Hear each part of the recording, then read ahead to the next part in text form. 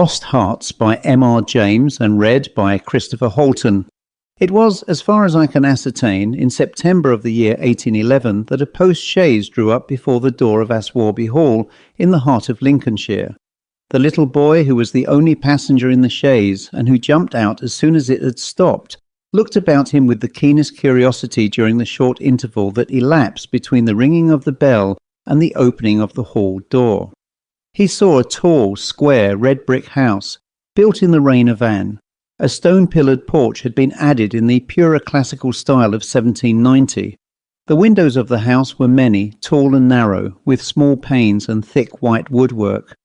A pediment pierced with a round window crowned the front. There were wings to right and left, connected by curious glazed galleries, supported by colonnades, with the central block. These wings plainly contained the stables and offices of the house. Each was surmounted by an ornamental cupola with a gilded vane. An evening light shone on the building, making the window panes glow like so many fires. Away from the hall in front stretched a flat park studded with oaks and fringed with firs, which stood out against the sky. The clock in the church tower, buried in trees on the edge of the park, only its golden weathercock catching the light, was striking 6, and the sound came gently beating down the wind. It was altogether a pleasant impression, though tinged with the sort of melancholy appropriate to an evening in early autumn that was conveyed to the mind of the boy who was standing in the porch waiting for the door to open to him. The post-chaise had brought him from Warwickshire, where some 6 months before he had been left an orphan. Now, owing to the generous offer of his elderly cousin, Mr. Abney, he had come to live at Aswarby. The offer was unexpected because all who knew anything of Mr. Abney looked upon him as a somewhat austere recluse, into whose steady-going household the advent of a small boy would import a new and, it seemed, incongruous element. The truth is that very little was known of Mr. Abney's pursuits or temper. The professor of Greek at Cambridge had been heard to say that no one knew more of the religious beliefs of the later pagans than did the owner of Aswarby. Certainly his library contained all the then available books bearing on the mysteries, the Orphic poems, the worship of Mithras, and the Neoplatonists. In the marble-paved hall stood a fine group of Mithras slaying a bull, which had been imported from the Levant at great expense by the owner. He had contributed a description of it to the Gentleman's Magazine, and he had written a remarkable series of articles in the Critical Museum on the superstitions of the Romans of the Lower Empire. He was looked upon, in fine, as a man wrapped up in his books, and it was a matter of great surprise among his neighbours that he should ever have heard of his orphan cousin, Stephen Elliott, much more that he should have volunteered to make him an inmate of Aswarby Hall. Whatever may have been expected by his neighbours, it is certain that Mr. Abney, the tall, the thin, the austere, seemed inclined to give his young cousin a kindly reception. The moment the front door was opened, he darted out of his study, rubbing his hands with delight. "How are you, my boy? How are you? How old are you?" said he. "That is, you are not too much tired, I hope, by your journey to eat your supper."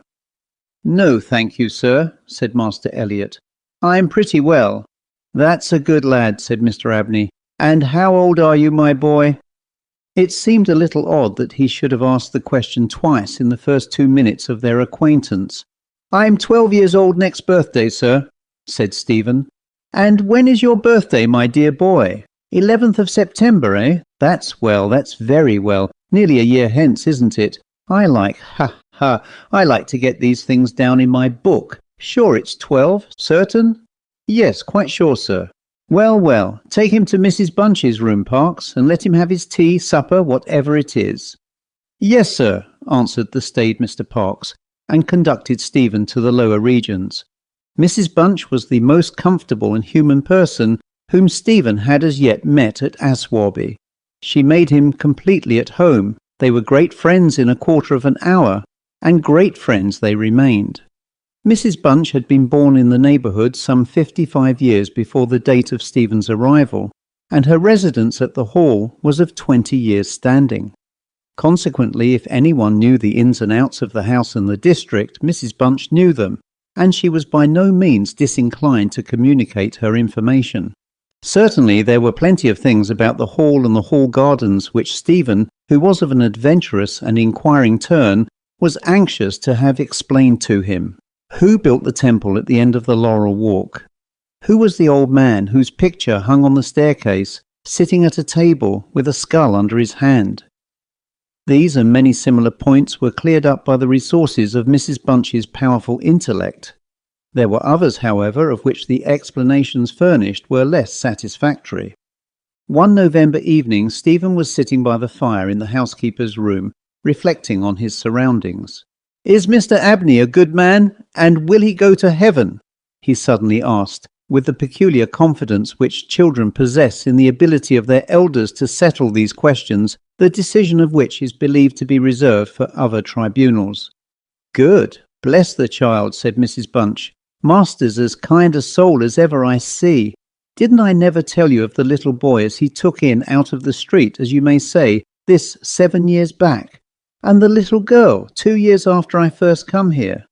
"No, do tell me all about them, Mrs. Bunch, now this minute." "Well," said Mrs. Bunch, "the little girl I don't seem to recollect so much about. I know Master brought her back with him from his walk one day, and give orders to Mrs. Ellis, as was housekeeper then, as she should be took every care with. And the poor child hadn't no one belonging to her, she telled me so her own self, and here she lived with us, a matter of 3 weeks it might be. And then, whether she was something of a gipsy in her blood or what not, but one morning she out of her bed afore any of us had opened a eye, and neither track nor yet trace of her have I set eyes on since. Master was wonderful put about and had all the ponds dragged, but it's my belief she was had away by them gipsies, for there was singing round the house for as much as an hour the night she went, and Parks, he declare, as he heard them a-calling in the woods all that afternoon.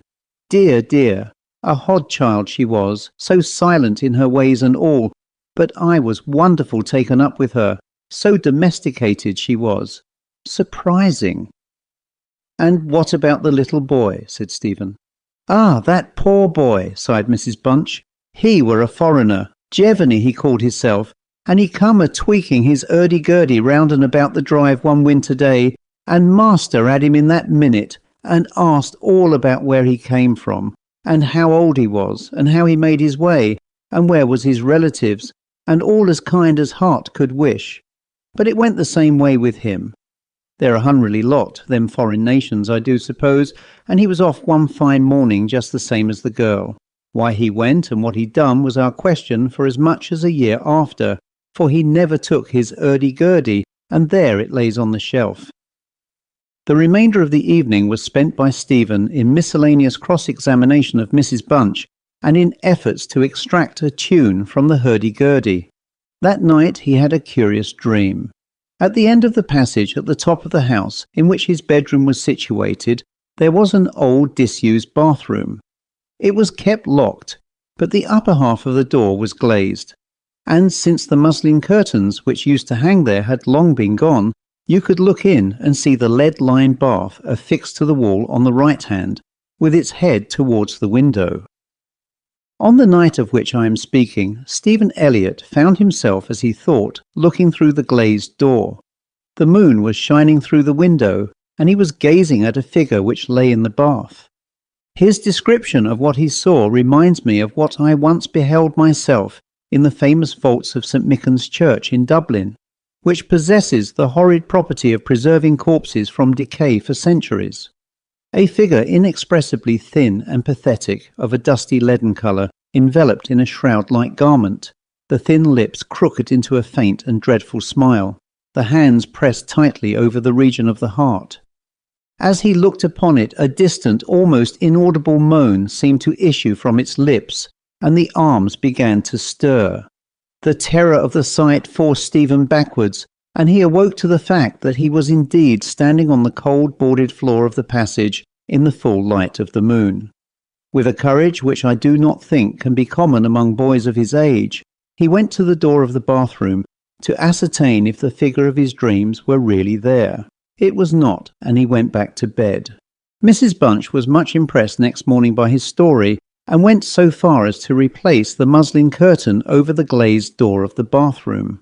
Mr. Abney, moreover, to whom he confided his experiences at breakfast, was greatly interested and made notes of the matter in what he called his book. The spring equinox was approaching, as Mr. Abney frequently reminded his cousin, adding that this had been always considered by the ancients to be a critical time for the young, that Stephen would do well to take care of himself and to shut his bedroom window at night, and that Censorinus had some valuable remarks on the subject. Two incidents that occurred about this time made an impression upon Stephen's mind. The first was after an unusually uneasy and oppressed night that he had passed, though he could not recall any particular dream that he had had. The following evening Mrs. Bunch was occupying herself in mending his nightgown. "Gracious me, Master Stephen," she broke forth rather irritably, "how do you manage to tear your nightdress all to flinders this way? Look here, sir, what trouble you do give to poor servants that have to darn and mend after you." There was indeed a most destructive and apparently wanton series of slits or scorings in the garment, which would undoubtedly require a skilful needle to make good. They were confined to the left side of the chest, long parallel slits about 6 inches in length, some of them not quite piercing the texture of the linen. Stephen could only express his entire ignorance of their origin. He was sure they were not there the night before. "But," he said, "Mrs. Bunch, they are just the same as the scratches on the outside of my bedroom door, and I'm sure I never had anything to do with making them." Mrs. Bunch gazed at him open-mouthed, then snatched up a candle, departed hastily from the room, and was heard making her way upstairs.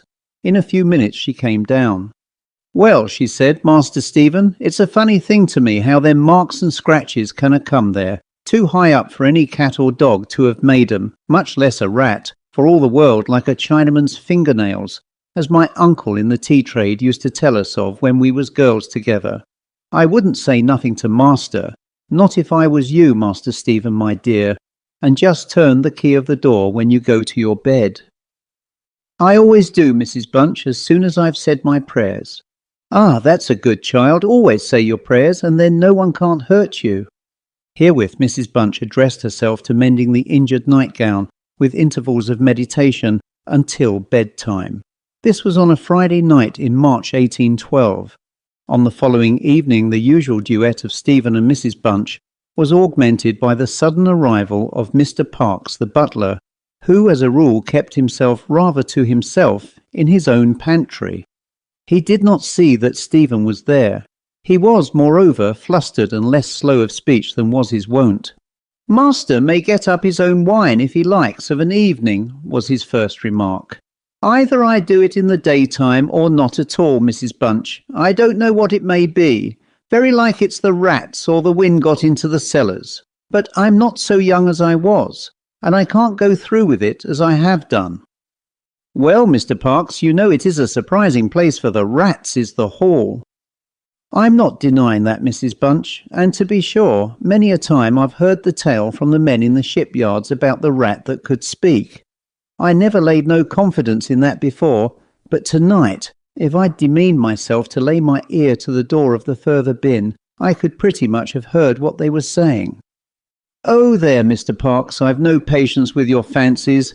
Rats talking in the wine cellar indeed." "Well, Mrs. Bunch, I've no wish to argue with you. All I say is, if you choose to go to the far bin and lay your ear to the door, you may prove my words this minute." "What nonsense you do talk, Mr. Parkes. Not fit for children to listen to. Why, you'll be frightening Master Stephen there out of his wits." "What? Master Stephen?" said Parkes, awaking to the consciousness of the boy's presence. "Master Stephen knows well enough when I'm a-playing a joke with you, Mrs. Bunch." In fact, Master Stephen knew much too well to suppose that Mr. Parkes had in the first instance intended a joke. He was interested, not altogether pleasantly, in the situation, but all his questions were unsuccessful in inducing the butler to give any more detailed account of his experiences in the wine cellar. We have now arrived at March 24th, 1812. It was a day of curious experiences for Stephen, a windy, noisy day which filled the house and the gardens with a restless impression, as Stephen stood by the fence of the grounds and looked out into the park. He felt as if an endless procession of unseen people were sweeping past him on the wind, borne on resistlessly and aimlessly, vainly striving to stop themselves, to catch at something that might arrest their flight and bring them once again into contact with the living world of which they had formed a part. After luncheon that day, Mr. Abney said, "Stephen, my boy, do you think you could manage to come to me tonight as late as 11 o'clock in my study? I shall be busy until that time, and I wish to show you something connected with your future life, which it is most important that you should know. You are not to mention this matter to Mrs. Bunch, nor to anyone else in the house, and you had better go to your room at the usual time." Here was a new excitement added to life. Stephen eagerly grasped at the opportunity of sitting up till 11 o'clock. He looked in at the library door on his way upstairs that evening and saw a brazier, which he had often noticed in the corner of the room, moved out before the fire. An old silver-gilt cup stood on the table, filled with red wine, and some written sheets of paper lay near it. Mr. Abney was sprinkling some incense on the brazier from a round silver box as Stephen passed, but did not seem to notice his step. The wind had fallen, and there was a still night and a full moon. At about 10 o'clock, Stephen was standing at the open window of his bedroom, looking out over the country. Still as the night was, the mysterious population of the distant moonlit woods was not yet lulled to rest. From time to time, strange cries, as of lost and despairing wanderers, sounded from across the mere. They might be the notes of owls or waterbirds, yet they did not quite resemble either sound. Were not they coming nearer? Now they sounded from the nearer side of the water, and in a few moments they seemed to be floating about among the shrubberies. Then they ceased. But just as Stephen was thinking of shutting the window and resuming his reading of Robinson Crusoe, he caught sight of two figures standing on the gravelled terrace that ran along the garden side of the hall. The figures of a boy and girl, as it seemed. They stood side by side, looking up at the windows. Something in the form of the girl recalled irresistibly his dream of the figure in the bath. The boy inspired him with more acute fear. Whilst the girl stood still, half smiling, with her hands clasped over her heart, the boy, a thin shape with black hair and ragged clothing, raised his arms in the air with an appearance of menace and of unappeasable hunger and longing. The moon shone upon his almost transparent hands, and Stephen saw that the nails were fearfully long, and that the light shone through them. As he stood with his arms thus raised, he disclosed a terrifying spectacle. On the left side of his chest there opened a black and gaping rent, and there fell upon Stephen's brain, rather than upon his ear, the impression of one of those hungry and desolate cries that he had heard resounding over the woods of Aswarby all that evening. In another moment this dreadful pair had moved swiftly and noiselessly over the dry gravel, and he saw them no more. Inexpressibly frightened as he was, he determined to take his candle and go down to Mr. Abney's study, for the hour appointed for their meeting was near at hand. The study or library opened out of the front hall on one side, and Stephen, urged on by his terrors, did not take long in getting there. To effect an entrance was not so easy. It was not locked, he felt sure, for the key was on the outside of the door as usual. His repeated knocks produced no answer. Mr. Abney was engaged. He was speaking. What? Why did he try to cry out, and why was the cry choked in his throat? Had he, too, seen the mysterious children? But now everything was quiet, and the door yielded to Stephen's terrified and frantic pushing. On the table in Mr. Abney's study, certain papers were found which explained the situation to Stephen Elliott when he was of an age to understand them. The most important sentences were as follows. It was a belief very strongly and generally held by the ancients, of whose wisdom in these matters I have had such experience as induces me to place confidence in their assertions, that by enacting certain processes, which to us moderns have something of a barbaric complexion, a very remarkable enlightenment of the spiritual faculties in man may be attained, that, for example, by absorbing the personalities of a certain number of his fellow creatures, an individual may gain a complete ascendancy over those orders of spiritual beings which control the elemental forces of our universe.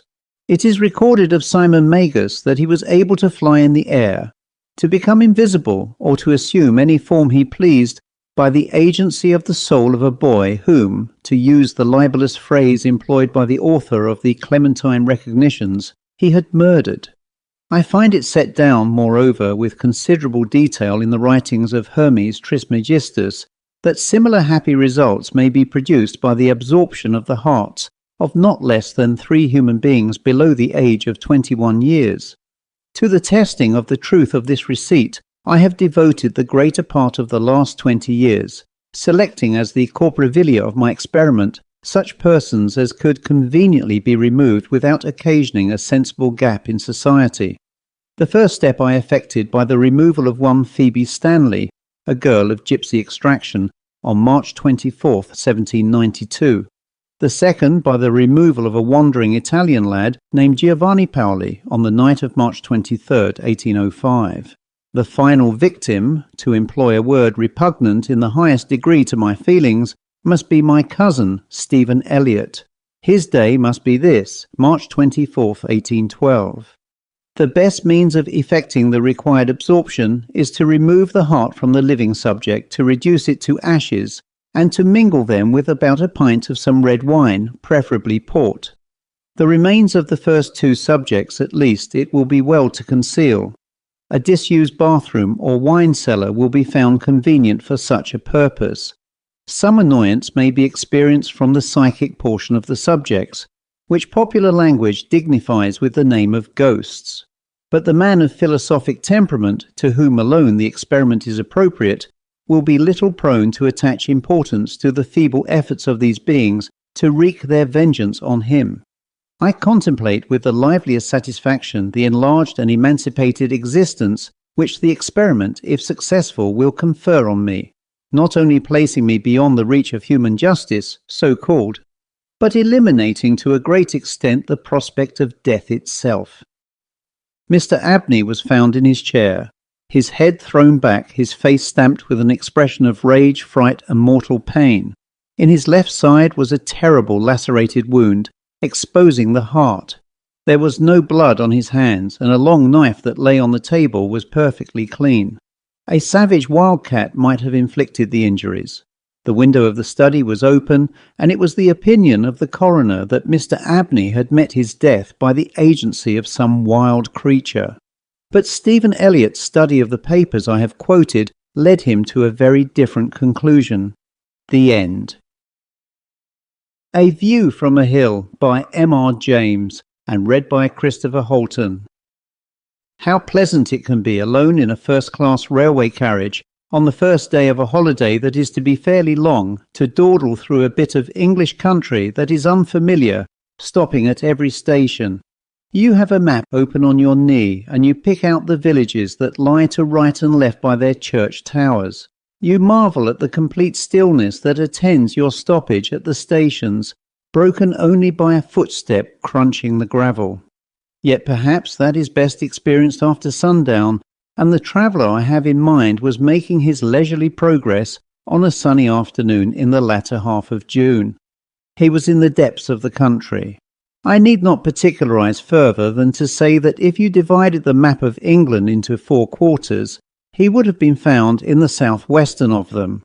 He was a man of academic pursuits, and his term was just over. He was on his way to meet a new friend older than himself. The 2 of them had met first on an official inquiry in town, had found that they had many tastes and habits in common, liked each other, and the result was an invitation from Squire Richards to Mr. Fanshawe, which was now taking effect. The journey ended about 5 o'clock. Fanshawe was told by a cheerful country porter that the car from the hall had been up to the station and left a message that something had to be fetched from half a mile farther on, and would the gentleman please to wait a few minutes till it came back. "But I see," continued the porter, "as you've got your by-style, and very like you'd find it pleasanter to ride up to the hall yourself. Straight up the road here, and then first turn to the left. It ain't above 2 mile, and I'll see as your things is put in the car for. You'll excuse me mentioning it, only I thought it were a nice evening for a ride. Yes, sir, very seasonable weather for the haymakers. Let me see, I have your bike ticket. Thank you, sir, much obliged. You can't miss your road, etc., etc. The 2 miles to the hall were just what was needed after the day in the train to dispel somnolence and impart a wish for tea. The hall, when sighted, also promised just what was needed in the way of a quiet resting place after days of sitting on committees and college meetings. It was neither excitingly old nor depressingly new. Plastered walls, sash windows, old trees, smooth lawns were the features which Fanshawe noticed as he came up the drive. Squire Richards, a burly man of 60-odd, was awaiting him in the porch with evident pleasure. "Tea first," he said. "Or would you like a longer drink?" "No. All right, tea's ready in the garden. Come along, they'll put your machine away. I always have tea under the lime tree by the stream on a day like this." Nor could you ask for a better place. Midsummer afternoon, shade and scent of a vast lime tree, cool swirling water within 5 yards. It was long before either of them suggested a move. But about 6, Mr. Richards sat up, knocked out his pipe and said, "Look here, it's cool enough now to think of a stroll, if you're inclined. All right, then what I suggest is that we walk up the park and get onto the hillside where we can look over the country. We'll have a map and I'll show you where things are, and you can go off on your machine, or we can take the car, according as you want exercise or not. If you're ready, we can start now and be back well before 8, taking it very easy." "I'm ready. I should like my stick, though, and have you got any field glasses? I lent mine to a man a week ago, and he's gone off Lord knows where and taken them with him." Mr. Richards pondered.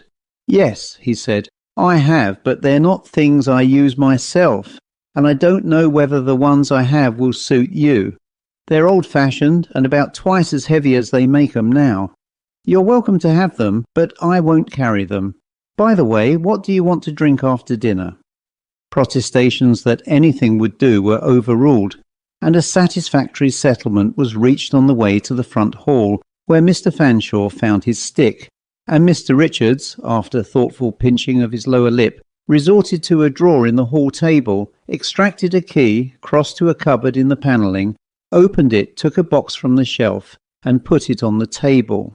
"The glasses are in there," he said, "and there's some dodge of opening it, but I've forgotten what it is. You try."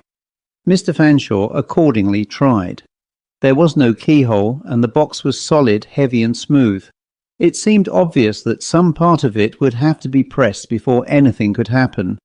"The corners," said he to himself, "are the likely places, and infernally sharp corners they are too," he added, as he put his thumb in his mouth after exerting force on a lower corner. "What's the matter?" said the squire. "Why, your disgusting Borgia box has scratched me, drat it," said Fanshawe. The squire chuckled unfeelingly. "Well, you've got it open anyway," he said. "So I have. Well, I don't begrudge a drop of blood in a good cause, and here are the glasses. They are pretty heavy, as you said, but I think I'm equal to carrying them." "Ready?" said the squire. "Come on then, we go out by the garden." So they did, and passed out into the park, which sloped decidedly upwards to the hill, which, as Fanshawe had seen from the train, dominated the country. It was a spur of a larger range that lay behind. On the way, the squire, who was great on earthworks, pointed out various spots where he detected or imagined traces of war ditches and the like. "And here," he said, stopping on a more or less level plot with a ring of large trees, "is Baxter's Roman villa." "Baxter?" said Mr. Fanshawe. "I forgot. You don't know about him. He was the old chap I got those glasses from. I believe he made them. He was an old watchmaker down in the village, a great antiquary. My father gave him leave to grub about where he liked, and when he made a find, he used to lend him a man or two to help him with the digging. He got a surprising lot of things together, and when he died, I dare say it's 10 or 15 years ago, I bought the whole lot and gave them to the town museum. We'll run in one of these days and look over them. The glasses came to me with the rest, but of course I kept them. If you look at them, you'll see they're more or less amateur work, the body of them. Naturally, the lenses weren't his making." Yes, I see they are just the sort of thing that a clever workman in a different line of business might turn out. But I don't see why he made them so heavy. And did Baxter actually find a Roman villa here? Yes, there's a pavement turfed over where we're standing. It was too rough and plain to be worth taking up, but of course there are drawings of it. And the small things and pottery that turned up were quite good of their kind. An ingenious chap, old Baxter. He seemed to have a quite out-of-the-way instinct for these things. He was invaluable to our archaeologists. He used to shut up his shop for days at a time and wander off over the district, marking down places where he scented anything on the ordnance map. And he kept a book with fuller notes of the places. Since his death, a good many of them have been sampled, and there's always been something to justify him. "What a good man," said Mr. Fanshawe. "Good," said the squire, pulling up brusquely. "I meant useful to have about the place," said Mr. Fanshawe. "But was he a villain?" "I don't know about that either," said the squire. "But all I can say is, if he was good, he wasn't lucky. And he wasn't liked. I didn't like him," he added after a moment. "Oh?" said Fanshawe interrogatively. "No, I didn't, but that's enough about Baxter. Besides, this is the stiffest bit, and I don't want to talk and walk as well." Indeed, it was hot, climbing a slippery grass slope that evening. "I told you I should take you the short way," panted the squire, "and I wish I hadn't. However, a bath won't do us any harm when we get back. Here we are, and there's the seat." A small clump of old Scotch firs crowned the top of the hill, and at the edge of it, commanding the cream of the view, was a wide and solid seat, on which the two disposed themselves, and wiped their brows, and regained breath. "Now then," said the squire, as soon as he was in a condition to talk connectedly, "this is where your glasses come in. But you'd better take a general look round first. My word, I've never seen the view look better. Writing as I am now, with a winter wind flapping against dark windows and a rushing, tumbling sea within 100 yards, I find it hard to summon up the feelings and words which will put my reader in possession of the June evening and the lovely English landscape of which the squire was speaking. Across a broad level plain they looked upon ranges of great hills, whose uplands, some green, some furred with woods, caught the light of a sun, westering but not yet low, and all the plain was fertile, though the river which traversed it was nowhere seen. There were copses, green wheat, hedges and pasture land. The little compact white moving cloud marked the evening train. Then the eye picked out red farms and grey houses, and nearer home scattered cottages, and then the hall nestled under the hill. The smoke of chimneys was very blue and straight. There was a smell of hay in the air. There were wild roses on bushes hard by. It was the acme of summer. After some minutes of silent contemplation, the squire began to point out the leading features, the hills and valleys, and told where the towns and villages lay. "Now," he said, "with the glasses you'll be able to pick out Fulnaker Abbey. Take a line across that big green field, then over the wood beyond it, then over the farm on the knoll." "Yes, yes," said Fanshawe, "I've got it. What a fine tower." "You must have got the wrong direction," said the squire. "There's not much of a tower about there that I remember, unless it's Olborne Church that you've got hold of, and if you call that a fine tower, you're easily pleased." "Well, I do call it a fine tower," said Fanshawe, the glasses still at his eyes, "whether it's Olborne or any other. And it must belong to a largish church. It looks to me like a central tower. 4 big pinnacles are the corners and 4 smaller ones between. I must certainly go over there. How far is it?"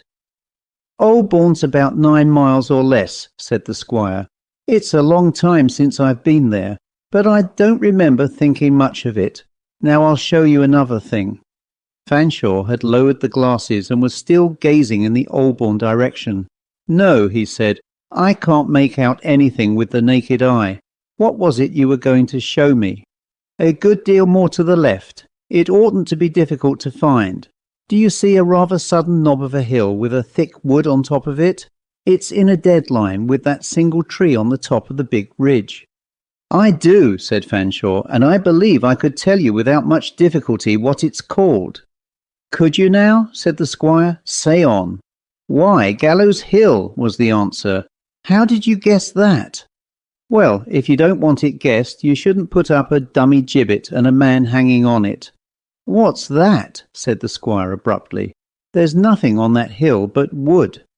"On the contrary," said Fanshawe, "there's a largish expanse of grass on the top and your dummy gibbet in the middle, and I thought there was something on it when I looked first. But I see there's nothing. Or is there? I can't be sure." "Nonsense, nonsense, Fanshawe. There's no such thing as a dummy gibbet or any other sort on that hill. And it's thick wood, a fairly young plantation. I was in it myself not a year ago. Hand me the glasses, though I don't suppose I can see anything." After a pause. "No, I thought not. They won't show a thing." Meanwhile, Fanshawe was scanning the hill. It might be only 2 or 3 miles away. "Well, it's very odd," he said. "It does look exactly like a wood without the glass." He took it again. "That is one of the oddest effects. The gibbet is perfectly plain, and the grass field, and there even seem to be people on it, and carts or a cart with men in it. And yet when I take the glass away, there's nothing. It must be something in the way this afternoon light falls. I shall come up earlier in the day when the sun's full on it." "Did you say you saw people in a cart on that hill?" said the squire incredulously. "What should they be doing there at this time of day, even if the trees have been felled? Do talk sense. Look again." "Well, I certainly thought I saw them. Yes, I should say there were a few just clearing off, and now, by Jove, it does look like something hanging on the gibbet. But these glasses are so beastly heavy I can't hold them steady for long. Anyhow, you can take it from me, there's no wood. And if you'll show me the road on the map, I'll go there tomorrow." The squire remained brooding for some little time. At last he rose and said, "Well, I suppose that will be the best way to settle it. And now we'd better be getting back. Bath and dinner is my idea." And on the way back he was not very communicative. They returned through the garden and went into the front hall to leave sticks, etc., in their due place. And here they found the aged butler Pattern, evidently in a state of some anxiety. "Beg pardon, Master Henry," he began at once, "but someone's been up to mischief here, I'm much afraid." He pointed to the open box which had contained the glasses. "Nothing worse than that, Pattern," said the squire. "Mayn't I take out my own glasses and lend them to a friend? Bought with my own money, you recollect, at old Baxter's sale, eh?" Pattern bowed unconvinced. "Oh, very well, Master Henry, as long as you know who it was. Only I thought proper to name it, for I didn't think that box been off its shelf since you first put it there. And if you'll excuse me, after what happened—" The voice was lowered, and the rest was not audible to Fanshawe. The squire replied with a few words and a gruff laugh, and called on Fanshawe to come and be shown his room. And I do not think that anything else happened that night which bears on my story, except perhaps the sensation which invaded Fanshawe in these small hours that something had been let out which ought not to have been let out. It came into his dreams. He was walking in a garden which he seemed half to know, and stopped in front of a rockery made of old wrought stones, pieces of window tracery from a church, and even bits of figures. One of these moved his curiosity. It seemed to be a sculptured capital with scenes carved on it. He felt he must pull it out, and worked away, and with an ease that surprised him, moved the stones that obscured it aside and pulled out the block. As he did so, a tin label fell down by his feet with a little clatter. He picked it up and read on it, "On no account move this stone, yours sincerely, J. Pattern." As often happens in dreams, he felt that this injunction was of extreme importance, and with an anxiety that amounted to anguish, he looked to see if the stone had really been shifted. Indeed it had. In fact, he could not see it anywhere. The removal had disclosed the mouth of a burrow, and he bent down to look into it. Something stirred in the blackness, and then, to his intense horror, a hand emerged, a clean right hand in a neat cull and coat sleeve, just in the attitude of a hand that means to shake yours. He wondered whether it would not be rude to let it alone, but as he looked at it, it began to grow hairy and dirty and thin, and also to change its pose and stretch out as if to take hold of his leg. At that he dropped all thought of politeness, decided to run, screamed, and woke himself up. This was the dream he remembered, but it seemed to him, as again it often does, that there had been others of the same import before, but not so insistent. He lay awake for some little time, fixing the details of the last dream in his mind, and wondering in particular what the figures had been which he had seen or half seen on the carved capital. Something quite incongruous, he felt sure, but that was the most he could recall. Whether because of the dream or because it was the first day of his holiday, he did not get up very early, nor did he at once plunge into the exploration of the country. He spent a morning, half lazy, half instructive, in looking over the volumes of the County Archaeological Society's transactions, in which were many contributions from Mr. Baxter on finds of flint implements, Roman sites, ruins of monastic establishments, in fact most departments of archaeology. They were written in an odd, pompous, only half-educated style. If the man had had more early schooling, thought Fanshawe, he would have been a very distinguished antiquary. Or he might have been, he thus qualified his opinion a little later, but for a certain love of opposition and controversy, and yes, a patronizing tone as of one possessing superior knowledge, which left an unpleasant taste. He might have been a very respectable artist. There was an imaginary restoration and elevation of a priory church, which was very well conceived. A fine pinnacled central tower was a conspicuous feature of this. It reminded Fanshawe of that which he had seen from the hill, and which the squire had told him must be Aldbourne. But it was not Aldbourne, it was Fulnaker Priory. Oh, well, he said to himself, I suppose Aldbourne Church may have been built by Fulnaker monks, and Baxter has copied Aldbourne Tower. Anything about it in the letterpress? Ah, I see it was published after his death. Found among his papers. After lunch, the squire asked Fanshawe what he meant to do. Well, said Fanshawe, I think one shall go out on my bike about 4 as far as Aldbourne and back by Gallows Hill. That ought to be a round of about 15 miles, oughtn't it? About that, said the squire, and you'll pass Lambsfield and Wanstone, both of which are worth looking at. There's a little glass at Lambsfield and the stone at Wanstone. Good, said Fanshawe. I'll get tea somewhere, and may I take the glasses? I'll strap them on my bike on the carrier. Of course, if you like, said the squire. I really ought to have some better ones. If I go into the town today, I'll see if one can pick up some. Why should you trouble to do that if you can't use them yourself? Said Fanshawe. Oh, I don't know. One ought to have a decent pair. And, well, old Patton doesn't think those are fit to use. Is he a judge? He's got some tale, I don't know, something about old Baxter. I've promised to let him tell me about it. It seems very much on his mind since last night. Why that? Did he have a nightmare like me? He had something. He was looking an old man this morning, and he said he hadn't closed an eye. Well, let him save up his tale till I come back. Very well, I will if I can. Look here, are you going to be late? If you get a puncture 8 miles off and have to walk home, what then? I don't trust these bicycles. I shall tell them to give us cold things to eat. I shan't mind that, whether I'm late or early. But I've got things to mend punctures with, and now I'm off. It was just as well that the squire had made that arrangement about a cold supper, Fanshawe thought, and not for the first time, as he wheeled his bicycle up the drive about 9 o'clock. So also the squire thought and said several times as he met him in the hall, rather pleased at the confirmation of his want of faith in bicycles than sympathetic with his hot, weary, thirsty, and indeed haggard friend. In fact, the kindest thing he found to say was, "You'll want a long drink tonight. Cider cup do? All right, hear that pattern? Cider cup, ice, lots of it." Then to Fanshawe, "Don't be all night over your bath." By 9:30 they were at dinner, and Fanshawe was reporting progress, if progress it might be called. I got to Lambsfield very smoothly and saw the glass. It is very interesting stuff, but there's a lot of lettering I couldn't read." "Not with glasses?" said the squire. "Those glasses of yours are no manner of use inside a church, or inside anywhere, I suppose, for that matter.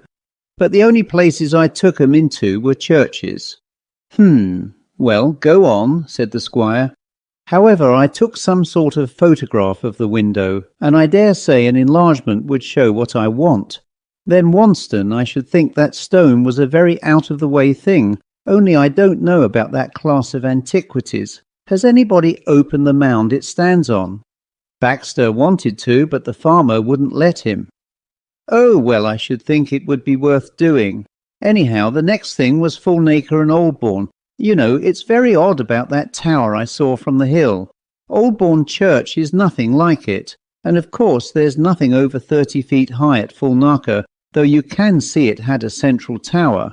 I didn't tell you, did I, that Baxter's fancy drawing of Fulnaker shows a tower exactly like the one I saw?" "So you thought, I dare say," put in the squire. "No, it wasn't a case of thinking. The picture actually reminded me of what I'd seen, and I made sure it was Oldbourne well before I looked at the title. Well, Baxter had a very fair idea of architecture. I dare say what's left made it easy for him to draw the right sort of tower. That may be it, of course, but I'm doubtful if even a professional could have got it so exactly right. There's absolutely nothing left at Fulnaker but the bases of the piers which supported it. However, that isn't the oddest thing."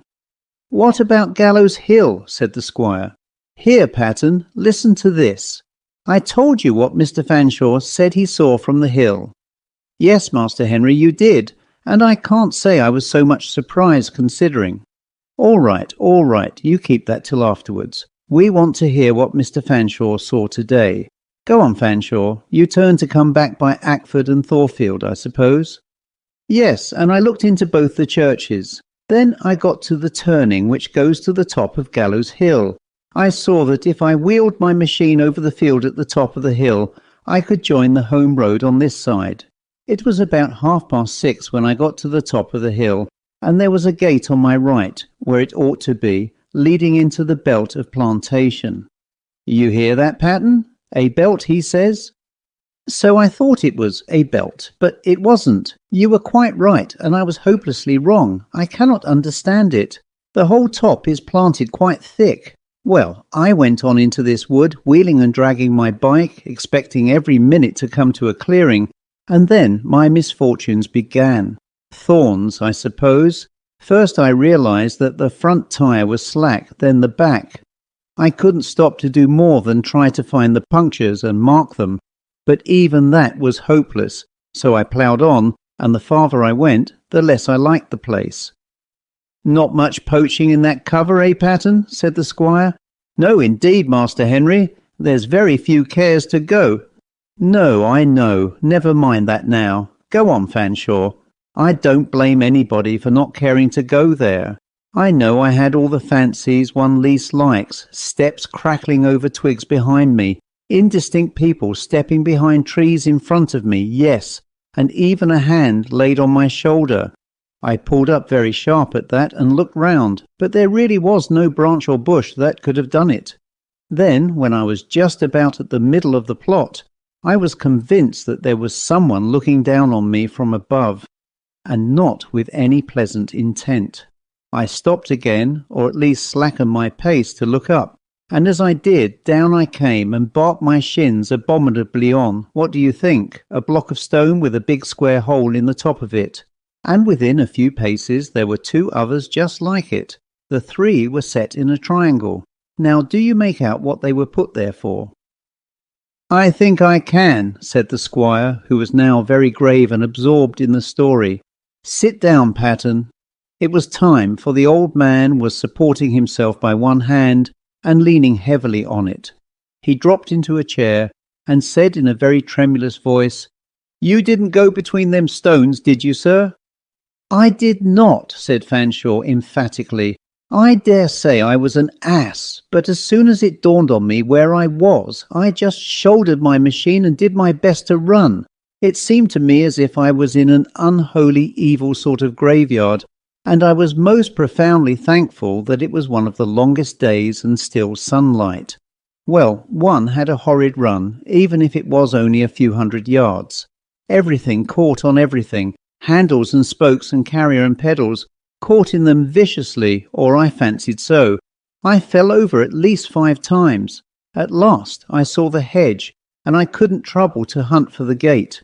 "There is no gate on my side," the squire interpolated.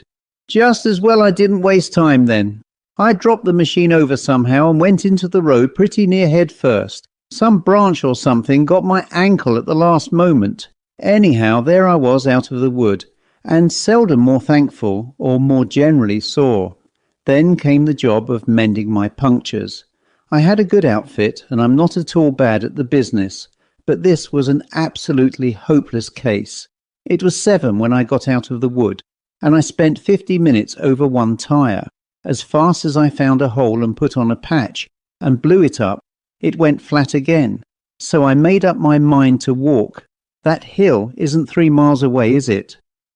Not more across country, but near a 6-by road.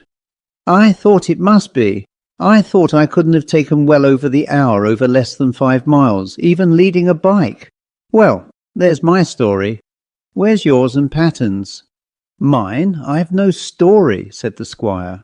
"But you weren't very far out when you thought you were in a graveyard. There must be a good few of them up there, Patton, don't you think? They left them there when they fell to bits, I fancy." Patton nodded, too much interested to speak. "Don't," said Fanshawe. "Now then, Patton," said the squire, "you've heard what sort of a time Mr. Fanshawe's been having. What do you make of it? Anything to do with Mr. Baxter?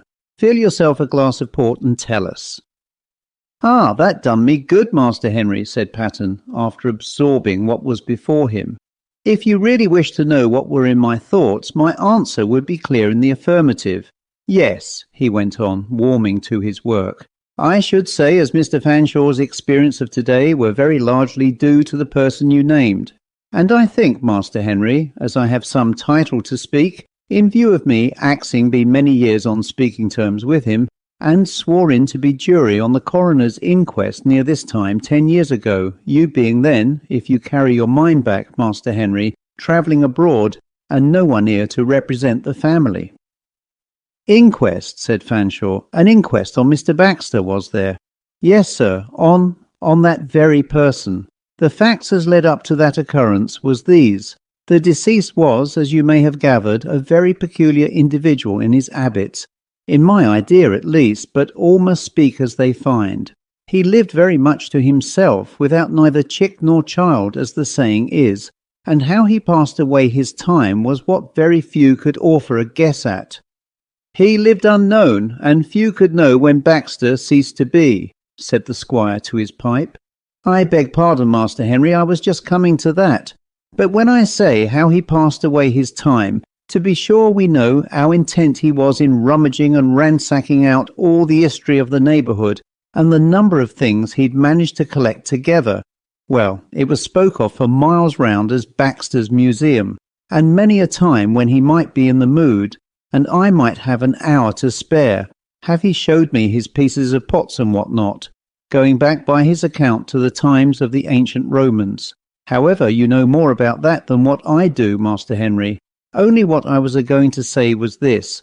As know what he might, and interesting as he might be in his talk, there was something about the man. Well, for one thing, no one ever remembered to see him in church, nor yet chapel at service time, and that made talk. Our rector, he never come in the house but once, never asked me what the man said. That was all anybody could ever get out of him. Then, how did he spend his nights, particularly about this season of the year? Time and again the labouring men would meet him coming back as they went out to their work, and he'd pass them by without a word, looking, they says, like someone straight out of the asylum. They see the whites of his eyes all around. He'd have a fish basket with him, that they noticed, and he always come the same road. And the talk got to be that he'd made himself some business, and that not the best kind. Well, not so far from where you was at 7 o'clock this evening, sir." Well now, after such a night as that, Mr. Baxter, he'd shut up the shop, and the old lady that did for him had orders not to come in. And knowing what she did about his language, she took care to obey them orders.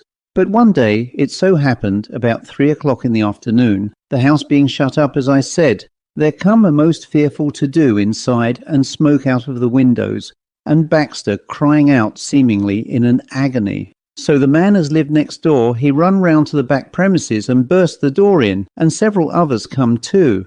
Well, he tell me he never in all his life smelt such a fearful, odour as what there was in that kitchen place. It seemed as if Baxter had been boiling something in a pot and overset it on his leg. There he laid on the floor, trying to keep back the cries, but it was more than he could manage, and when he seen the people come in, he was in a nice condition. If his tongue warn't blistered worse than his leg, it warn't his fault. Well, they picked him up and got him into a chair and run for the medical man, and one of 'em was going to pick up the pot, and Baxter, he screams out to let it alone. So he did, but he couldn't see as there was anything in the pot but a few old brown bones. Then they says, Dr. Lawrence will be here in a minute, Mr. Baxter. He'll soon put you to rights. And then he was off again. He must be got up to his room. He couldn't have the doctor come in there and see all that mess. They must throw a cloth over it, anything, the tablecloth out of the parlour.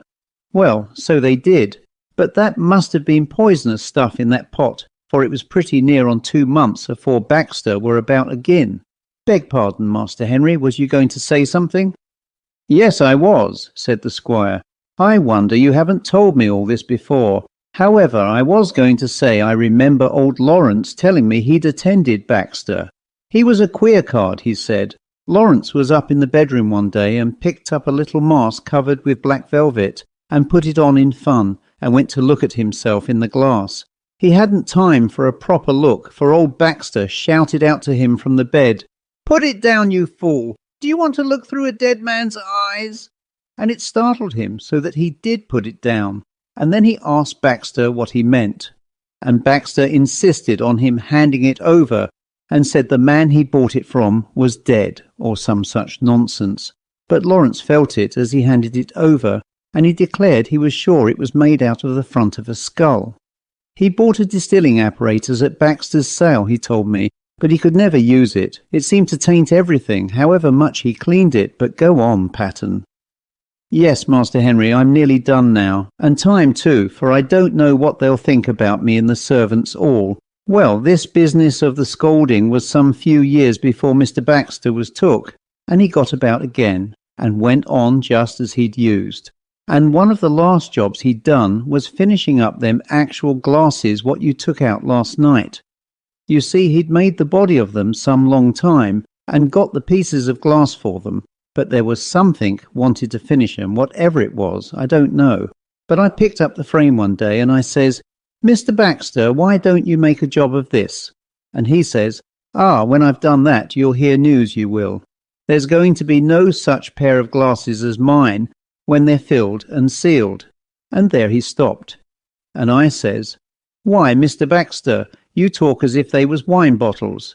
Filled and sealed. Why, where's the necessity for that?" "Did I say filled and sealed?" he says. "Oh, well, I was suiting my conversation to my company." Well, then, come round this time of year, and one fine evening I was passing his shop on my way home, and he was standing on the step, very pleased with himself, and he says, "All right and tight now, my best bit of work's finished, and I'll be out with 'em tomorrow." "What, finish them glasses?" I says. "Might I have a look at them?" No, he says, "I've put 'em to bed for tonight, and when I do show 'em you'll have to pay for peeping, so I tell you." And that, gentlemen, were the last words I heard that man say. That were the 17th of June, and just a week after, there was a funny thing happened, and it was due to that as we brought in unsound mind at the inquest, for barring that no one as knew Baxter in business could anyways have laid that against him. But George Williams, as lived in the next house, and do now, he was woke up that same night with a stumbling and tumbling about in Mr. Baxter's premises, and he got out of bed and went to the front window on the street to see if there was any rough customers about. And if it being a very light night, He could make sure as there was not. Then he stood and listened, and he hear Mr. Baxter coming down his front stair, one step after another, very slow, and he got the idea as it was like someone being pushed or pulled down and holding on to everything he could. Next thing he hear the street door come open, and out come Mr. Baxter into the street in his day clothes, hat and all, with his arms straight down by his sides, and talking to himself, and shaking his head from one side to the other, and walking in that peculiar way that he appeared to be going, as it were, against his own will. George Williams put up the window and hear him say, "Oh, mercy, gentlemen!" And then he shut up sudden, as if he said, someone clapped his hand over his mouth, and Mr. Baxter threw his head back, and his hat fell off. And Williams see his face looking something pitiful, so as he couldn't keep from calling out to him, "Why, Mr. Baxter, ain't you well?" And he was going to offer to fetch Dr. Lawrence to him, only he heard the answer, "'Tis best you mind your own business, put in your head." But whether it were Mr. Baxter said it so horse-like and faint, he never could be sure. Still there weren't no one but him in the street, and yet Williams was that upset by the way he spoke that he shrank back from the window and went and sat on the bed. And he heard Mr. Baxter's step go on and up the road, and after a minute or more he couldn't help but look out once more, and he see him going along the same curious way as before. And one thing he recollected was that Mr. Baxter never stopped to pick up his hat when it fell off, and yet there it was on his head. Well, Master Henry, that was the last anybody see of Mr. Baxter, leastways for a week or more. There was a lot of people said he was called off on business, or made off because he'd got into some scrape, but he was well known for miles round, and none of the railway people nor the public house people hadn't seen him. And then ponds was looked into and nothing found. And at last, one evening Fakes the keeper come down from over the hill to the village, and he says he's seen the gallows hill planting black with birds, and that were a funny thing, because he never see no sign of a creature there in his time. So they looked at each other a bit, and first one says, "I'm game to go up," and another says, "So am I, if you are." And half a dozen of 'em set out in the evening time, and took Dr. Lawrence with them, and you know, Master Henry, there he was between them 3 stones with his neck broke. The end. A Warning to the Curious by M.R.James and read by Christopher Holton. The place on the east coast which the reader is asked to consider is Seaborough. It is not very different now from what I remember it to have been when I was a child. Marshes intersected by dykes to the south, recalling the early chapters of Great Expectations, flat fields to the north merging into heath, fir woods, and above all gorse inland. A long seafront and a street. Behind that a spacious church of flint with a broad solid western tower and a peal of 6 bells.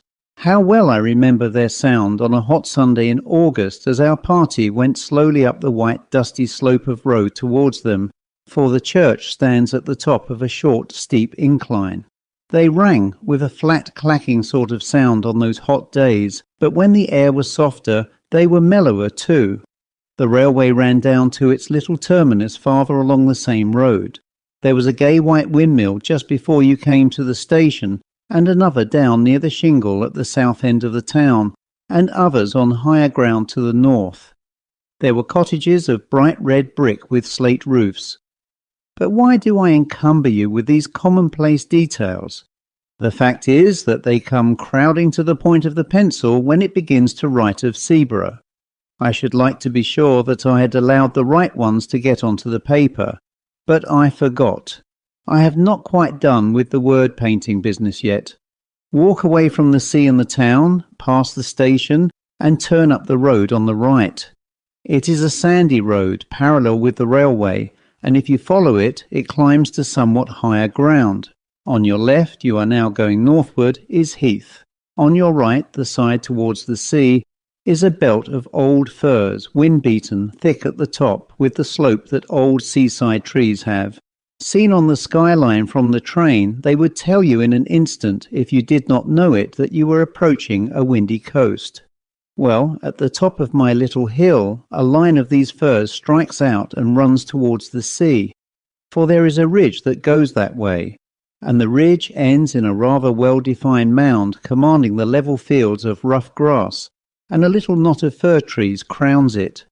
And here you may sit on a hot spring day, very well content to look at blue sea, white windmills, red cottages, bright green grass, church tower, and distant Martello Tower on the south. As I have said, I began to know Seaborough as a child, but a gap of a good many years separates my early knowledge from that which is more recent. Still it keeps its place in my affections, and any tales of it that I pick up have an interest for me. One such tale is this. It came to me in a place very remote from Seaborough, and quite accidentally from a man whom I had been able to oblige, enough in his opinion to justify his making me his confidant to this extent. "I know all that country more or less," he said. "I used to go to Seaborough pretty regularly for golf in the spring. I generally put up at the Bear with a friend, Henry Long it was, you knew him perhaps?" "Slightly," I said. "And we used to take a sitting room and be very happy there. Since he died, I haven't cared to go there. And I don't know that I should anyhow after the particular thing that happened on our last visit. It was in April 19th, and we were there, and by some chance we were almost the only people in the hotel.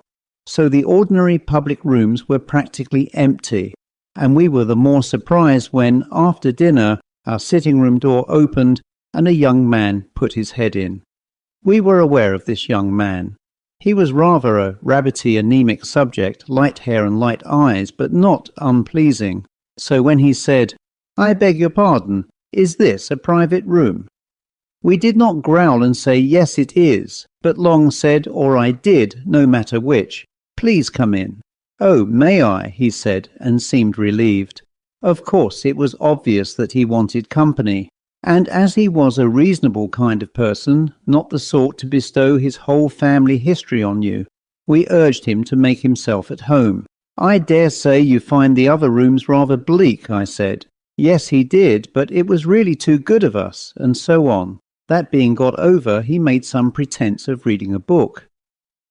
Long was playing Patience I was writing. It became plain to me after a few minutes that this visitor of ours was in rather a state of fidgets or nerves, which communicated itself to me, and so I put away my writing and turned to it, engaging him in talk. After some remarks which I forget, he became rather confidential. "You'll think it very odd of me," this was the sort of way he began, "but the fact is, I've had something of a shock." Well, I recommended a drink of some cheering kind, and we had it. The waiter coming in made an interruption, and I thought our young man seemed very jumpy when the door opened. But after a while he got back to his woes again. There was nobody he knew in the place, and he did happen to know who we both were. It turned out there was some common acquaintance in town, and really he did want a word of advice if we didn't mind. Of course we both said, "By all means," or "Not at all," and Long put away his cards, and we settled down to hear what his difficulty was. "It began," he said, "more than a week ago when I bicycled over to Froston, only about 5 or 6 miles, to see the church. I'm very much interested in architecture, and it's got one of those pretty porches with niches and shields. I took a photograph of it, and then an old man who was tidying up in the churchyard came and asked if I'd care to look into the church. I said yes, and he produced a key and let me in. There wasn't much inside, but I told him it was a nice little church, and he kept it very clean. But, I said, the porch is the best part of it. We were just outside the porch then, and he said, "Ah, yes, that is a nice porch. And do you know, sir, what's the meaning of that coat of arms there?" It was the one with the 3 crowns, and though I'm not much of a herald, I was able to say yes. I thought it was the old arms of the kingdom of East Anglia. "That's right, sir," he said. "And do you know the meaning of them 3 crowns that's on it?" I said I'd no doubt it was known, but I couldn't recollect to have heard it myself. "Well then," he said, For all you're a scholard, I can tell you something you don't know. Them's the 3 holy crowns what was buried in the ground near by the coast to keep the Germans from landing. Ah, I can see you don't believe that. But I tell you, if it hadn't have been for one of them holy crowns being there still, them Germans would have landed here time and again, they would. Landed with their ships and killed man, woman and child in their beds. Now then, that's the truth what I'm telling you, that is. And if you don't believe me, you ask the rector. There he comes. You asked him, I says. I looked round, and there was the rector, a nice-looking old man coming up the path. And before I could begin assuring my old man, who was getting quite excited that I didn't disbelieve him, the rector struck in and said, "What's all this about, John? Good day to you, sir. Have you been looking at our little church?" So then there was a little talk which allowed the old man to calm down, and then the rector asked him again what was the matter. "Oh," he said, "it weren't nothing, only I was telling this gentleman he'd ought to ask you about them holy crowns." "Ah, yes, to be sure," said the rector. "That's a very curious matter, isn't it? But I don't know whether the gentleman is interested in our old stories, eh?" "Oh, he'll be interested fast enough," says the old man. "He'll put his confidence in what you tells him, sir. Why, you known William Ager yourself, father and son too." Then I put in a word to say how much I should like to hear all about it, and before many minutes I was walking up the village street with the rector, who had 1 or 2 words to say to parishioners, and then to the rectory, where he took me into his study. He had made out on the way that I really was capable of taking an intelligent interest in a piece of folklore, and not quite the ordinary tripper. So he was very willing to talk, and it is rather surprising to me that the particular legend he told me has not made its way into print before. His account of it was this: there has always been a belief in these parts in the 3 holy crowns. The old people say they were buried in different places near the coast to keep off the Danes or the French or the Germans, and they say that one of the 3 was dug up a long time ago, and another has disappeared by the encroaching of the sea, and one still left doing its work, keeping off invaders. Well now, if you have read the ordinary guides and histories of this county, you will remember perhaps that in 1687 a crown which was said to be the crown of Redwald, King of the East Angles, was dug up at Rendlesham, and alas, alas, melted down before it was even properly described or drawn. Well, Rendlesham isn't on the coast, but it isn't so very far inland, and it's on a very important line of access, and I believe that is the crown which the people mean when they say that one has been dug up. Then on the south you don't want me to tell you where there was a Saxon royal palace, which is now under the sea, eh? Well, there was the 2nd crown, I take it, and between these 2, they say, lies the 3rd. Do they say where it is? Of course I asked. He said, yes, indeed they do, but they don't tell, and his manner did not encourage me to put the obvious question. Instead of that, I waited a moment and said, "What did the old man mean when he said you knew William Ager, as if that had something to do with the crowns?" "To be sure," he said. "Now that's another curious story.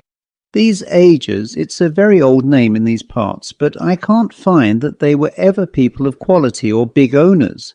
These Agers say or said that their branch of the family were the guardians of the last crown.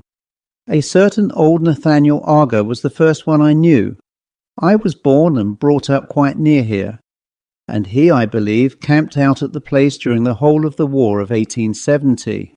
William, his son, did the same, I know, during the South African War, and young William, his son, who has only died fairly recently, took lodgings at the cottage nearest the spot, and I've no doubt hastened his end, for he was a consumptive by exposure and night watching, and he was the last of that branch. It was a dreadful grief to him to think that he was the last. But he could do nothing. The only relations at all near to him were in the colonies. I wrote letters for him to them, imploring them to come over on business, very important to the family, but there has been no answer. So the last of the Holy Crowns, if it's there, has no guardian now. That was what the rector told me, and you can fancy how interesting I found it. The only thing I could think of when I left him was how to hit upon the spot where the crown was supposed to be. I wish I'd left it alone. But there was a sort of fate in it, for as I bicycled back past the churchyard wall, my eye caught a fairly new gravestone, and on it was the name of William Auger. Of course, I got off and read it. It said, "Of this parish, died at Seaborough, 19, aged 28. There it was, you see, a little judicious questioning in the right place, and I should at least find the cottage nearest the spot. Only I didn't quite know what was the right spot to begin my questioning at. Again there was fate. It took me to the curiosity shop down that way, you know, and I turned over some old books. And if you please, one was a prayer book of 1740 odd, in a rather handsome binding. I'll just go and get it. It's in my room." He left us in a state of some surprise, but we had hardly time to exchange any remarks when he was back, panting, and handed us the book opened at the flyleaf, on which was, in a straggly hand, "Nathaniel Agar is my name, and England is my nation. Seaborough is my dwelling place, and Christ is my salvation. When I am dead and in my grave, and all my bones are rotten, I hope the Lord will think on me when I am quite forgotten." This poem was dated 1754, and there were many more entries of Agers, Nathaniel, Frederick, William, and so on, ending with William 19. "You see," he said, "anybody would call it the greatest bit of luck. I did, but I don't now. Of course I asked the shopman about William Agar, and of course he happened to remember that he lodged in a cottage in the North Field and died there. This was just chalking the road for me. I knew which the cottage must be. There is only one sizable one about there. The next thing was to scrape some sort of acquaintance with the people, and I took a walk that way at once. A dog did the business for me. He made at me so fiercely that they had to run out and beat him off, and then naturally begged my pardon, and we got into talk. I had only to bring up Agar's name and pretend I knew or thought I knew something of him, and then the woman said how sad it was him dying so young, and she was sure it came of him spending the night out of doors in the cold weather. Then I had to say, did he go out on the sea at night? And she said, oh no, it was on the hillock yonder with the trees on it. And there I was. I know something about digging in these barrows. I've opened many of them in the down country. But that was with owner's leave and in broad daylight and with men to help. I had to prospect very carefully here before I put a spade in. I couldn't trench across the mound, and with those old firs growing there I knew there would be awkward tree roots. Still the soil was very light and sandy and easy, and there was a rabbit hole or so that might be developed into a sort of tunnel. The going out and coming back at odd hours to the hotel was going to be the awkward part. When I made up my mind about the way to excavate, I told the people that I was called away for a night, and I spent it out there. I made my tunnel.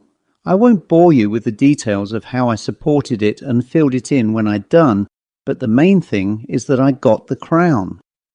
Naturally, we both broke out into exclamations of surprise and interest.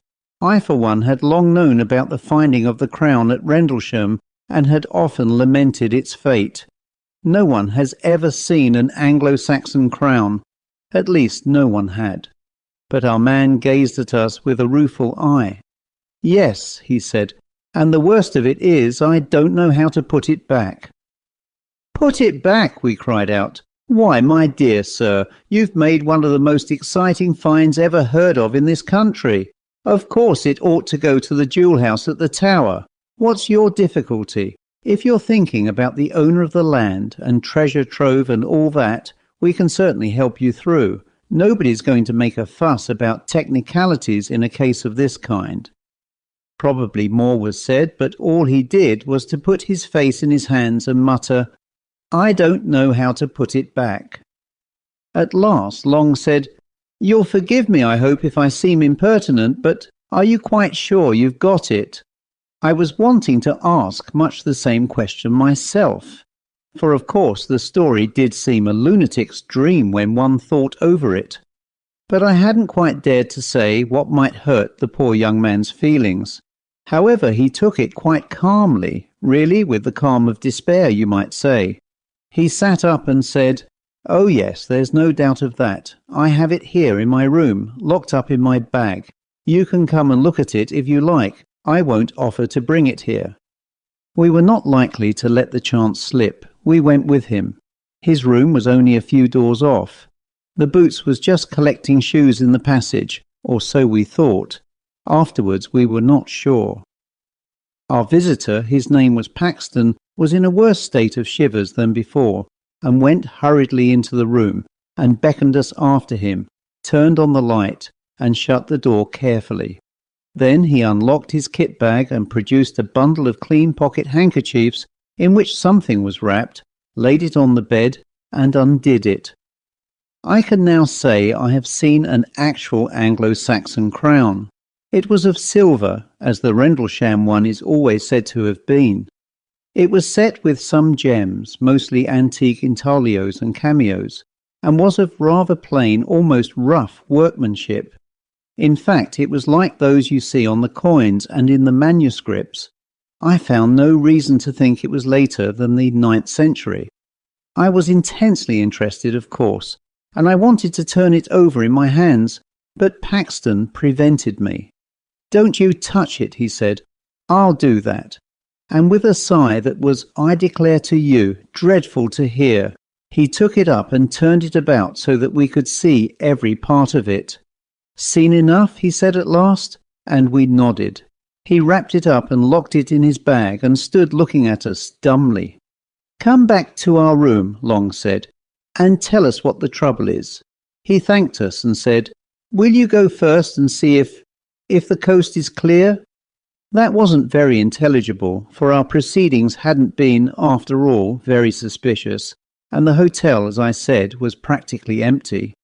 However, we were beginning to have inklings of we didn't know what, and anyhow nerves are infectious, so we did go, first peering out as we opened the door, and fancying, I found we both had the fancy, that a shadow, or more than a shadow, but it made no sound, passed from before us to one side as we came out into the passage.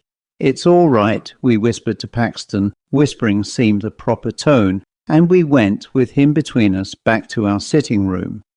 I was preparing, when we got there, to be ecstatic about the unique interest of what we had seen, but when I looked at Paxton, I saw that would be terribly out of place, and I left it to him to begin. "What is to be done?" was his opening. Long thought it right, as he explained to me afterwards, to be obtuse, and said, "Why not find out who the owner of the land is and inform—" "Oh, no, no," Paxton broke in impatiently. "I beg your pardon. You've been very kind, but don't you see it's got to go back, and I daren't be there at night, and daytime's impossible. Perhaps, though, you don't see. Well then, the truth is that I've never been alone since I touched it." I was beginning some fairly stupid comment, but Long caught my eye and I stopped. Long said, "I think I do see, perhaps, but wouldn't it be a relief to tell us a little more clearly what the situation is?" Then it all came out. Paxton looked over his shoulder and beckoned to us to come nearer to him and began speaking in a low voice. We listened most intently, of course, and compared notes afterwards, and I wrote down our version, so I am confident I have what he told us, almost word for word. He said, "It began when I was first prospecting and put me off again and again. There was always somebody, a man, standing by one of the firs. This was in daylight, you know. He was never in front of me. I always saw him with the tail of my eye on the left or the right, and he was never there when I looked straight for him.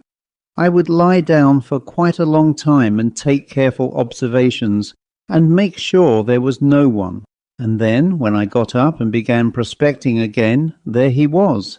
And he began to give me hints besides, for wherever I put that prayer book, short of locking it up, which I did at last, when I came back to my room, it was always out on my table, open at the flyleaf where the names are, and one of my razors across it to keep it open, I'm sure he just can't open my bag, or something more would have happened.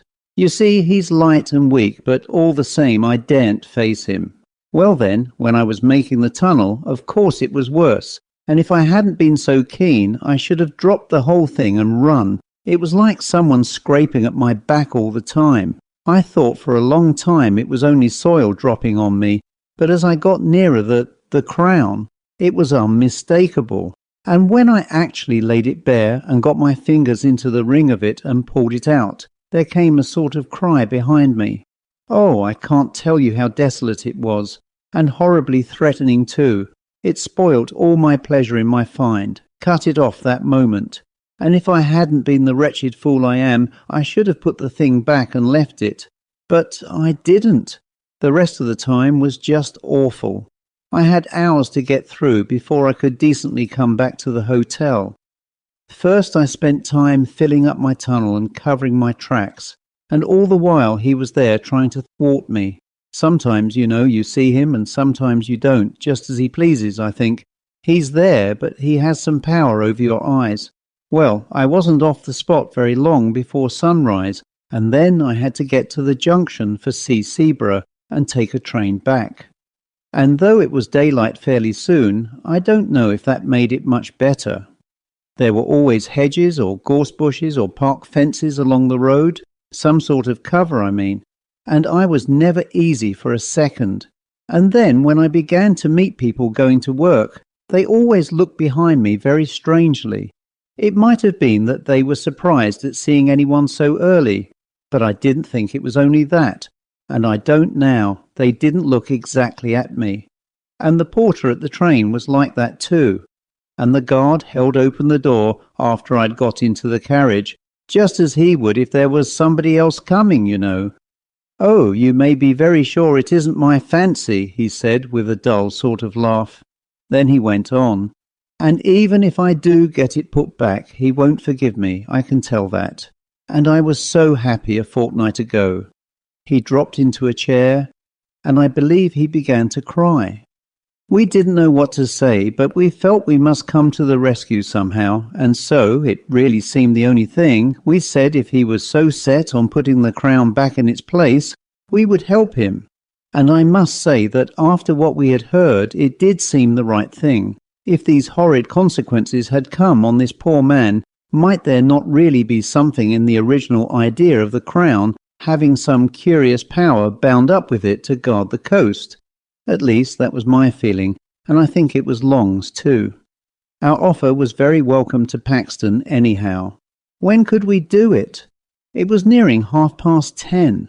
Could we contrive to make a late walk plausible to the hotel people that very night? We looked out of the window. There was a brilliant full moon, the Paschal moon. Long undertook to tackle the boots and propitiate him. He was to say that we should not be much over the hour, and if we did find it so pleasant that we stopped out a bit longer, we would see that he didn't lose by sitting up. Well, we were pretty regular customers of the hotel, and did not give much trouble, and were considered by the servants to be not under the mark in the way of tips, and so the boots was propitiated, and let us out onto the seafront, and remained, as we heard later, looking after us. Paxton had a large coat over his arm, under which was the wrapped-up crown. So we were off on this strange errand before we had time to think how very much out of the way it was. I have told this part quite shortly on purpose, for it really does represent the haste with which we settled our plan and took action. "The shortest way is up the hill and through the churchyard," Paxton said, as we stood a moment before the hotel looking up and down the front. There was nobody about, nobody at all. Seaborough out of the season is an early quiet place. "We can't go along the dyke by the cottage because of the dog," Paxton also said, when I pointed to what I thought a shorter way along the front and across 2 fields. The reason he gave was good enough. We went up the road to the church and turned in at the churchyard gate. I confess to having thought that there might be some lying there who might be conscious of our business, but if it was so, they were also conscious that one who was on their side, so to say, had us under surveillance, and we saw no sign of them. But under observation we felt we were, as I have never felt it at another time.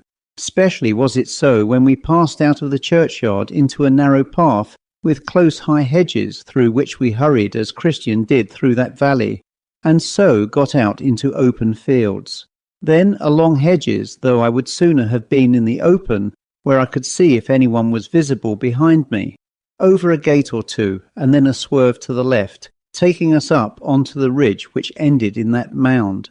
As we neared it, Henry Long felt, and I felt too, that there were what I can only call dim presences waiting for us, as well as a far more actual one attending us. Of Paxton's agitation all this time, I can give you no adequate picture. He breathed like a hunted beast, and we could not either of us look at his face. How he would manage when we got to the very place we had not troubled to think. He had seemed so sure that that would not be difficult. Nor was it. I never saw anything like the dash with which he flung himself at a particular spot in the side of the mound, and tore at it, so that in a very few minutes the greater part of his body was out of sight. We stood holding the coat and that bundle of handkerchiefs, and looking very fearfully, I must admit, about us. There was nothing to be seen. A line of dark firs behind us made one skyline, more trees and the church tower half a mile off on the right, cottages and a windmill on the horizon on the left, calm sea dead in front, faint barking of a dog at a cottage on a gleaming dyke between us and it, full moon making that path we know across the sea, the eternal whisper of the Scotch firs just above us and of the sea in front. Yet in all this quiet, an acute and acrid consciousness of a restrained hostility very near us, like a dog on a leash that might be let go at any moment. Paxton pulled himself out of the hole and stretched a hand back to us. "Give it to me," he whispered, unwrapped. We pulled off the handkerchiefs, and he took the crown. The moonlight just fell on it as he snatched it. We had not ourselves touched that bit of metal, and I have thought since that it was just as well. In another moment Paxton was out of the hole again, and busy shovelling back the soil with hands that were already bleeding. He would have none of our help, though. It was much the longest part of the job to get the place to look undisturbed. Yet, I don't know how, he made a wonderful success of it. At last he was satisfied, and we turned back. We were a couple of 100 yards from the hill when Long suddenly said to him, "I say, you've left your coat there. That won't do, see?" And I certainly did see it, the long dark overcoat lying where the tunnel had been. Paxton had not stopped, however. He only shook his head and held up the coat on his arm.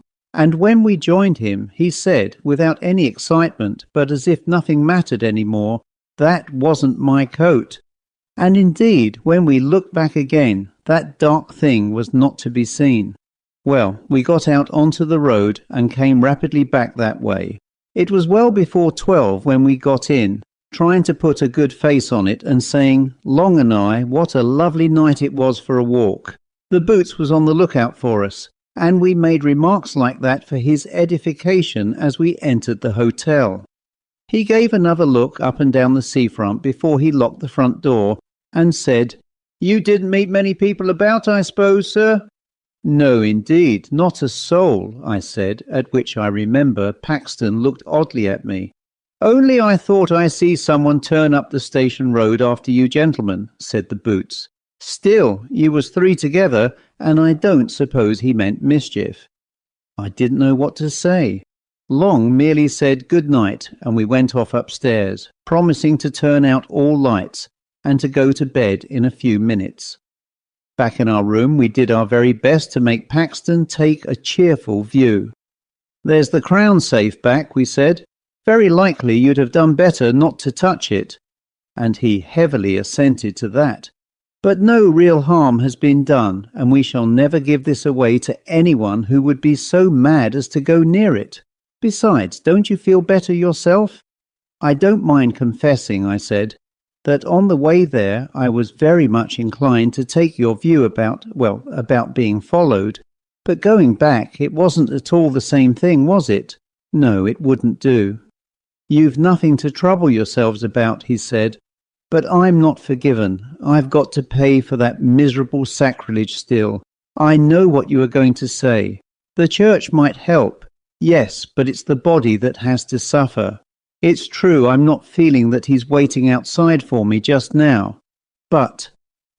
Then he stopped. Then he turned to thanking us, and we put him off as soon as we could. And naturally we pressed him to use our sitting room next day, and said we should be glad to go out with him. Or did he play golf, perhaps? Yes, he did, but he didn't think he should care about that tomorrow. Well, we recommended him to get up late and sit in our room in the morning while we were playing, and we would have a walk later in the day. He was very submissive and piano about it all, ready to do just what we thought best, but clearly quite certain in his own mind that what was coming could not be averted or palliated. You'll wonder why we didn't insist on accompanying him to his home and seeing him safe into the care of brothers or someone. The fact was, he had nobody. He had had a flat in town, but lately he had made up his mind to settle for a time in Sweden, and he had dismantled his flat and shipped off his belongings, and was whiling away a fortnight or 3 weeks before he made a start.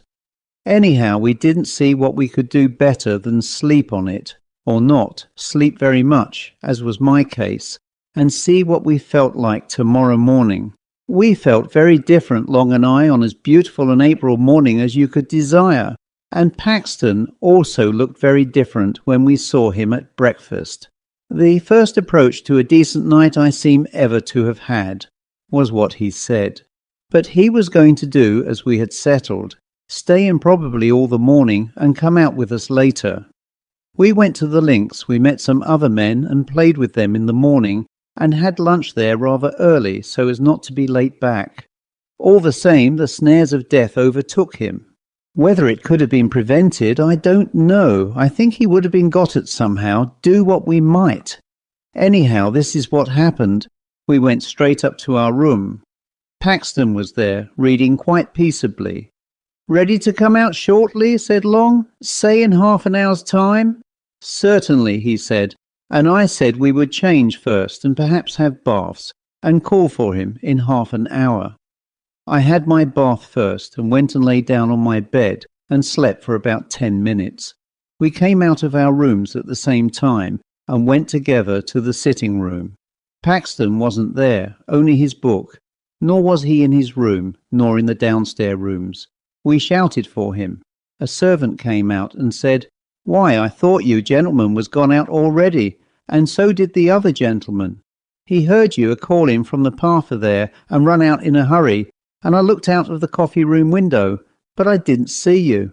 However, he run off down the beach that way." Without a word we ran that way too. It was the opposite direction to that of last night's expedition. It wasn't quite 4 o'clock, and the day was fair, though not so fair as it had been, so there was really no reason, you'd say, for anxiety. With people about, surely a man couldn't come to much harm. But something in our look as we ran out must have struck the servant, for she came out on the steps and pointed and said, "Yes, that's the way he went." We ran on as far as the top of the shingle bank and there pulled up. There was a choice of ways, past the houses on the seafront or along the sand at the bottom of the beach, which, the tide being now out, was fairly broad. Or, of course, we might keep along the shingle between these two tracks and have some view of both of them. Only that was heavy going. We chose the sand, for that was the loneliest, and someone might come to harm there without being seen from the public path. Long said he saw Paxton some distance ahead, running and waving his stick as if he wanted to signal to people who were on ahead of him. I couldn't be sure. One of these sea mists was coming up very quickly from the south. There was someone, that's all I could say. And there were tracks on the sand as of someone running who wore shoes, and there were other tracks made before those, for the shoes sometimes trod in them and interfered with them, of someone not in shoes. Oh, of course, it's only my word you've got to take for all this. Long's dead. We'd no time or means to make sketches or take casts. and the next tide washed everything away. All we could do was to notice these marks as we hurried on, but there they were over and over again, and we had no doubt whatever that what we saw was the track of a bare foot, and one that showed more bones than flesh. The notion of Paxton running after anything like this, and supposing it to be the friends he was looking for, was very dreadful to us. You can guess what we fancied, how the thing he was following might stop suddenly and turn round on him, and what sort of face it would show, half seen at first in the mist, which all the while was getting thicker and thicker. And as I ran on, wondering how the poor wretch could have been lured into mistaking that other thing for us, I remembered his saying, "He has some power over your eyes." And then I wondered what the end would be, for I had no hope now that the end could be averted, and, well, there is no need to tell all the dismal and horrid thoughts that flitted through my head as we ran on into the mist. It was uncanny, too, that the sun should still be bright in the sky and we could see nothing. We could only tell that we were now past the houses and had reached that gap there is between them and the old Martello Tower. When you are past the tower, you know there is nothing but shingle for a long way. Not a house, not a human creature, just that spit of land, or rather shingle, with the river on your right and the sea on your left.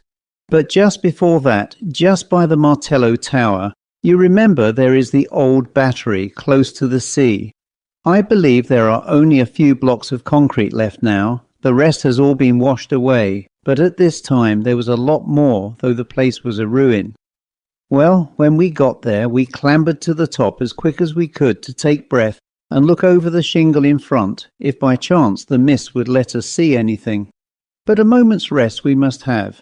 We had run a mile at least, nothing whatever was visible ahead of us, and we were just turning by common consent to get down and run hopelessly on, when we heard what I can only call a laugh. And if you can understand what I mean by a breathless, a lungless laugh, you have it. But I don't suppose you can. It came from below and swerved away into the mist. That was enough. We bent over the wall. Paxton was there at the bottom. You don't need to be told that he was dead. His tracks showed that he had run along the side of the battery, had turned sharp around the corner of it, and, small doubt of it, must have dashed straight into the open arms of someone who was waiting there. His mouth was full of sand and stones, and his teeth and jaws were broken to bits. I only glanced once at his face. At the same moment, just as we were scrambling down from the battery to get to the body, we heard a shout and saw a man running down the bank of the Martello Tower. He was the caretaker stationed there, and his keen old eyes had managed to descry through the mist that something was wrong. He had seen Paxton fall, and had seen us a moment after, running up. Fortunate this, for otherwise we could hardly have escaped suspicion of being concerned in the dreadful business. Had he, we asked, caught sight of anybody attacking our friend? He could not be sure. We sent him off for help and stayed by the dead man till they came with the stretcher. It was then that we traced out how he had come on the narrow fringe of sand under the battery wall. The rest was shingle, and it was hopelessly impossible to tell whither the other had gone. What were we to say at the inquest? It was a duty, we felt, not to give up there and then the secret of the Crown to be published in every paper. I don't know how much he would have told, but what we did agree upon was this: to say that we had only made acquaintance with Paxton the day before, and that he had told us he was under some apprehension of danger at the hands of a man called William Ager. Also that we had seen some other tracks besides Paxton's when we followed him along the beach.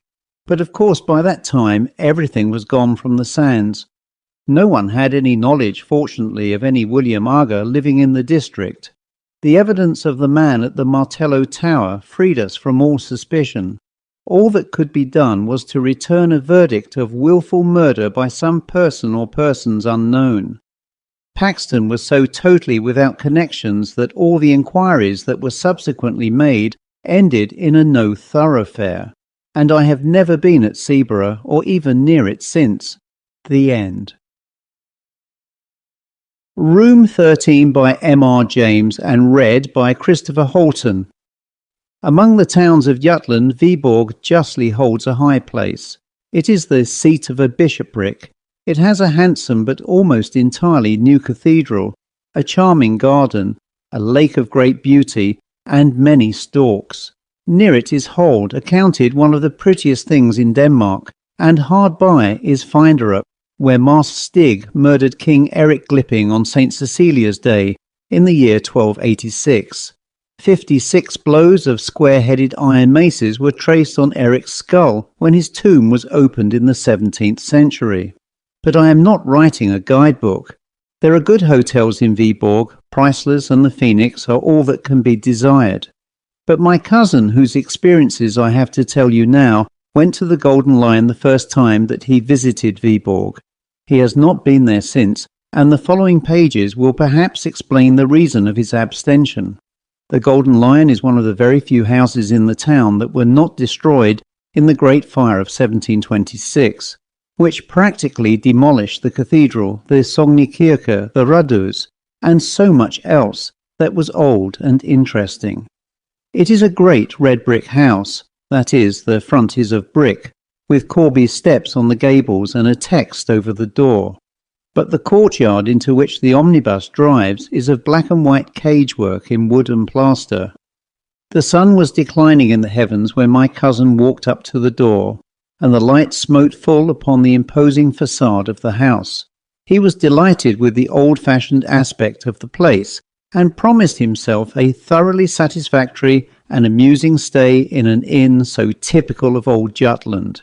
It was not business in the ordinary sense of the word that had brought Mr. Anderson to Viborg. He was engaged upon some researches into the church history of Denmark, and it had come to his knowledge that in the Riksarkiv of Viborg there were papers saved from the fire relating to the last days of Roman Catholicism in the country. He proposed, therefore, to spend a considerable time, perhaps as much as a fortnight or 3 weeks, in examining and copying these, and he hoped that the Golden Lion would be able to give him a room of sufficient size to serve alike as a bedroom and a study. His wishes were explained to the landlord, and after a certain amount of thought, the latter suggested that perhaps it might be the best way for the gentleman to look at 1 or 2 of the larger rooms and pick one for himself. It seemed a good idea. The top floor was soon rejected as entailing too much getting upstairs after the day's work. The second floor contained no room of exactly the dimensions required, but on the first floor there was a choice of 2 or 3 rooms which would, so far as size went, suit admirably. The landlord was strongly in favour of number 17, but Mr. Anderson pointed out that its windows commanded only the blank wall of the next house, and that it would be very dark in the afternoon. Either number 12 or number 14 would be better, for both of them looked on the street, and the bright evening light and the pretty view would more than compensate him for the additional amount of noise. Eventually number 12 was selected. Like its neighbours, it had 3 windows, all on one side of the room. It was fairly high and unusually long. There was, of course, no fireplace, but the stove was handsome and rather old, a cast-iron erection, on the side of which was a representation of Abraham sacrificing Isaac, and the inscription 1 Bogmose capped to 22 above. Nothing else in the room was remarkable. The only interesting picture was an old coloured print of the town, date about 1820. Supper time was approaching, but when Anderson, refreshed by the ordinary ablutions, descended the staircase, there was still a few minutes before the bell rang. He devoted them to examining the list of his fellow lodgers. As is usual in Denmark, their names were displayed on a large blackboard divided into columns and lines, the numbers of the rooms being painted in at the beginning of each line. The list was not exciting. There was an advocate or sagfører, a German, and some bagmen from Copenhagen.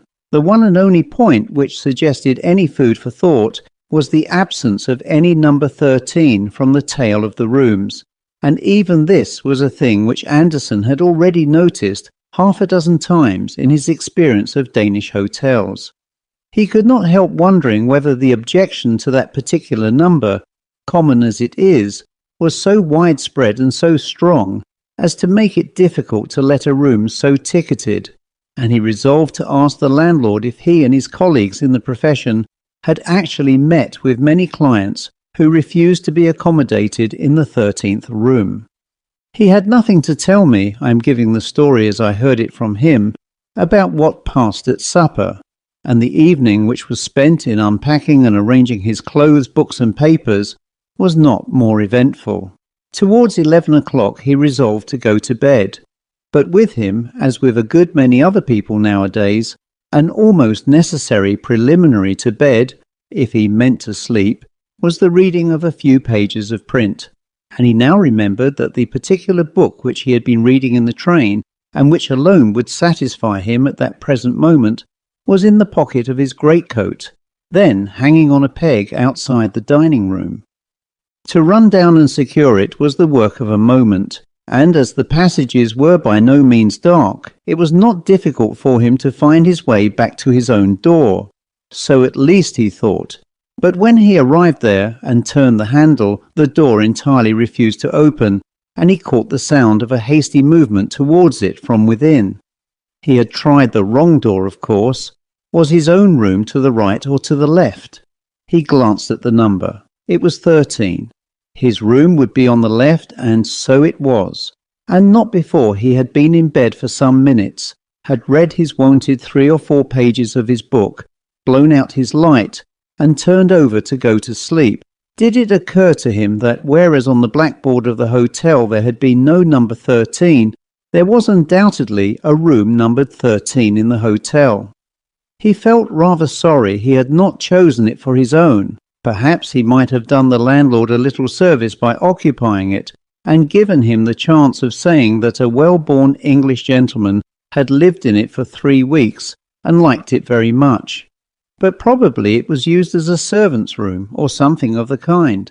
After all, it was most likely not so large or good a room as his own, and he looked drowsily about the room, which was fairly perceptible in the half-light from the street lamp. It was a curious effect, he thought. Rooms usually look larger in a dim light than a full one, but this seemed to have contracted in length and grown proportionately higher. Well, sleep was more important than these vague ruminations, and to sleep he went. On the day after his arrival, Anderson attacked the Rigsarkiv of Viborg. He was, as one might expect in Denmark, kindly received, and access to all that he wished to see was made as easy for him as possible. The documents laid before him were far more numerous and interesting than he had at all anticipated. Besides official papers, there was a large bundle of correspondence relating to Bishop Jürgen Fries, the last Roman Catholic who held the see, and in these there cropped up many amusing and what are called intimate details of private life and individual character. There was much talk of a house owned by the bishop but not inhabited by him in the town. Its tenant was apparently somewhat of a scandal and a stumbling block to the reforming party. He was a disgrace, they wrote, to the city. He practised secret and wicked arts, and had sold his soul to the enemy. It was of a piece with the gross corruption and superstition of the Babylonish church that such a viper and blood-sucking troldman should be patronized and harboured by the bishop. The bishop met these reproaches boldly. He protested his own abhorrence of all such things as secret arts, and required his antagonist to bring the matter before the proper court, of course the spiritual court, and sift it to the bottom. No one could be more ready and willing than himself to condemn Magister Nicholas Franken if the evidence showed him to have been guilty of any of the crimes informally alleged against him. Anderson had not time to do more than glance at the next letter of the Protestant leader, Rasmus Nielsen, before the record office was closed for the day, but he gathered its general tenor, which was to the effect that Christian men were now no longer bound by the decisions of bishops of Rome, and that the bishop's court was not and could not be a fit or competent tribunal to judge so grave and weighty a cause. On leaving the office, Mr. Anderson was accompanied by the old gentleman who presided over it, and as they walked, the conversation very naturally turned to the papers of which I have just been speaking. Herr Scavenius, the archivist of Viborg, though very well informed as to the general run of the documents under his charge, was not a specialist in those of the Reformation period. He was much interested in what Anderson had to tell him about them. He looked forward with great pleasure, he said, to seeing the publication in which Mr. Anderson spoke of embodying their contents. This house of the Bishop Fries, he added, it is a great puzzle to me where it can have stood. I have studied carefully the topography of old Viborg, but it is most unlucky. Of the old terrier of the bishop's property which was made in 1560, and of which we have the greater part in the archive, just the piece which had the list of the town property is missing. Never mind, perhaps I shall some day succeed to find him. After taking some exercise, I forget exactly how or where, Anderson went back to the Golden Lion, his supper, his game of patience, and his bed. On the way to his room it occurred to him that he had forgotten to talk to the landlord about the omission of number 13 from the hotel, and also that he might as well make sure that number 13 did actually exist before he made any reference to the matter. The decision was not difficult to arrive at. There was the door with its number as plain as could be, and work of some kind was evidently going on inside it, for as he neared the door, he could hear footsteps and voices, or a voice within.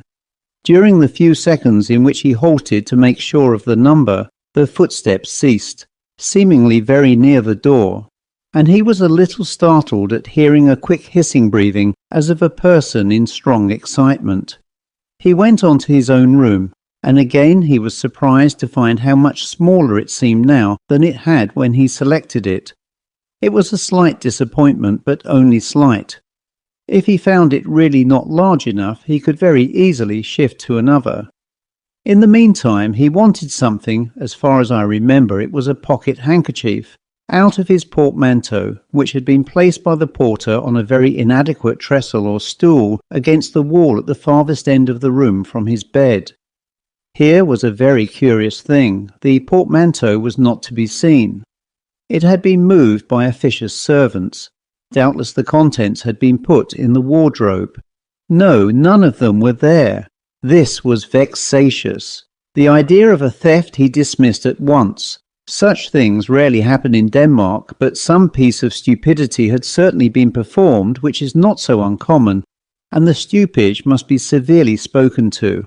Whatever it was that he wanted, it was not so necessary to his comfort that he could not wait till the morning for it, and he therefore settled not to ring the bell and disturb the servants. He went to the window, the right-hand window it was, and looked out on the quiet street.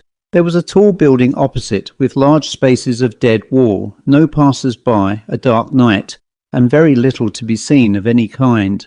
The light was behind him, and he could see his own shadow clearly cast on the wall opposite.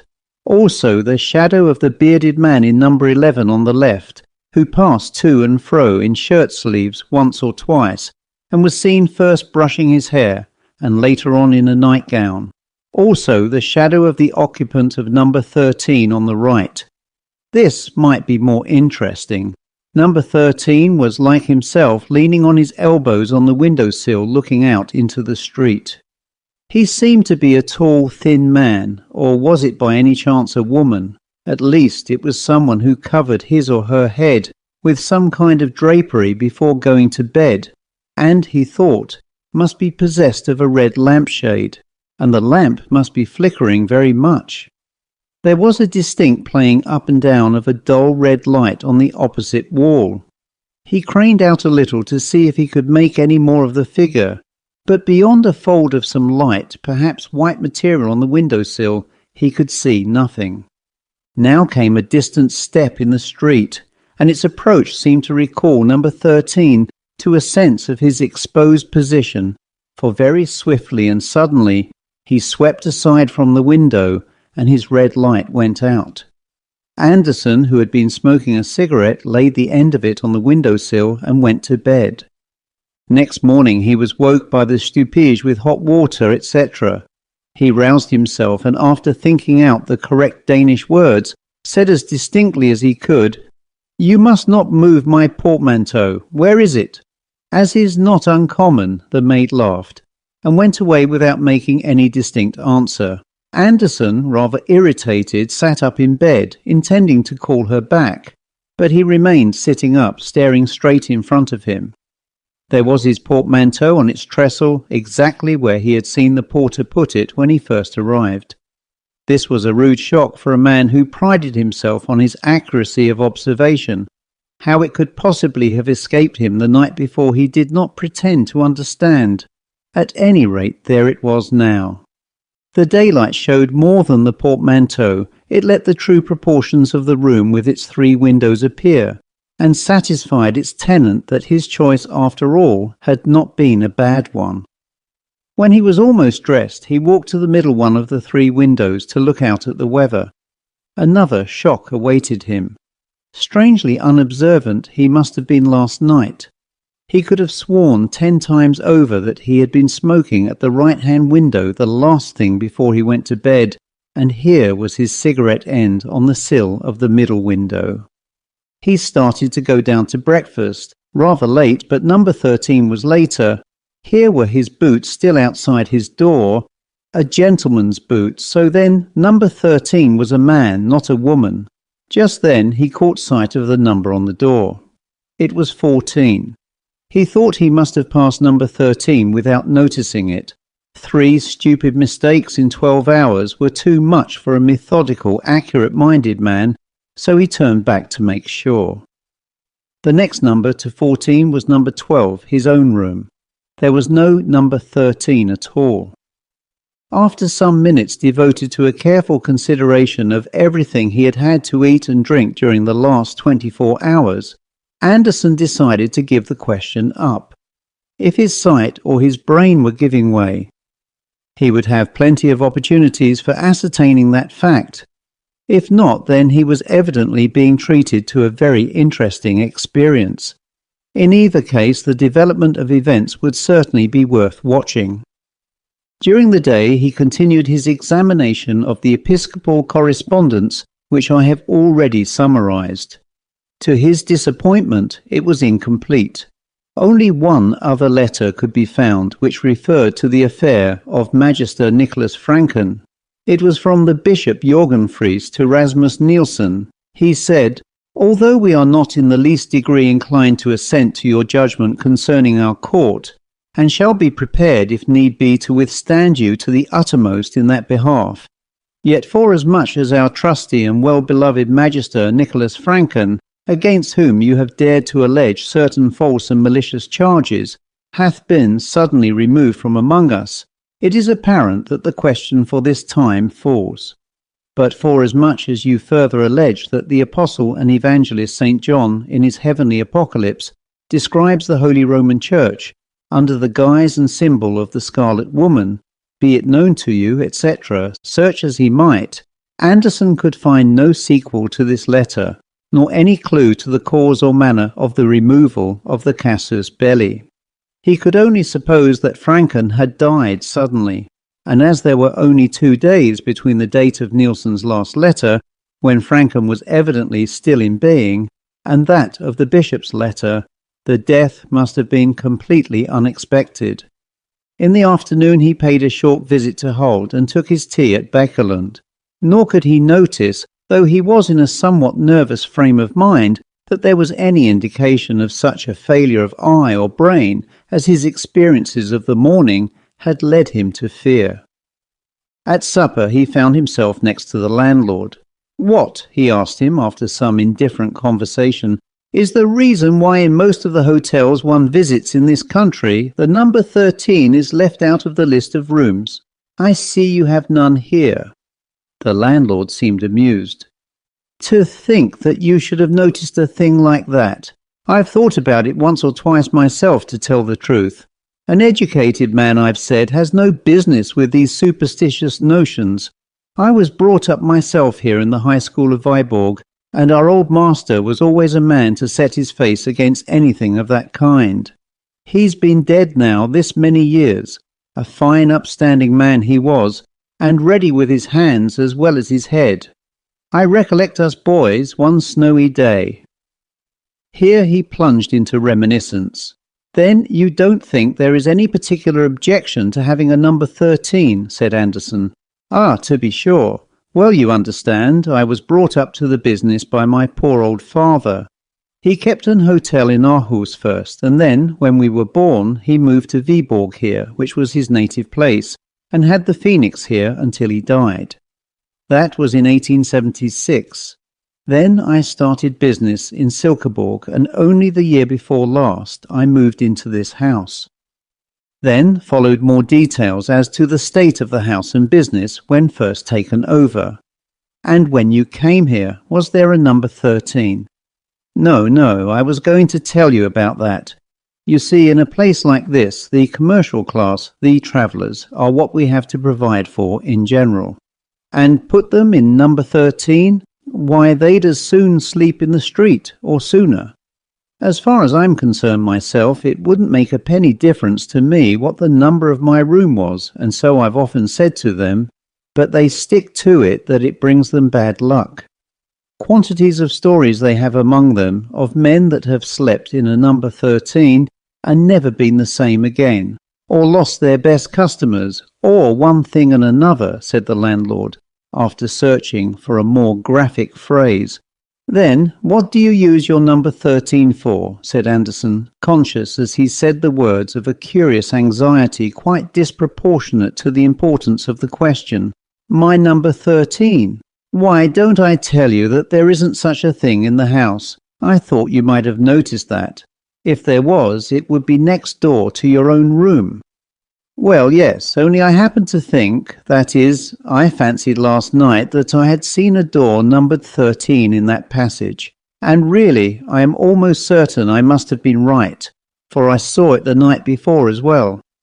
Of course, Herr Christensen laughed this notion to scorn, as Anderson had expected, and emphasized with much iteration the fact that no number 13 existed or had existed before him in that hotel. Anderson was in some ways relieved by his certainty, but still puzzled, and he began to think that the best way to make sure whether he had indeed been subject to an illusion or not was to invite the landlord to his room to smoke a cigar later on in the evening. Some photographs of English towns which he had with him formed a sufficiently good excuse. Herr Christensen was flattered by the invitation and most willingly accepted it. At about 10 o'clock he was to make his appearance, but before that Anderson had some letters to write and retired for the purpose of writing them. He almost blushed to himself at confessing it, but he could not deny that it was the fact that he was becoming quite nervous about the question of the existence of number 13. So much so that he approached his room by way of number 11, in order that he might not be obliged to pass the door, or the place where the door ought to be. He looked quickly and suspiciously about the room when he entered it, but there was nothing beyond that indefinable air of being smaller than usual to warrant any misgivings. There was no question of the presence or absence of his portmanteau tonight.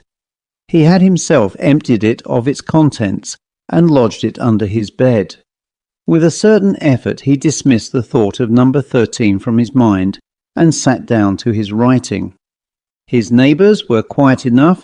Occasionally a door opened in the passage and a pair of boots was thrown out, or a bagman walked past humming to himself, and outside from time to time a cart thundered over the atrocious cobblestones, or a quick step hurried along the flags.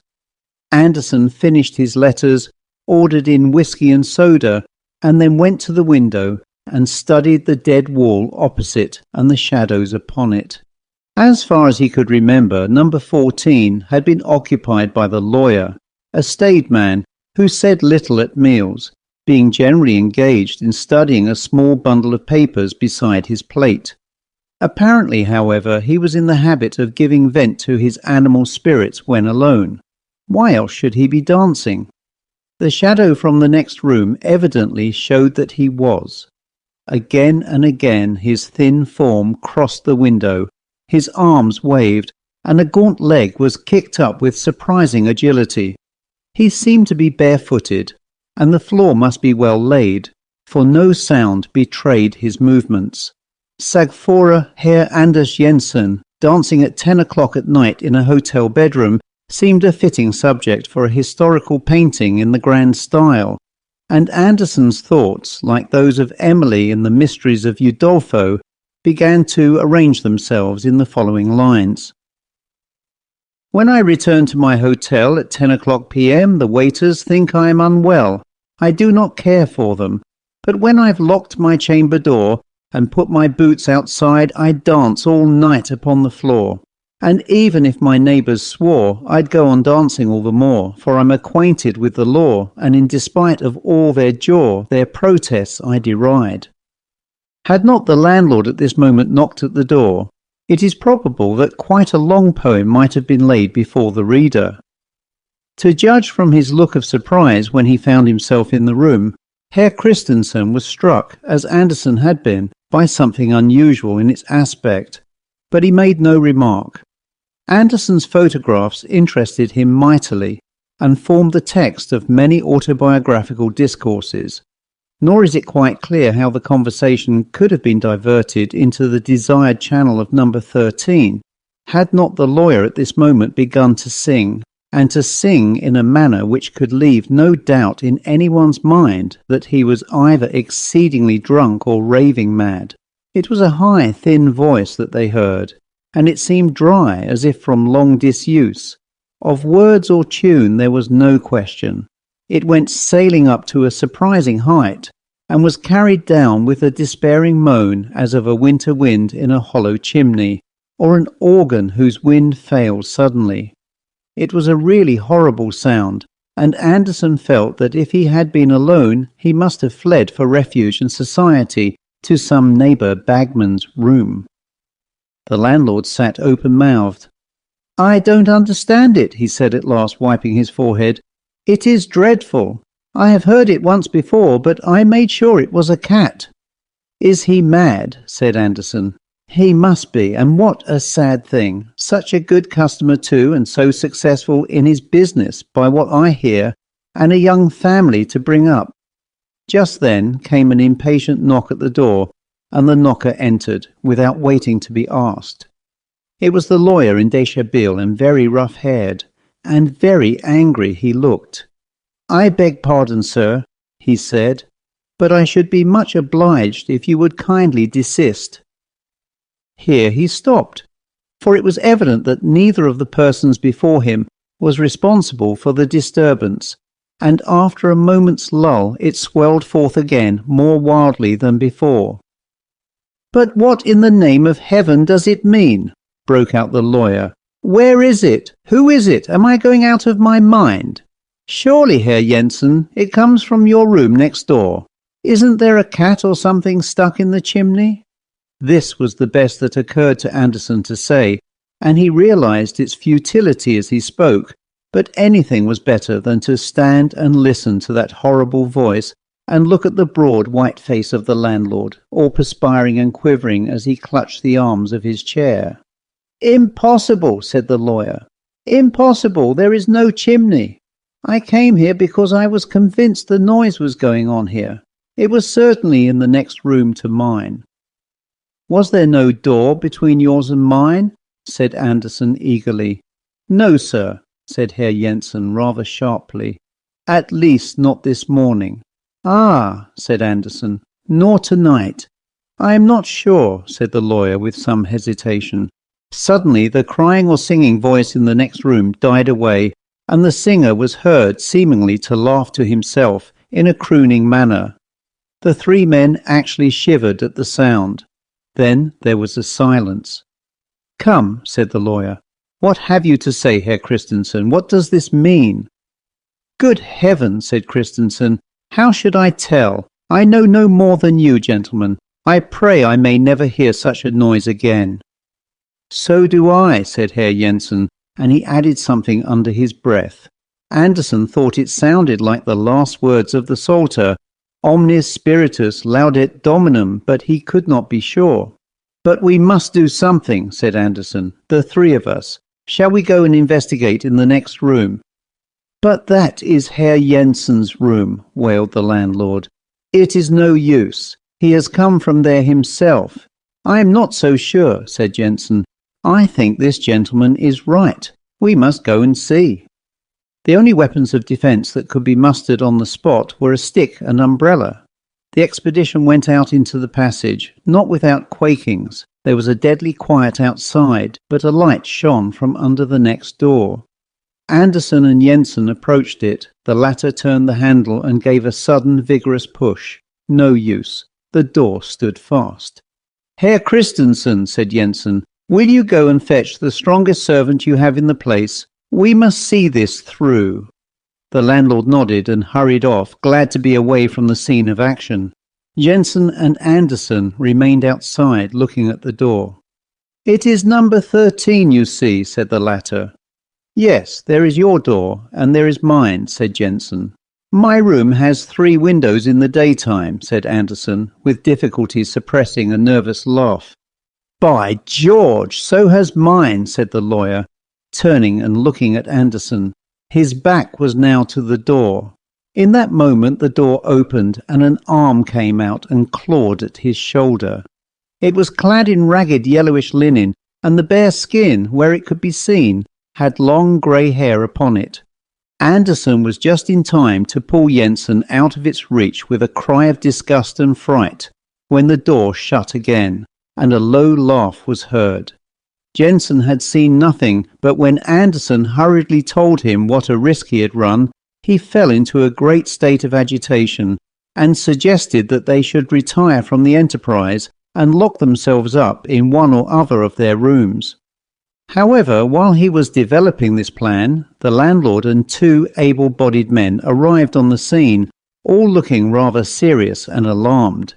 Jensen met them with a torrent of description and explanation, which did not at all tend to encourage them for the fray.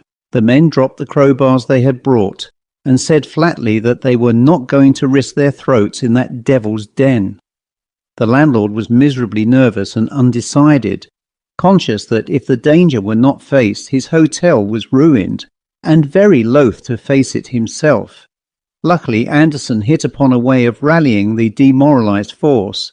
"Is this," he said, "the Danish courage I have heard so much of?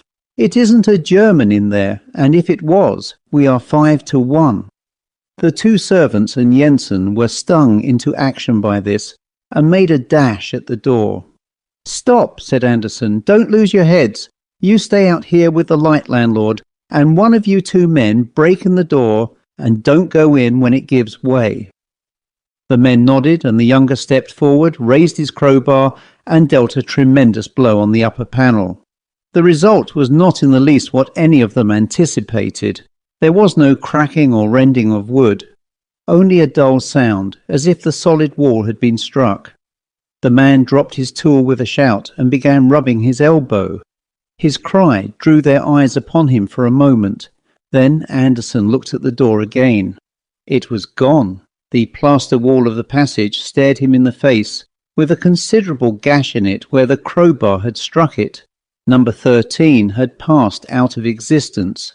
For a brief space they stood perfectly still, gazing at the blank wall. An early cock in the yard beneath was heard to crow, and as Anderson glanced in the direction of the sound, he saw through the window at the end of the long passage that the eastern sky was paling to the dawn. "Perhaps," said the landlord with hesitation, "you gentlemen would like another room for tonight, a double-bedded one." Neither Jensen nor Anderson was averse to the suggestion. They felt inclined to hunt in couples after their late experience. It was found convenient, when each of them went to his room to collect the articles he wanted for the night, that the other should go with him and hold the candle. They noticed that both number 12 and number 14 had 3 windows. Next morning the same party reassembled in number 12. The landlord was naturally anxious to avoid engaging outside help, and yet it was imperative that the mystery attaching to that part of the house should be cleared up. Accordingly, the 2 servants had been induced to take upon them the function of carpenters. The furniture was cleared away, and at the cost of a good many irretrievably damaged planks, that portion of the floor was taken up which lay nearest to number 14. You will naturally suppose that a skeleton, say that of Magister Nicholas Franken, was discovered. That was not so. What they did find lying between the beams which supported the flooring was a small copper box. In it was a neatly folded vellum document with about 20 lines of writing. Both Anderson and Jensen, who proved to be something of a paleographer, were much excited by this discovery, which promised to afford the key to these extraordinary phenomena. I possess a copy of an astrological work which I have never read. It has by way of frontispiece a woodcut by Hans Sebald Beham, representing a number of sages seated round a table. This detail may enable connoisseurs to identify the book. I cannot myself recollect its title, and it is not at this moment within reach, but the fly-leaves of it are covered with writing, and during the 10 years in which I have owned the volume, I have not been able to determine which way up this writing ought to be read, much less in what language it is. Not dissimilar was the position of Anderson and Jensen after the protracted examination to which they submitted the document in the copper box. After 2 days' contemplation of it, Jensen, who was the bolder spirit of the two, hazarded the conjecture that the language was either Latin or Old Danish. Anderson ventured upon no surmises, and was very willing to surrender the box and the parchment to the Historical Society of Viborg to be placed in their museum. I had the whole story from him a few months later, as we sat in a wood near Uppsala. After a visit to the library there, where we, or rather I, had laughed over the contract by which Daniel Salthenius, in later life professor of Hebrew at Königsberg, sold himself to Satan, Anderson was not really amused. "Young idiot," he said, meaning Salthenius, who was only an undergraduate when he committed that indiscretion. How did he know what company he was courting? And when I suggested the usual considerations, he only grunted. That same afternoon he told me what you have read, but he refused to draw any inferences from it, and to assent to any that I drew for him. The end. Oh, whistle, and I'll come to you, my lad, by M.R.James, and read by Christopher Holton. "I suppose you will be getting away pretty soon, now fall term is over, Professor," said a person not in the story to the Professor of Ontography, soon after they had sat down next to each other at a feast in the hospitable hall of St. James's College. The Professor was young, neat and precise in speech. "Yes," he said, "my friends have been making me take up golf this term, and I mean to go to the East Coast, in point of fact to Burnstow, I dare say you know it, for a week or 10 days to improve my game. I hope to get off tomorrow." "Oh, Parkins," said his neighbour on the other side, "if you are going to Burnstow, I wish you would look at the site of the Templars' preceptory, and let me know if you think it would be any good to have a dig there in the summer." It was, as you might suppose, a person of antiquarian pursuits who said this, but since he merely appears in this prologue, there is no need to give his entitlements. "Certainly," said Parkins the Professor, "if you will describe to me whereabouts the site is, I will do my best to give you an idea of the lie of the land when I get back, or I could write to you about it if you would tell me where you are likely to be." "Don't trouble to do that, thanks. It's only that I'm thinking of taking my family in that direction in the long, and it occurred to me that as very few of the English preceptories have ever been properly planned, I might have an opportunity of doing something useful on off days." The Professor rather sniffed at the idea that planning out a preceptory could be described as useful. His neighbour continued, "The site, I doubt if there is anything showing above ground, must be down quite close to the beach now. The sea has encroached tremendously, as you know, all along that bit of coast. I should think from the map that it must be about 3/4 of a mile from the Globe Inn at the north end of the town. Where are you going to stay?" "Well, at the Globe Inn, as a matter of fact," said Parkins. "I've engaged a room there. I couldn't get in anywhere else. Most of the lodging houses are shut up in winter, it seems. And as it is, they tell me that the only room of any size I can have is really a double-bedded one, and that they haven't a corner in which to store the other bed, and so on. But I must have a fairly large room, for I am taking some books down, and mean to do a bit of work, and though I don't quite fancy having an empty bed, not to speak of two, in what I may call for the time being my study, I suppose I can manage to rough it for the short time I shall be there. "Do you call having an extra bed in your room roughing it, Parkins?" said a bluff person opposite. "Look here, I shall come down and occupy it for a bit. It'll be company for you." The professor quivered, but managed to laugh in a courteous manner. "By all means, Rogers, there's nothing I should like better, but I'm afraid you would find it rather dull. You don't play golf, do you?" "No, thank heaven," said rude Mr. Rogers. "Well, you see, when I'm not writing, I shall most likely be out on the links, and that, as I say, would be rather dull for you, I'm afraid." "Oh, I don't know. There's certain to be somebody I know in the place. But of course, if you don't want me, speak the word. Parkins. I shan't be offended. Truth, as you always tell us, is never offensive." Parkins was indeed scrupulously polite and strictly truthful. It is to be feared that Mr. Rogers sometimes practised upon his knowledge of these characteristics. In Parkins's breast there was a conflict now raging, which for a moment or two did not allow him to answer. That interval being over, he said, "Well, if you want the exact truth, Rogers, I was considering whether the room I speak of would really be large enough to accommodate us both comfortably, and also whether, mind, I shouldn't have said this if you hadn't pressed me, you would not constitute something in the nature of a hindrance to my work." Rogers laughed loudly. "Well done, Parkins," he said. "It's all right. I promise not to interrupt your work. Don't you disturb yourself about that. No, I won't come if you don't want me, but I thought I should do so nicely to keep the ghosts off." Here he might have been seen to wink and to nudge his next neighbour. Parkins might also have been seen to become pink. "I beg pardon, Parkins," Rogers continued. "I oughtn't to have said that. I forgot you didn't like levity on these topics." "Well," Parkins said, "as you have mentioned the matter, I freely own that I do not like careless talk about what you call ghosts.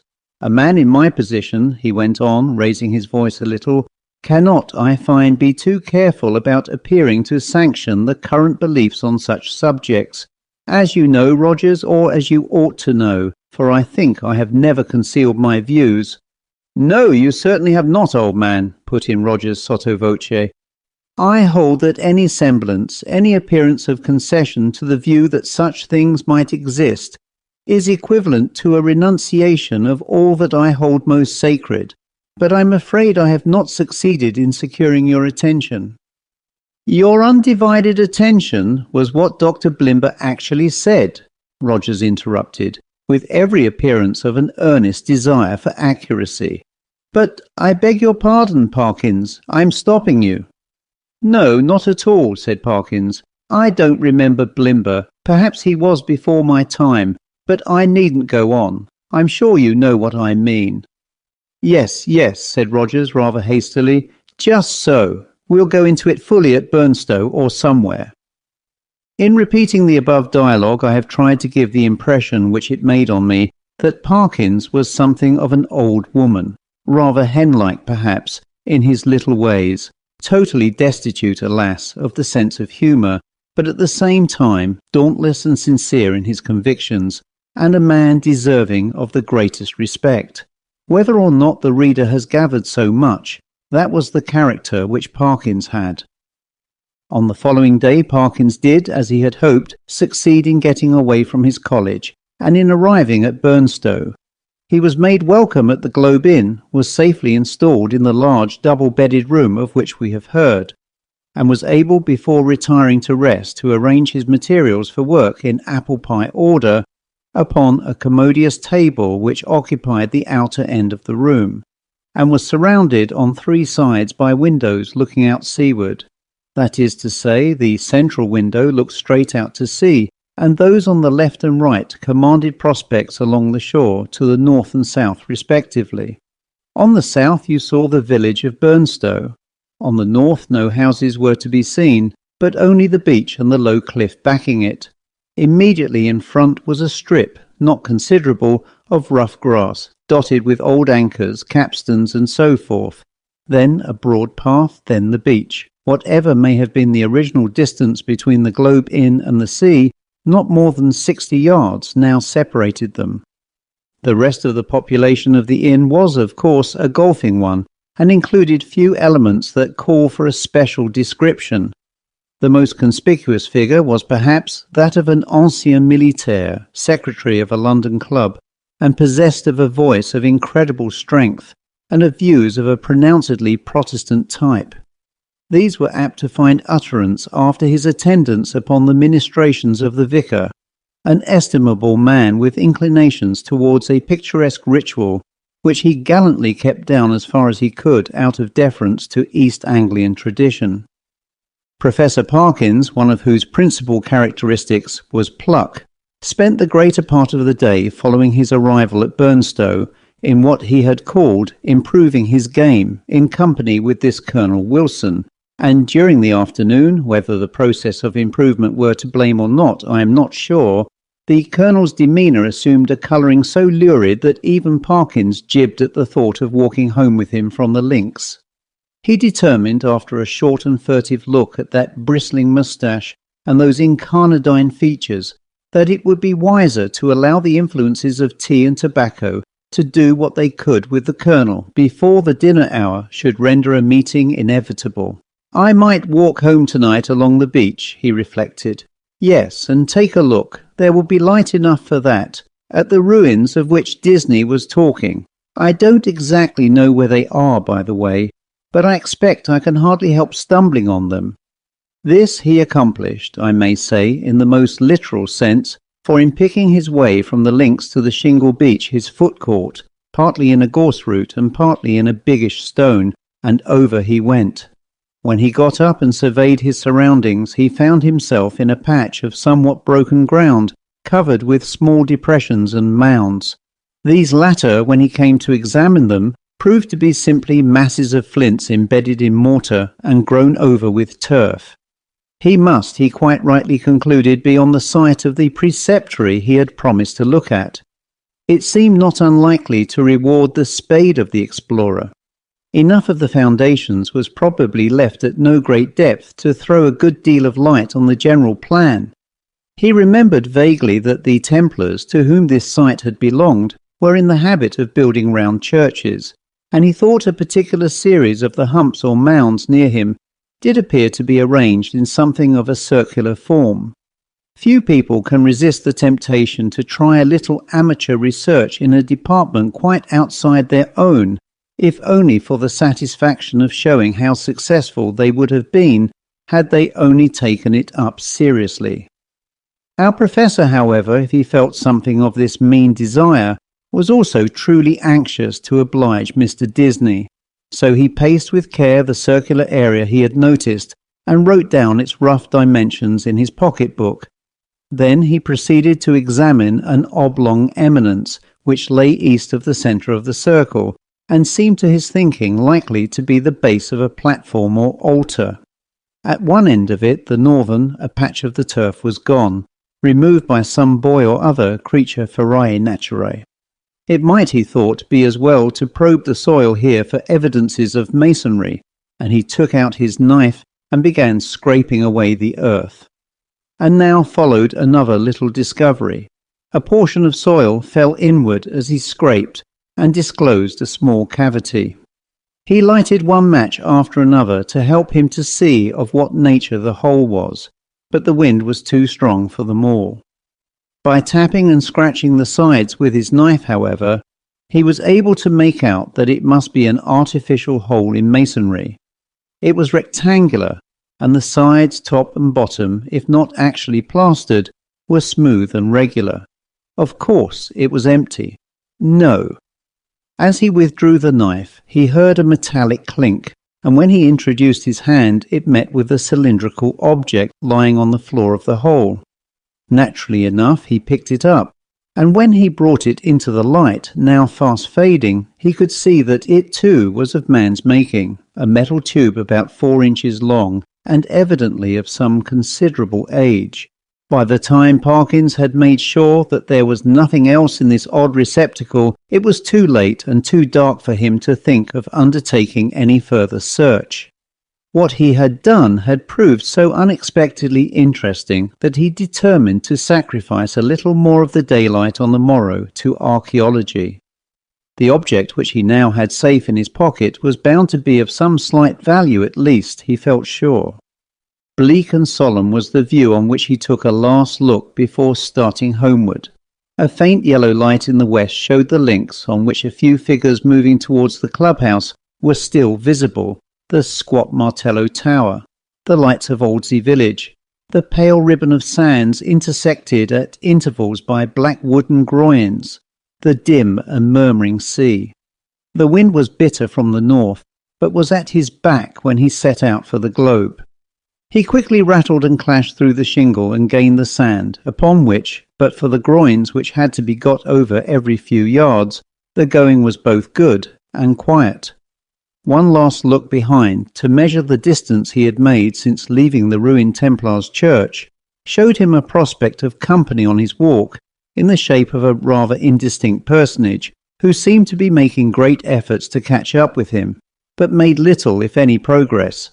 I mean that there was an appearance of running about his movements, but that the distance between him and Parkins did not seem materially to lessen.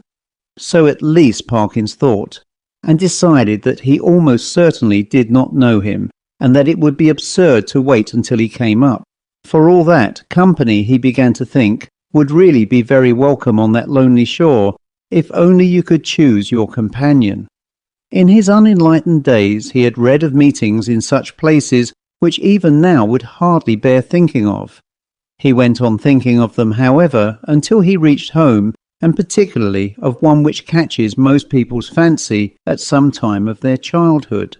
Now I saw in my dream that Christian had gone but a very little way when he saw a foul fiend coming over the field to meet him.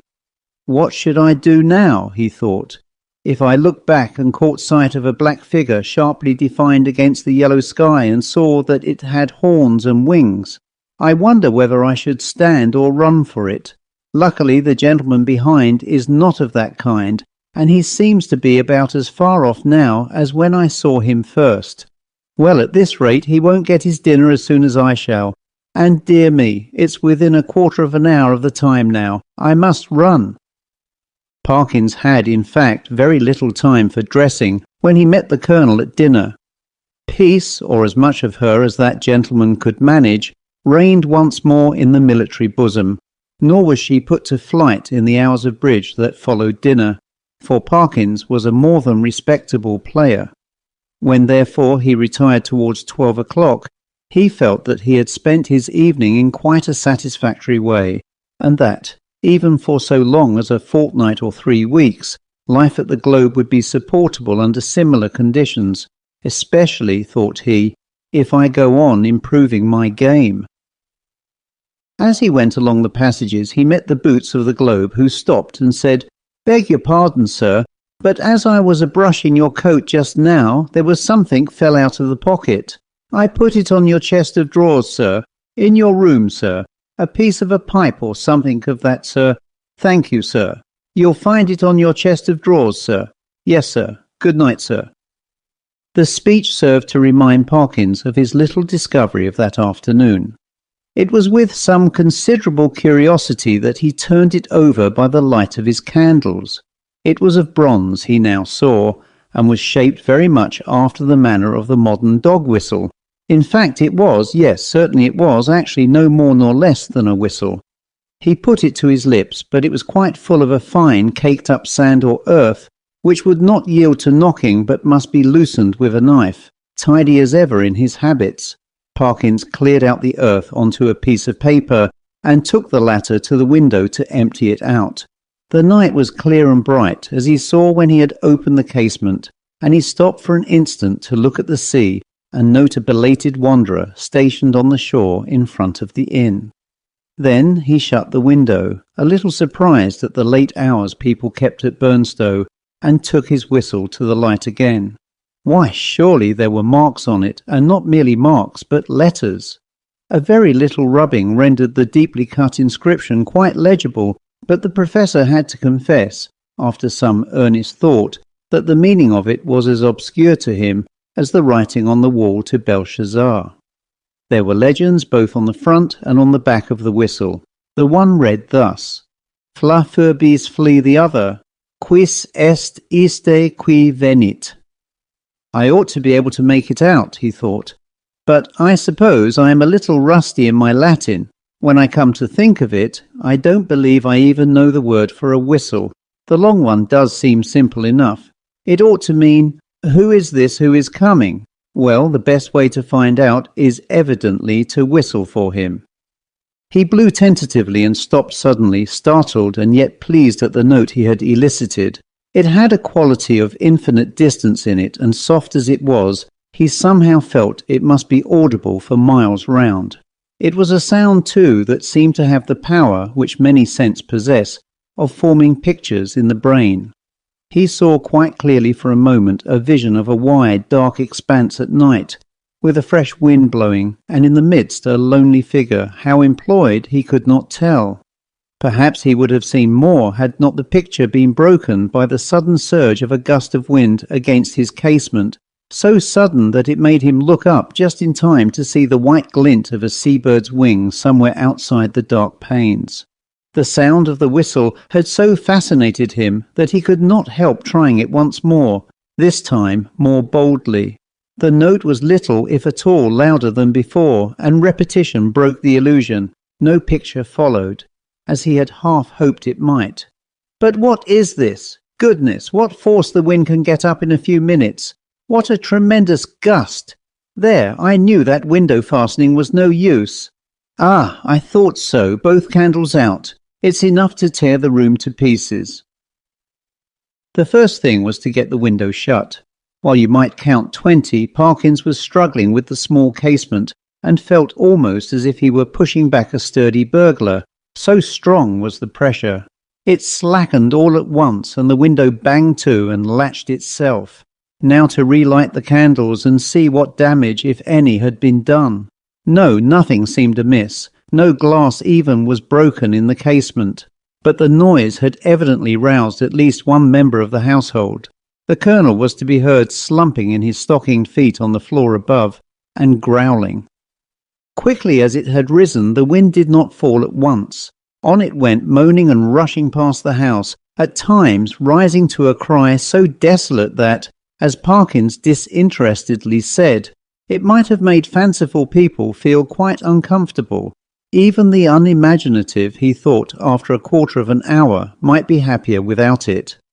Whether it was the wind, or the excitement of golf, or of the researches in the preceptory that kept Parkins awake, he was not sure. Awake he remained in any case, long enough to fancy, as I am afraid I often do myself under such conditions, that he was the victim of all manner of fatal disorders.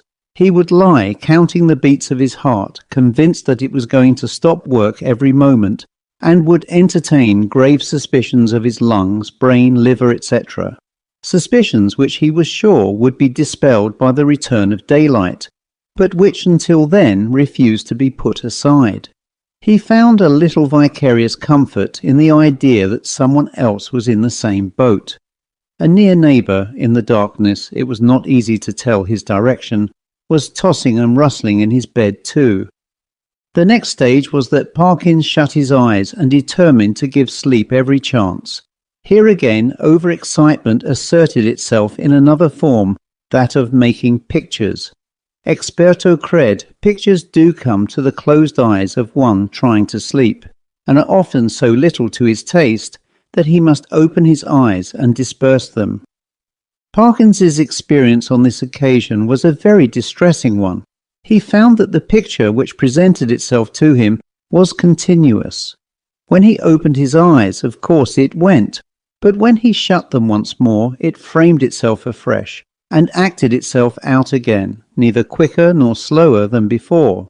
What he saw was this: a long stretch of shore, shingle edged by sand, and intersected at short intervals with black groins running down to the water. A scene, in fact, so like that of his afternoon's walk that in the absence of any landmark it could not be distinguished therefrom. The light was obscure, conveying an impression of gathering storm, late winter evening, and slight cold rain. On this bleak stage at first no actor was visible. Then in the distance a bobbing black object appeared. A moment more, and it was a man, running, jumping, clambering over the groins, and every few seconds looking eagerly back. The nearer he came, the more obvious it was that he was not only anxious, but even terribly frightened, though his face was not to be distinguished. He was, moreover, almost at the end of his strength. On he came. Each successive obstacle seemed to cause him more difficulty than the last. "Will he get over this next one?" thought Parkins. "It seems a little higher than the others." Yes, half climbing, half throwing himself, he did get over, and fell all in a heap on the other side, the side nearest to the spectator. There, as if really unable to get up again, he remained crouching under the groin, looking up in an attitude of painful anxiety. So far no cause whatever for the fear of the runner had been shown. But now there began to be seen, far up the shore, a little flicker of something light-coloured moving to and fro with great swiftness and irregularity. Rapidly growing larger, it too declared itself as a figure in pale fluttering draperies, ill-defined. There was something about its motion which made Parkins very unwilling to see it at close quarters. It would stop, raise arms, bow itself towards the sand, then run, stooping across the beach to the water edge and back again, and then, rising upright, once more continue its course forward at a speed that was startling and terrifying. The moment came when the pursuer was hovering about from left to right, only a few yards beyond the groin, where the runner lay in hiding. After 2 or 3 ineffectual castings hither and thither, it came to a stop, stood upright with arms raised high, and then darted straight forward towards the groin. It was at this point that Parkins always failed in his resolution to keep his eyes shut. With many misgivings as to incipient failure of eyesight, overworked brain, excessive smoking, and so on, he finally resigned himself to light his candle, get out a book, and pass the night waking rather than be tormented by this persistent panorama, which he saw clearly enough could only be a morbid reflection of his walk and his thoughts on that very day. The scraping of match on box and the glare of light must have startled some creatures of the night, rats or what not, which he heard scurry across the floor from the side of his bed with much rustling. "Dear, dear, the match is out, fool that it is!" But the second one burnt better, and a candle and book were duly procured, over which Parkins pored till sleep of a wholesome kind came upon him, and that in no long space. For about the first time in his orderly and prudent life he forgot to blow out the candle, and when he was called next morning at 8 there was still a flicker in the socket, and a sad mess of guttered grease on the top of the little table. After breakfast he was in his room, putting the finishing touches to his golfing costume. Fortune had again allotted the Colonel to him for a partner, when one of the maids came in. "Oh, if you please," she said, "would you like any extra blankets on your bed, sir?" "Ah, thank you," said Parkins. "Yes, I think I should like one. It seems likely to turn rather colder." In a very short time the maid was back with the blanket. "Which bed should I put it on, sir?" she asked. "What? Why, that one, the one I slept in last night," he said, pointing to it. "Oh, yes, I beg your pardon, sir, but you seem to have tried both of 'em. Leastways, we had to make 'em both up this morning." "Really, how very absurd," said Parkins. "I certainly never touched the other except to lay some things on it. Did it actually seem to have been slept in?" "Oh, yes, sir," said the maid. "Why, all the things was crumpled and throwed about all ways, if you'll excuse me, sir, quite as if anyone hadn't passed but a very poor night, sir." "Dear me," said Parkins. "Well, I may have disordered it more than I thought when I unpacked my things. I'm very sorry to have given you the extra trouble, I'm sure. I expect a friend of mine soon, by the way, a gentleman from Cambridge, to come and occupy it for a night or two. That will be all right, I suppose, won't it? Oh, yes, to be sure, sir. Thank you, sir. It's no trouble, I'm sure, said the maid, and departed to giggle with her colleagues. Parkins set forth with a stern determination to improve his game. I am glad to be able to report that he succeeded so far in this enterprise that the Colonel, who had been rather repining at the prospect of a second day's play in his company, became quite chatty as the morning advanced, and his voice boomed out over the flats, as certain also of our own minor poets have said, like some great bourdon in a minster tower. Extraordinary wind that we had last night, he said. In my old home we should have said someone had been whistling for it. Should you indeed, said Parkins. Is there a superstition of that kind still current in your part of the country? I don't know about superstition, said the Colonel. They believe in it all over Denmark and Norway, as well as on the Yorkshire coast. And my experience is, mind you, that there's generally something at the bottom of what these country folk hold to and have held to for generations. But it's your drive, or whatever it might have been. The golfing reader will have to imagine appropriate digressions at the proper intervals. When conversation was resumed, Parkins said with a slight hesitancy, Apropos of what you were saying just now, Colonel, I think I ought to tell you that my own views on such subjects are very strong. I am, in fact, a convinced disbeliever in what is called the supernatural. What? Said the Colonel. Do you mean to tell me you don't believe in second sight or ghosts or anything of that kind? In nothing whatever of that kind, returned Parkins firmly. Well, said the Colonel, but it appears to me at that rate, sir, that you must be little better than a Sadducee. Parkins was on the point of answering that, in his opinion, the Sadducees were the most sensible persons he had ever read of in the Old Testament, but feeling some doubt as to whether much mention of them was to be found in that work, he preferred to laugh the accusation off. Perhaps I am, he said, but here, give me my cleek, boy. Excuse me one moment, Colonel. A short interval. Now, as to whistling for the wind, let me give you my theory about it. The laws which govern winds are really not at all perfectly known. To fisherfolk and such, of course, not known at all. A man or woman of eccentric habits, perhaps, or a stranger, is seen repeatedly on the beach at some unusual hour, and is heard whistling. Soon afterwards a violent wind rises. A man who could read the sky perfectly, or who possessed a barometer, could have foretold that it would. The simple people of a fishing village have no barometers, and only a few rough rules for prophesying weather. What more natural than that the eccentric personage I postulated should be regarded as having raised the wind, or that he or she should clutch eagerly at the reputation of being able to do so? Now take last night's wind. As it happens, I myself was whistling. I blew a whistle twice, and the wind seemed to come absolutely in answer to my call. If anyone had seen me, the audience had been a little restive under this harangue, and Parkins had, I fear, fallen somewhat into the tone of a lecturer. But at the last sentence the Colonel stopped. Whistling, were you? He said. And what sort of whistle did you use? Play this stroke first. Interval. About that whistle you were asking, Colonel. It's rather a curious one. I have it in my... No, I see I've left in it my room. As a matter of fact, I found it yesterday. And then Parkins narrated the manner of his discovery of the whistle, upon hearing which the Colonel grunted and opined that, in Parkins's place, he should himself be careful about using a thing that had belonged to a set of Papists, of whom, speaking generally, it might be affirmed that you never knew what they might not have been up to. From this topic he diverged to the enormities of the vicar, who had given notice on the previous Sunday that Friday would be the feast of St. Thomas the Apostle, and that there would be service at 11 o'clock in the church. This and other similar proceedings constituted, in the Colonel's view, a strong presumption that the vicar was a concealed Papist, if not a Jesuit, and Parkins, who could not very readily follow the Colonel in this region, did not disagree with him.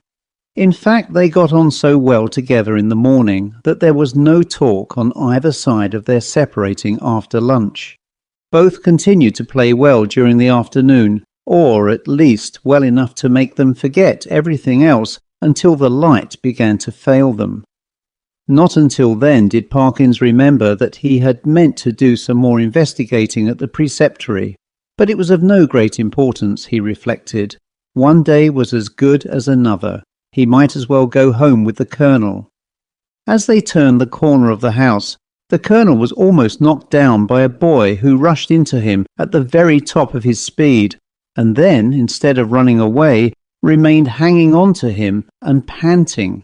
The first words of the warrior were naturally those of reproof and objurgation, but he very quickly discerned that the boy was almost speechless with fright. Inquiries were useless at first. When the boy got his breath, he began to howl and still clung to the Colonel's legs. He was at last detached, but continued to howl.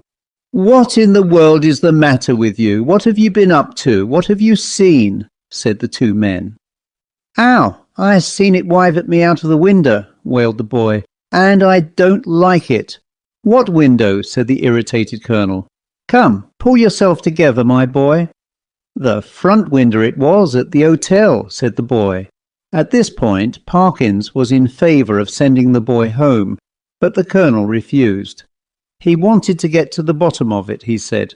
It was most dangerous to give a boy such a fright as this one had had, and if it turned out that people had been playing jokes, they should suffer for it in some way. And by a series of questions he made out this story. The boy had been playing about on the grass in front of the globe with some others. Then they had gone home to their teas, and he was just going when he happened to look up at the front window and see it a-wiving at him. It seemed to be a figure of some sort. In white as far as he knew, couldn't see its face, but it wived at him, and it warn't a right thing, not to say not a right person. Was there a light in the room? No, he didn't think to look if there was a light. Which was the window? Was it the top one or the second one? The second one it was, the big window what got two little uns at the sides. "Very well, my boy," said the Colonel after a few more questions. "You run away home now. I expect it was some person trying to give you a start. Another time, like a brave English boy, you just throw a stone. Well, no, not that exactly.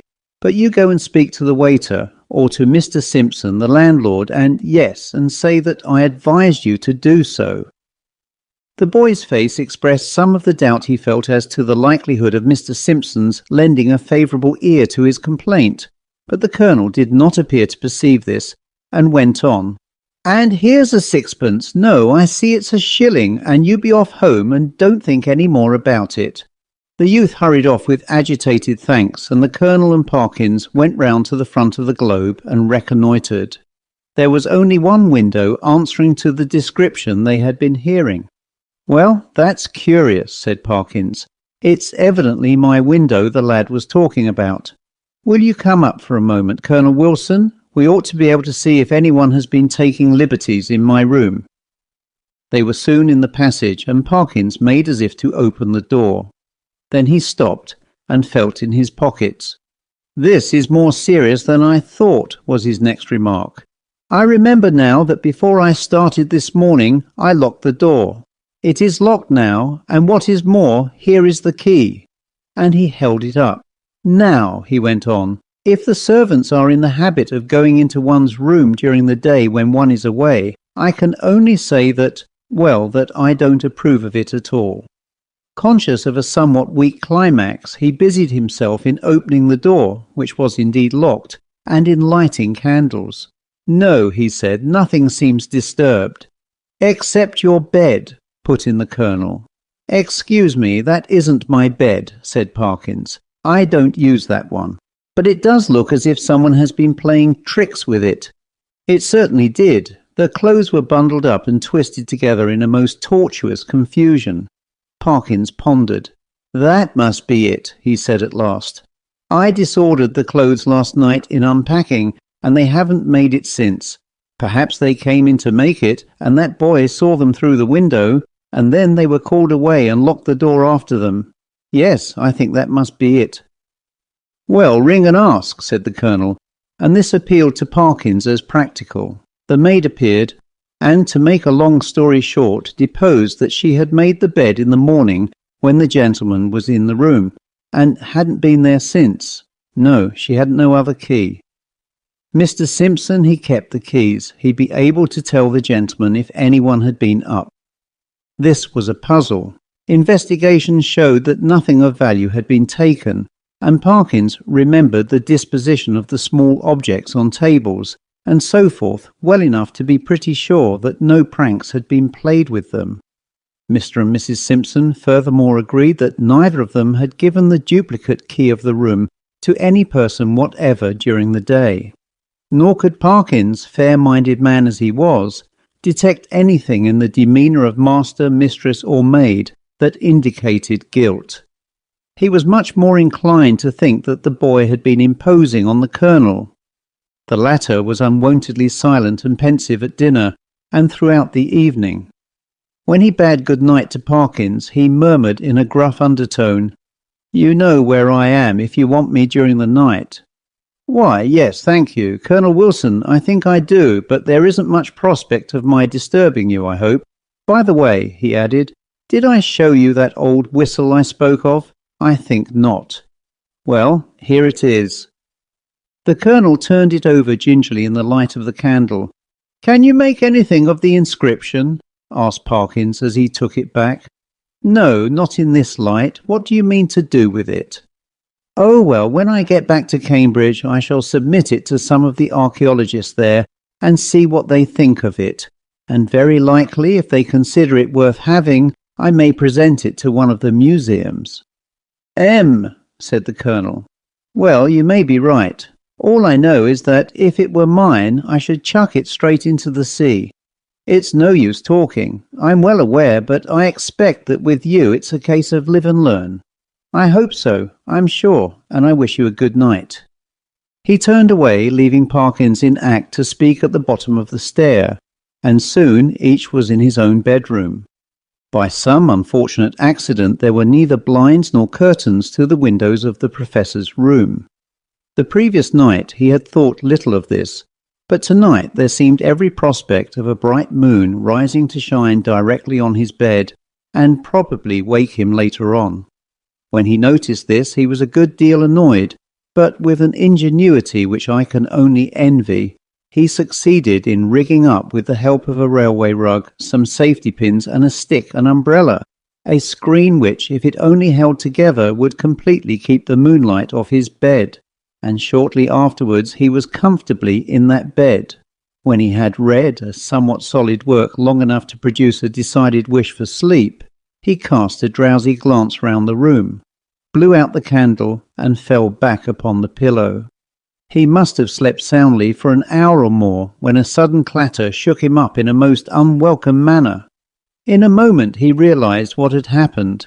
His carefully constructed screen had given way, and a very bright frosty moon was shining directly on his face. This was highly annoying. Could he possibly get up and reconstruct the screen? Or could he manage to sleep if he did not? For some minutes he lay and pondered over the possibilities.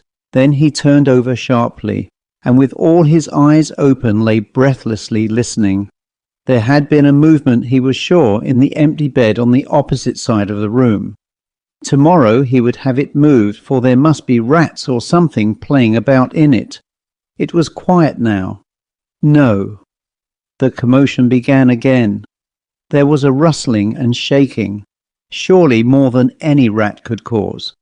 I can figure to myself something of the Professor's bewilderment and horror, for I have in a dream 30 years back seen the same thing happen, but the reader will hardly, perhaps, imagine how dreadful it was to him to see a figure suddenly sit up in what he had known was an empty bed. He was out of his own bed in one bound, and made a dash towards the window, where lay his only weapon, the stick with which he had propped his screen. This was, as it turned out, the worst thing he could have done, because the personage in the empty bed, with a sudden smooth motion, slipped from the bed and took up a position with outspread arms between the two beds and in front of the door. Parkins watched it in a horrid perplexity, Somehow the idea of getting past it and escaping through the door was intolerable to him. He could not have borne, he didn't know why, to touch it, and as for its touching him, he would sooner dash himself through the window than have that happen. It stood for the moment in a band of dark shadow, and he had not seen what its face was like. Now it began to move in a stooping posture, and all at once the spectator realized, with some horror and some relief, that it must be blind, for it seemed to feel about it with its muffled arms in a groping and random fashion. Turning half away from him, it became suddenly conscious of the bed he had just left, and darted towards it, and bent over and felt the pillows in a way which made Parkins shudder, as he had never in his life thought it possible. In a very few moments it seemed to know that the bed was empty, and then, moving forward into the area of light and facing the window, it showed for the first time what manner of thing it was. Parkins, who very much dislikes being questioned about it, did once describe something of it in my hearing, and I gathered that what he chiefly remembers about it is a horrible and intensely horrible face of crumbled linen. What expression he read upon it he could not or would not tell, but that the fear of it went nigh to maddening him is certain.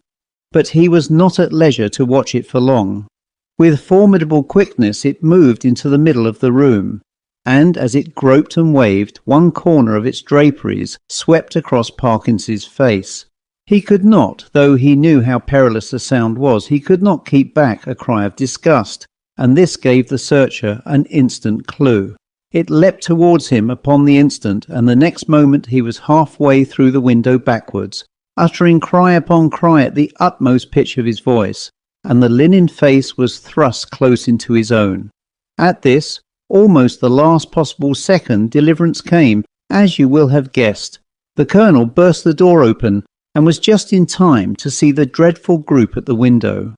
When he reached the figures, only one was left.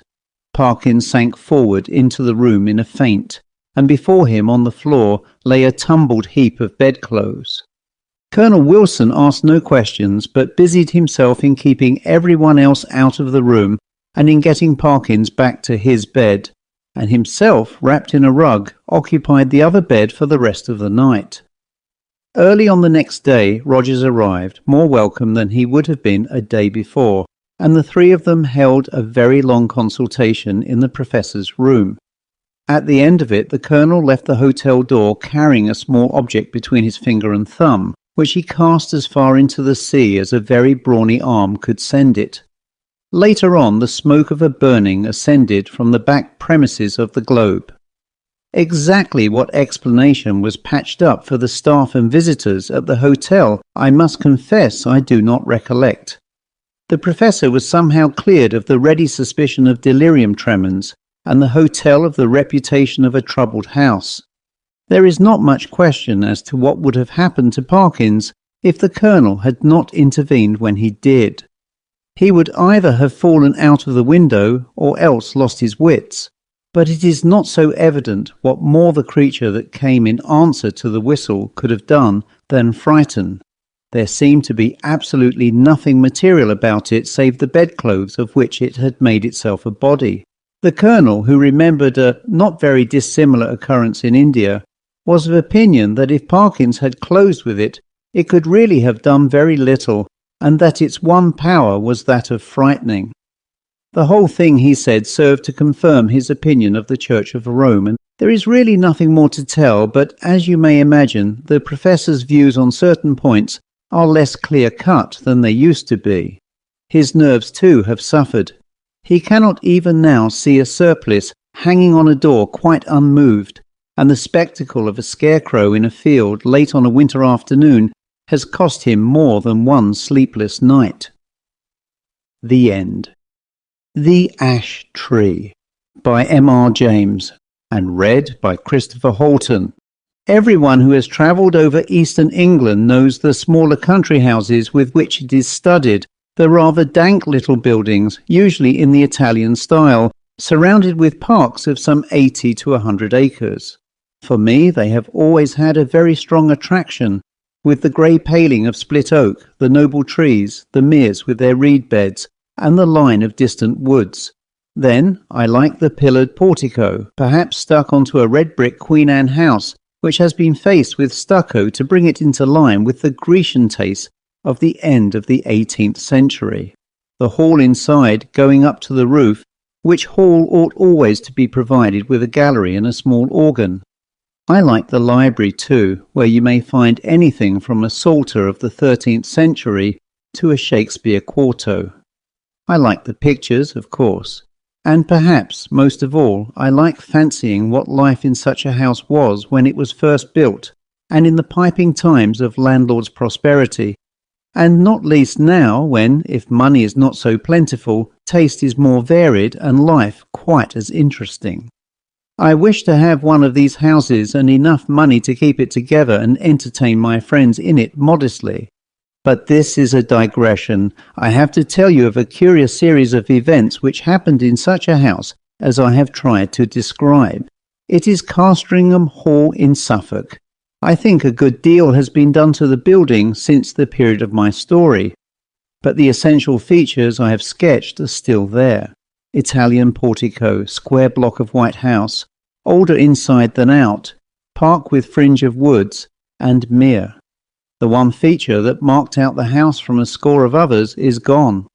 As you looked at it from the park, you saw on the right a great old ash tree growing within half a dozen yards of the wall and almost or quite touching the building with its branches. I suppose it had stood there ever since Castringham ceased to be a fortified place, and since the moat was filled in and the Elizabethan dwelling house built. At any rate, it had well nigh attained its full dimensions in the year 1690. In that year, the district in which the hall is situated was the scene of a number of witch trials. It will be long, I think, before we arrive at a just estimate of the amount of solid reason, if there was any, which lay at the root of the universal fear of witches in old times. Whether the persons accused of this offence really did imagine that they were possessed of unusual powers of any kind, or whether they had the will at least, if not the power, of doing mischief to their neighbours, or whether all the confessions, of which there are so many, were extorted by the mere cruelty of the witch-finders, these are questions which are not, I fancy, yet solved. And the present narrative gives me pause. I cannot altogether sweep it away as mere invention. The reader must judge for himself.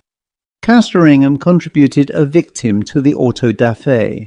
Mrs. Mothersole was her name, and she differed from the ordinary run of village witches only in being rather better off and in a more influential position.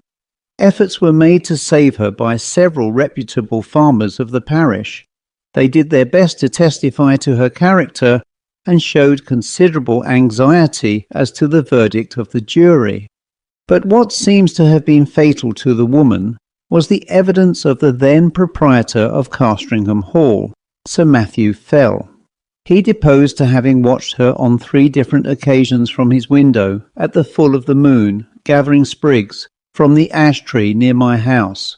She had climbed into the branches, clad only in her shift, and was cutting off small twigs with a peculiarly curved knife, and as she did so she seemed to be talking to herself. On each occasion Sir Matthew had done his best to capture the woman, but she had always taken alarm at some accidental noise he had made, and all he could see when he got down to the garden was a hare running across the park in the direction of the village. On the 3rd night he had been at the pains to follow at his best speed, and had gone straight to Mrs. Mothersole's house, but he had had to wait a quarter of an hour battering at her door, and then she had come out very cross and apparently very sleepy, as if just out of bed, and he had no good explanation to offer of his visit. Mainly on this evidence, though there was much more of a less striking and unusual kind from other parishioners, Mrs. Mothersole was found guilty and condemned to die. She was hanged a week after the trial, with 5 or 6 more unhappy creatures at Bury St. Edmunds. Sir Matthew Fell, then Deputy Sheriff, was present at the execution. It was a damp, drizzly March morning when the cart made its way up the rough grass hill outside Northgate, where the gallows stood.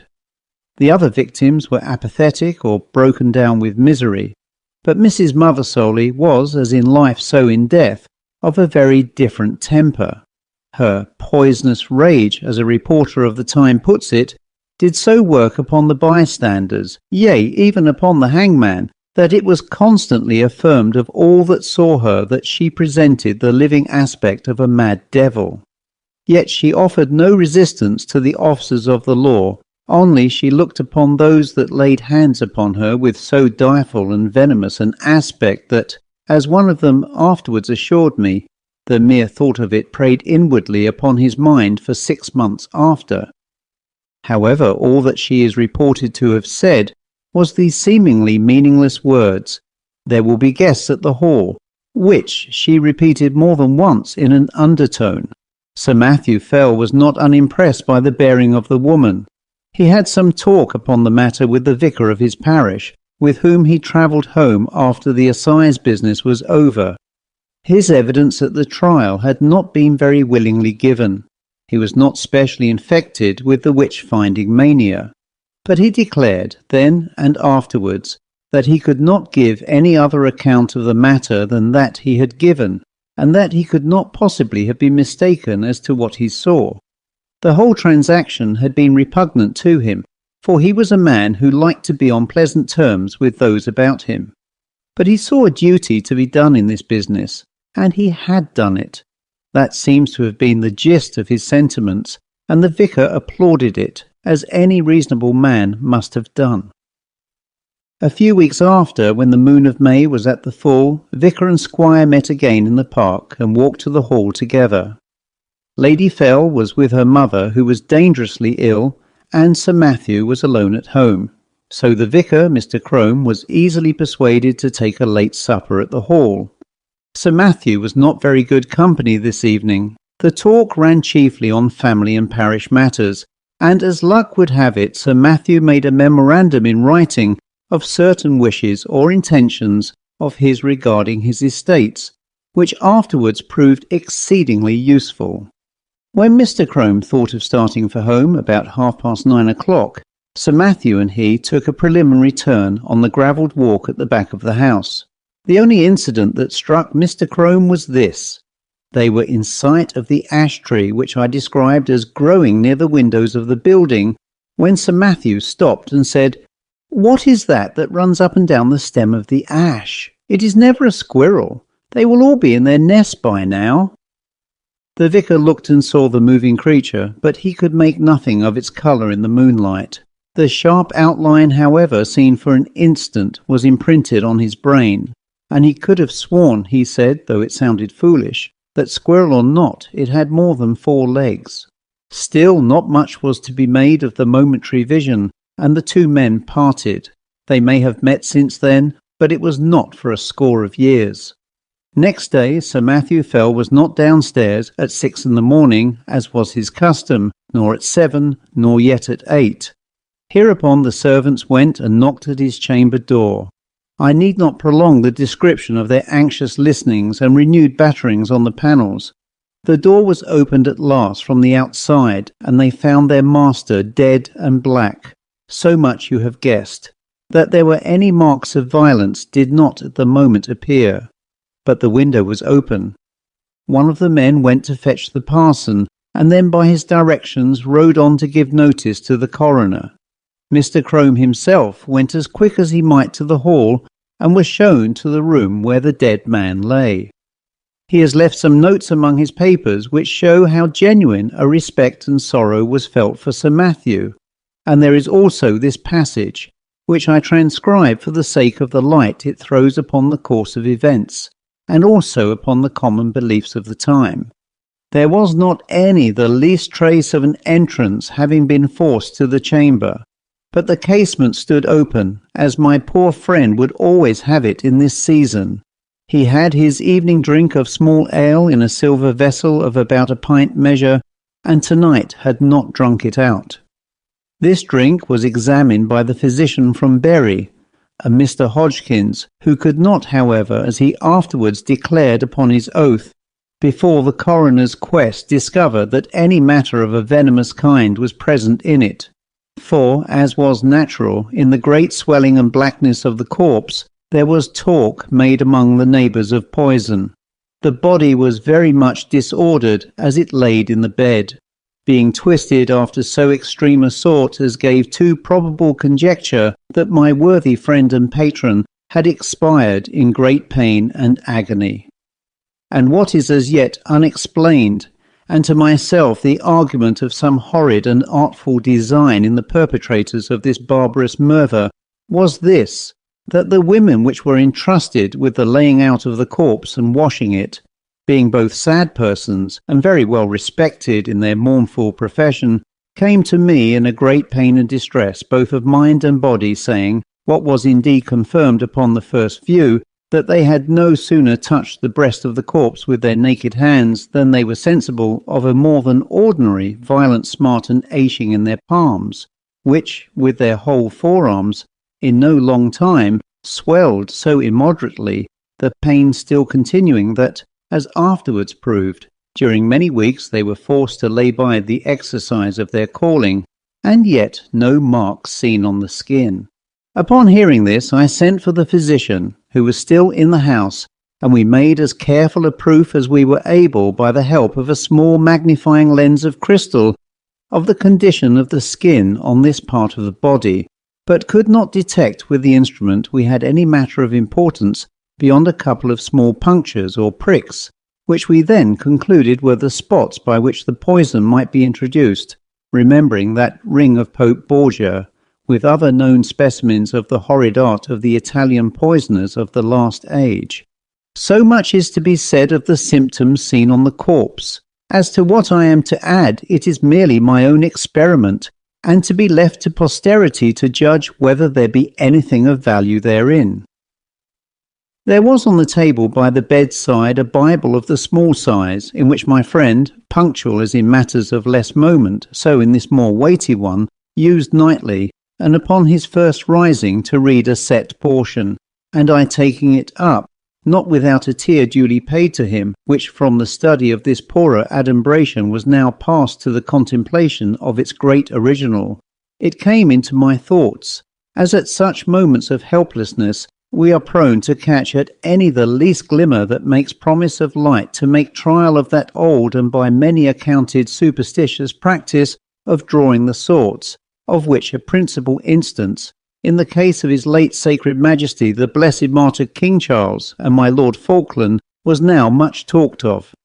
I must needs admit that by my trial not much assistance was afforded me, yet as the cause and origin of these dreadful events may hereafter be searched out, I set down the results. In the case it may be found that they pointed the true quarter of the mischief to a quicker intelligence than my own.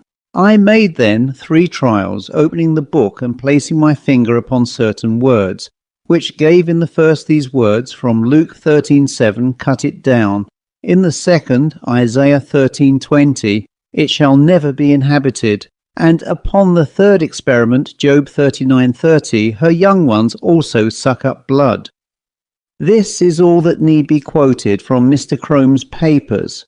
Sir Matthew Fell was duly coffined and laid into the earth, and his funeral sermon, preached by Mr. Crome on the following Sunday, has been printed under the title of The Unsearchable Way, or England's Danger and the Malicious Dealings of Antichrist, it being the vicar's view, as well as that most commonly held in the neighbourhood, that the squire was the victim of a recrudescence of the popish plot. His son, Sir Matthew II, succeeded to the title and estates, and so ends the first act of the Castringham tragedy. It is to be mentioned, though the fact is not surprising, that the new baronet did not occupy the room in which his father had died, nor indeed was it slept in by anyone but an occasional visitor during the whole of his occupation. He died in 1735. And I do not find that anything particular marked his reign, save a curiously constant mortality among his cattle and livestock in general, which showed a tendency to increase slightly as time went on. Those who are interested in the details will find a statistical account in a letter to the Gentleman's Magazine of 1772, which draws the facts from the baronet's own papers. He put an end to it at last by a very simple expedient, that of shutting up all his beasts in sheds at night, and keeping no sheep in his park. For he had noticed that nothing was ever attacked that spent the night indoors. After that, the disorder confined itself to wild birds and beasts of chase. But as we have no good account of the symptoms, and as all-night watching was quite unproductive of any clue, I do not dwell on what the Suffolk farmers called the Castringham sickness. The second Sir Matthew died in 1735, as I said, and was duly succeeded by his son, Sir Richard. It was in his time that the great family pew was built out on the north side of the parish church. So large were the squire's ideas that several of the graves on that unhallowed side of the building had to be disturbed to satisfy his requirements. Among them was that of Mrs. Mothersole, the position of which was accurately known, thanks to a note on a plan of the church and yard, both made by Mr. Crome. A certain amount of interest was excited in the village when it was known that the famous witch, who was still remembered by a few, was to be exhumed. And the feeling of surprise, and indeed disquiet, was very strong when it was found that though her coffin was fairly sound and unbroken, there was no trace whatever inside it of body, bones, or dust. Indeed, it is a curious phenomenon, for at the time of her burying no such things were dreamt of as resurrection men, and it is difficult to conceive any rational motive for stealing a body otherwise than for the uses of the dissecting room. The incident revived for a time all the stories of witch trials and of the exploits of the witches, dormant for 40 years, and Sir Richard's orders that the coffin should be burnt were thought by a good many to be rather foolhardy, though they were duly carried out. Sir Richard was a pestilent innovator, it is certain. Before his time the hall had been a fine block of the mellowest red brick, but Sir Richard had travelled in Italy and become infected with the Italian taste, and having more money than his predecessors, he determined to leave an Italian palace where he had found an English house. So stucco and ashlar masked the brick. Some indifferent Roman marbles were planted about in the entrance hall and gardens. A reproduction of the Sibyl's Temple at Tivoli was erected on the opposite bank of the mere, and Castringham took on an entirely new, and I must say, a less engaging aspect. But it was much admired and served as a model to a good many of the neighbouring gentry in after years. One morning, it was in 1754, Sir Richard woke after a night of discomfort. It had been windy, and his chimney had smoked persistently, and yet it was so cold that he must keep up a fire. Also, something had so rattled about the window that no man could get a moment's peace. Further, there was the prospect of several guests of position arriving in the course of the day, who would expect sport of some kind, and the inroads of the distemper, which continued among his game, had been lately so serious that he was afraid for his reputation as a game preserver. But what really touched him most nearly was the other matter of his sleepless night. He could certainly not sleep in that room again. That was the chief subject of his meditations at breakfast, and after it he began a systematic examination of the rooms to see which would suit his notions best. It was long before he found one. This had a window with an eastern aspect, and that with a northern. This door the servants would be always passing, and he did not like the bedstead in that. No, he must have a room with a western lookout, so that the sun could not wake him early, and it must be out of the way of the business of the house. The housekeeper was at the end of her resources. "Well, Sir Richard," she said, "you know that there is but one room like that in the house." "Which may that be?" said Sir Richard. "And that is Sir Matthew's, the west chamber." "Well, put me in there, for there I'll lie tonight," said her master. "Which way is it? Here, to be sure." And he hurried off. "Oh, Sir Richard, but no one has slept there these 40 years. The air has hardly been changed since Sir Matthew died there." Thus she spoke and rustled after him. "Come, open the door, Mrs. Chiddock. I'll see the chamber at least." So it was opened, and indeed the smell was very close and earthy. Sir Richard crossed to the window and impatiently, as was his wont, threw the shutters back and flung open the casement. For this end of the house was one which the alterations had barely touched, grown up as it was with the great ash tree, and being otherwise concealed from view. "Air it, Mrs. Chiddock, all to-day, and move my bed furniture in the afternoon. Put the Bishop of Kilmore in my old room." "Pray, Sir Richard," said a new voice, breaking in on this speech, "might I have the favour of a moment's interview?"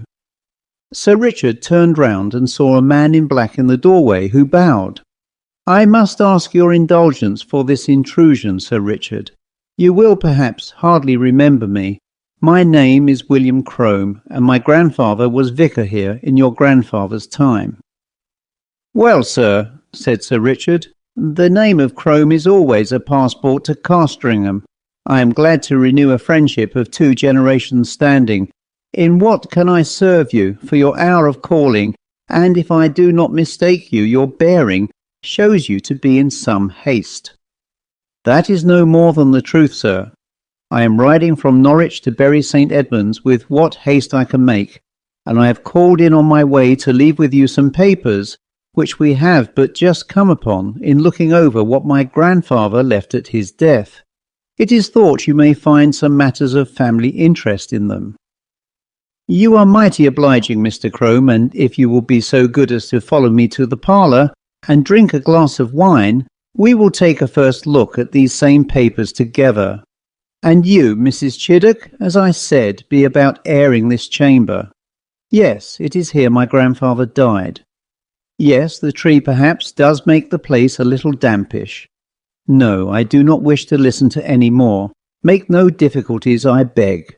You have your orders. Go. Will you follow me, sir?" They went to the study, the packet which young Mr. Crome had brought. He was then just become a Fellow of Clare Hall in Cambridge, I may say, and subsequently brought out a respectable edition of Polyaenus, contained among other things the notes which the old vicar had made upon the occasion of Sir Matthew Fell's death. And for the first time Sir Richard was confronted with the enigmatical sorts biblicae which you have heard. They amused him a good deal.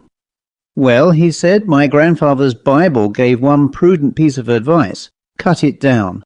If that stands for the ash tree, he may rest assured I shall not neglect it. Such a nest of catarrhs and agues was never seen." The parlour contained the family books, which, pending the arrival of a collection which Sir Richard had made in Italy, and the building of a proper room to receive them, were not many in number. Sir Richard looked up from the paper to the bookcase. "I wonder," says he, "whether the old prophet is there yet. I fancy I see him." Crossing the room, he took out a dumpy Bible, which, sure enough, bore on the flyleaf the inscription, "To Matthew Fell, from his loving godmother Anne Aldous, 2nd September 1659. "It would be no bad plan to test him again, Mr. Crome. I will wager we get a couple of names in the Chronicles. What have we here? 'Thou shalt seek me in the morning, and I shall not be.' Well, well, your grandfather would have made a fine omen of that, eh? No more prophets for me. They are all in a tale.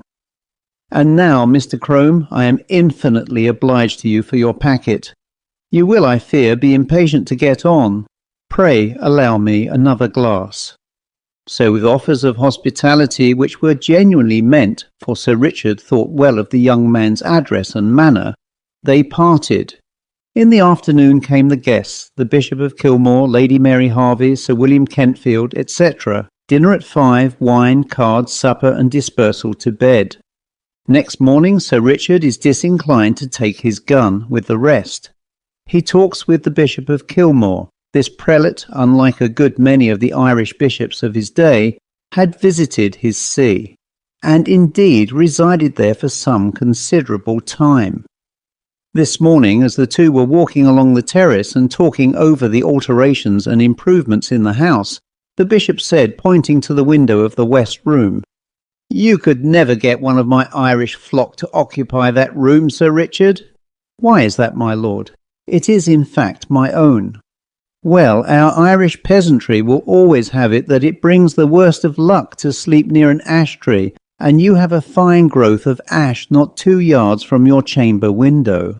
Perhaps, the bishop went on with a smile, it has given you a touch of its quality already, for you do not seem, if I may say it, so much the fresher for your night's rest as your friends would like to see you. That, or something else, it is true, cost me my sleep from 12 to 4, my lord, but the tree is to come down tomorrow, so I shall not hear much more from it. I applaud your determination. It can hardly be wholesome to have the air you breathe strained, as it were, through all that leafage. Your lordship is right there, I think. But I had not my window open last night. It was rather the noise that went on, no doubt from the twigs sweeping the glass, that kept me open-eyed. I think that can hardly be, Sir Richard. Here, you see it from this point. None of these nearest branches even can touch your casement, unless there were a gale, and there was none of that last night. They missed the panes by a foot. No, sir, true.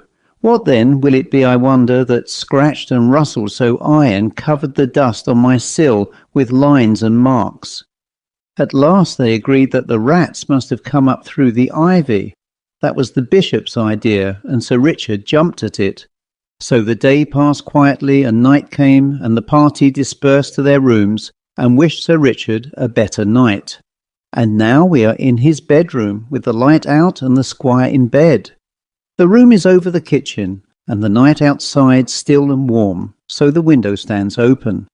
There is very little light about the bedstead, but there is a strange movement there. It seems as if Sir Richard were moving his head rapidly to and fro with only the slightest possible sound. And now you would guess, so deceptive is the half-darkness, that he had several heads, round and brownish, which moved back and forward even as low as his chest. It is a horrible illusion. Is it nothing more? There, something drops off the bed with a soft plump like a kitten, and is out of the window in a flash. Another, 4, and after that there is quiet again. Thou shalt seek me in the morning, and I shall not be. As with Sir Matthew, so with Sir Richard, dead and black in his bed. A pale and silent party of guests and servants gathered under the window when the news was known. Italian poisoners, popish emissaries, infected air. All these and more guesses were hazarded, and the Bishop of Kilmore looked at the tree in the fork of whose lower boughs a white tomcat was crouching, looking down the hollow which the years had gnawed in the trunk. It was watching something inside the tree with great interest. Suddenly it got up and craned over the hole. Then a bit of the edge on which it stood gave way, and it went slithering in. Everyone looked up at the noise of the fall. It is known to most of us that a cat can cry, but few of us have heard, I hope, such a yell as came out of the trunk of the great ash. 2 or 3 screams there were, the witnesses are not sure which, and then a slight and muffled noise of some commotion or struggling was all that came. But Lady Mary Harvey fainted outright, and the housekeeper stopped her ears and fled till she fell on the terrace. The Bishop of Kilmore and Sir William Kentfield stayed, yet even they were daunted, though it was only at the cry of a cat, and Sir William swallowed once or twice before he could say, "There is something more than we know of in that tree, my lord. I am for an instant search." And this was agreed upon. A ladder was brought, and one of the gardeners went up, and looking down the hollow could detect nothing but a few dim indications of something moving. They got a lantern and let it down by a rope. "We must get at the bottom of this, my life upon it, my lord, but the secret of these terrible deaths is there." Up went the gardener again with the lantern and let it down the hole cautiously. They saw the yellow light upon his face as he bent over, and saw his face struck with an incredulous terror and loathing before he cried out in a dreadful voice and fell back from the ladder, where happily he was caught by 2 of the men, letting the lantern fall inside the tree. He was in a dead faint, and it was some time before any word could be got from him. By then they had something else to look at. The lantern must have broken at the bottom, and the light in it caught upon dry leaves and rubbish that lay there, for in a few minutes a dense smoke began to come up, and then flame. And to be short, the tree was in a blaze. The bystanders made a ring at some yards' distance, and Sir William and the bishop sent men to get what weapons and tools they could, for clearly whatever might be using the tree as its lair would be forced out by the fire. So it was. First at the fork they saw a round body covered with fire, the size of a man's head, appear very suddenly, then seem to collapse and fall back.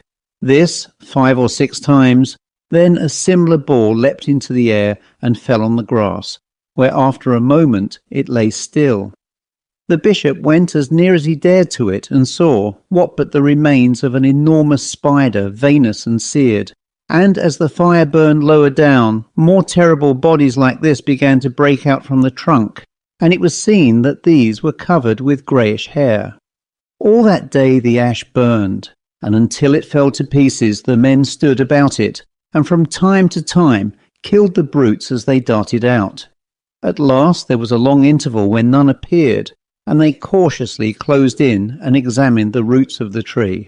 They found, says the Bishop of Kilmore, below it a rounded hollow place in the earth, wherein were 2 or 3 bodies of these creatures that had plainly been smothered by the smoke, and what is to me more curious, at the side of this den, against the wall, was crouching the anatomy or skeleton of a human being, with the skin dried upon the bones, having some remains of black hair, which was pronounced by those that examined it to be undoubtedly the body of a woman, and clearly dead for a period of 50 years. The end. The Treasure of Abbot Thomas by M.R.James and read by Christopher Holton. Verumusque in presentem diem multa gariunt inter se canonici de abscondito. I suppose I shall have to translate this, said the antiquary to himself, as he finished copying the above lines from that rather rare and exceedingly diffuse book, the Certum Steinfeldense Norbertinum. Well, it may as well be done first as last, and accordingly the following rendering was very quickly produced. Up to the present day there is much gossip among the canons about a certain hidden treasure of this Abbot Thomas, for which those of Steinfeld have often made search, though hitherto in vain. The story is that Thomas, while yet in the vigour of life, concealed a very large quantity of gold somewhere in the monastery. He was often asked where it was, and always answered with a laugh. Job, John, and Zechariah will tell either you or your successors. He sometimes added that he should feel no grudge against those who might find it.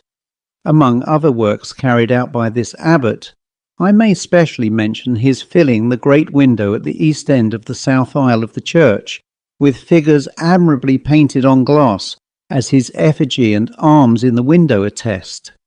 He also restored almost the whole of the abbot's lodging, and dug a well in the court of it, which he adorned with beautiful carvings in marble. He died rather suddenly in the 72nd year of his age, AD 1529. The object which the antiquary had before him at the moment was that of tracing the whereabouts of the painted windows of the Abbey Church of Steinfeld.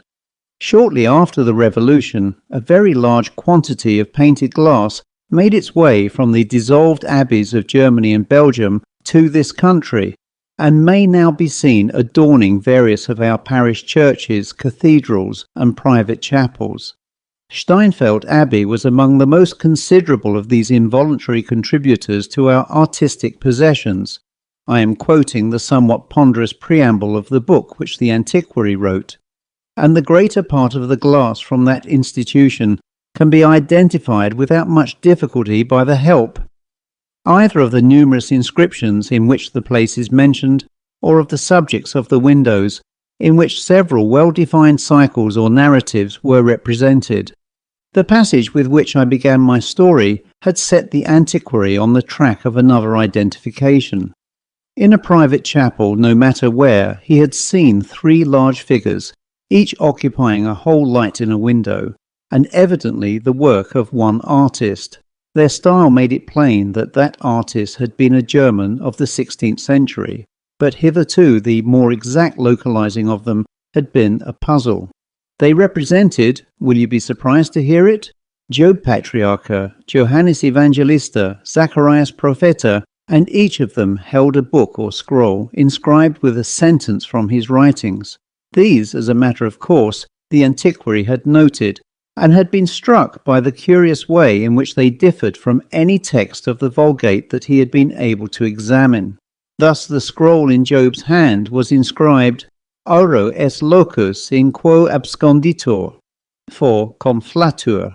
On the book of John was Habent investimentis suis scripturam quam nemo novit, for investimento scriptum, the following words being taken from another verse, and Zacharias had Super lapidem unum septem oculi sunt, which alone of the three presents an unaltered text. A sad perplexity it had been to our investigator to think why these three personages should have been placed together in one window.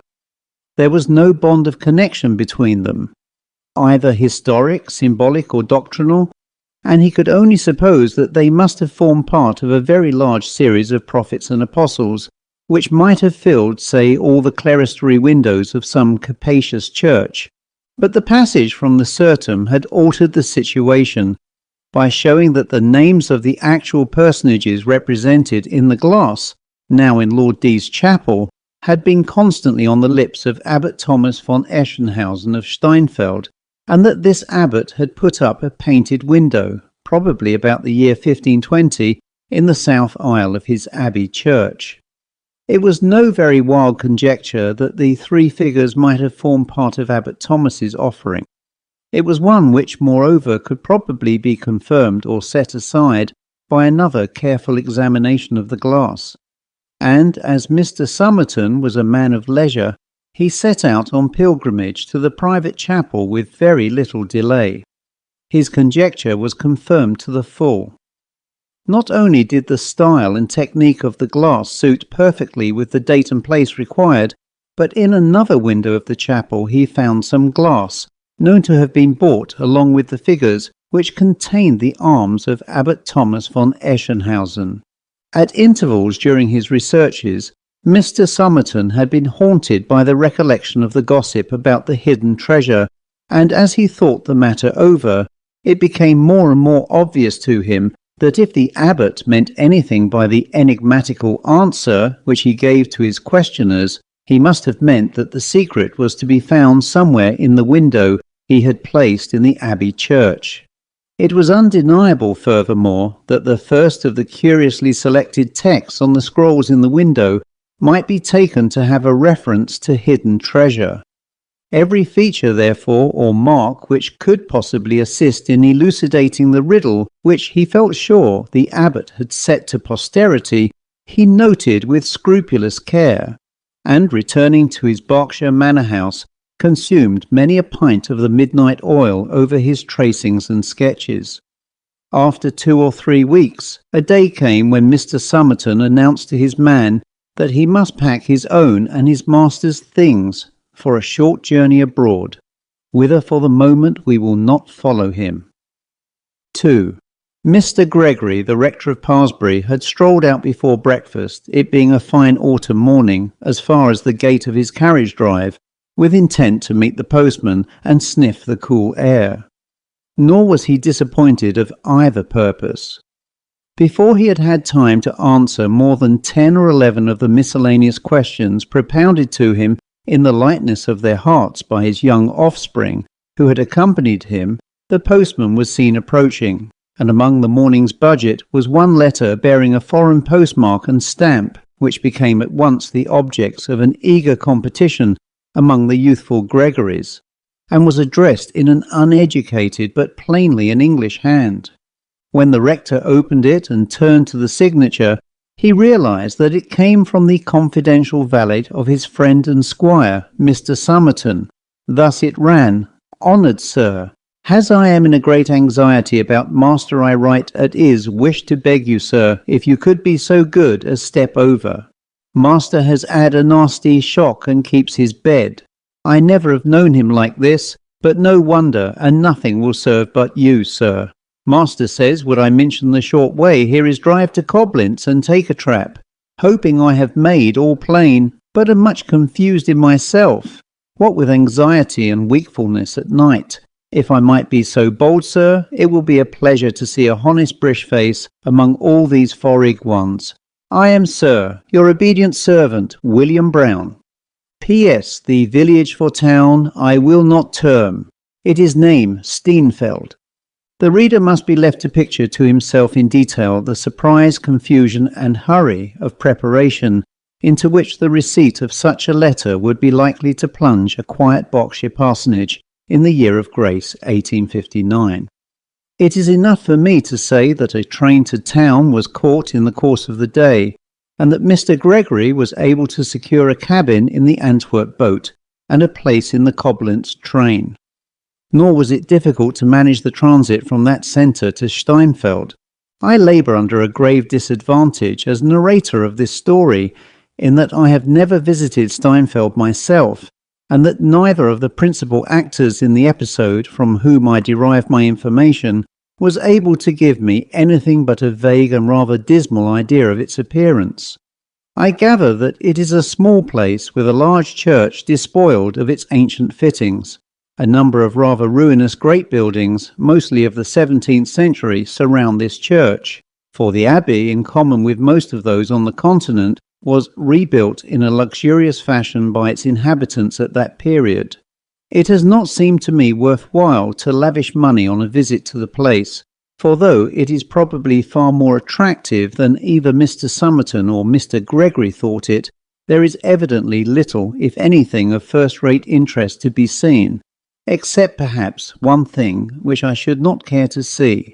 The inn where the English gentleman and his servant were lodged is, or was, the only possible one in the village.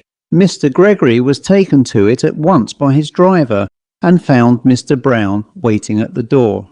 Mr. Brown, a model when in his Berkshire home of the impassive whiskered race, who are known as confidential valets, was now egregiously out of his element, in a light tweed suit, anxious, almost irritable, and plainly anything but master of the situation.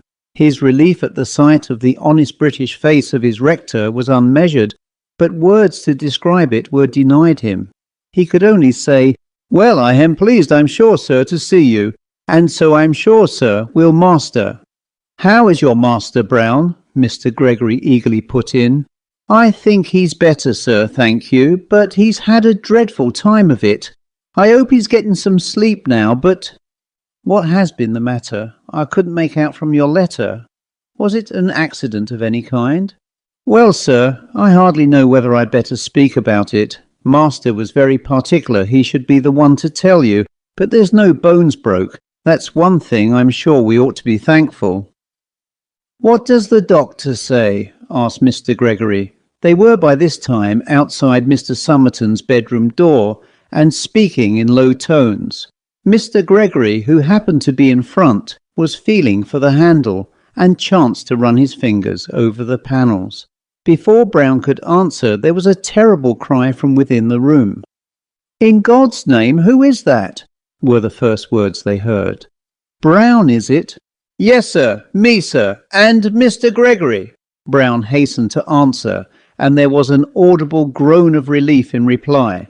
They entered the room, which was darkened against the afternoon sun, and Mr. Gregory saw, with a shock of pity, how drawn, how damp with drops of fear, was the usually calm face of his friend, who, sitting up in the curtained bed, stretched out a shaking hand to welcome him. "Better for seeing you, my dear Gregory," was the reply to the rector's first question, and it was palpably true. After 5 minutes of conversation, Mr. Somerton was more his own man, Brown afterwards reported, than he had been for days. He was able to eat a more than respectable dinner, and talk confidently of being fit to stand a journey to Koblenz within 24 hours. "But there's one thing," he said with a return of agitation which Mr. Gregory did not like to see, "which I must beg you to do for me, my dear Gregory. Don't," he went on, laying his hand on Gregory's to forestall any interruption, "don't ask me what it is or why I want it done. I'm not up to explaining it yet. It would throw me back. Undo all the good you have done me by coming. The only word I will say about it is that you run no risk whatever by doing it. and that Brown can and will show you tomorrow what it is. It's merely to put back, to keep something. No, I can't speak of it yet. Do you mind calling Brown?" "Well, Somerton," said Mr. Gregory as he crossed the room to the door, "I won't ask for any explanations till you see fit to give them. And if this bit of business is as easy as you represent it to be, I will very gladly undertake it for you the first thing in the morning." "Ah, I was sure you would, my dear Gregory. I was certain I could rely on you. I shall owe you more thanks than I can tell. Now, here is Brown. Brown, one word with you." "Shall I go?" interjected Mr. Gregory. "Not at all, dear me, no. Brown, the first thing tomorrow morning. You don't mind early hours, I know, Gregory. You must take the rector to there, you know." A nod from Brown, who looked grave and anxious. "And he and you will put that back. You needn't be in the least alarmed. It's perfectly safe in the daytime. You know what I mean. It lies on the step, you know, where we put it." Brown swallowed dryly once or twice, and failing to speak, bowed. "And yes, that's all. Only this one other word, my dear Gregory. If you can manage to keep from questioning Brown about this matter, I shall be still more bound to you. Tomorrow evening at latest, if all goes well, I shall be able, I believe, to tell you the whole story from start to finish. And now I'll wish you good night. Brown will be with me. He sleeps here. And if I were you, I should lock my door. Yes, be particular to do that. They like it, the people here, and it's better. Good night, good night." They parted upon this, and if Mr. Gregory woke once or twice in the small hours and fancied he heard a fumbling about the lower part of his locked door, it was perhaps no more than what a quiet man, suddenly plunged into a strange bed and the heart of a mystery, might reasonably expect. Certainly he thought to the end of his days that he had heard such a sound twice or three times between midnight and dawn. He was up with the sun and out in company with Brown soon after. Perplexing as was the service he had been asked to perform for Mr. Somerton, it was not a difficult or an alarming one, and within half an hour from his leaving the inn it was over. What it was I shall not as yet divulge. Later in the morning Mr. Somerton, now almost himself again, was able to make a start from Steinfeld, and that same evening, whether at Coblenz or at some intermediate stage on the journey, I am not certain, he settled down to the promised explanation. Brown was present, but how much of the matter was ever really made plain to his comprehension he would never say, and I am unable to conjecture. 3. This was Mr. Somerton's story. You know roughly, both of you, that this expedition of mine was undertaken with the object of tracing something in connection with some old painted glass in Lord D.'s private chapel. Well, the starting point of the whole matter lies in this passage from an old printed book, to which I will ask your attention. And at this point Mr. Somerton went carefully over some ground with which we are already familiar. On my second visit to the chapel, he went on, my purpose was to take every note I could of figures, lettering, diamond scratchings on the glass, and even apparently accidental markings. The first point which I tackled was that of the inscribed scrolls.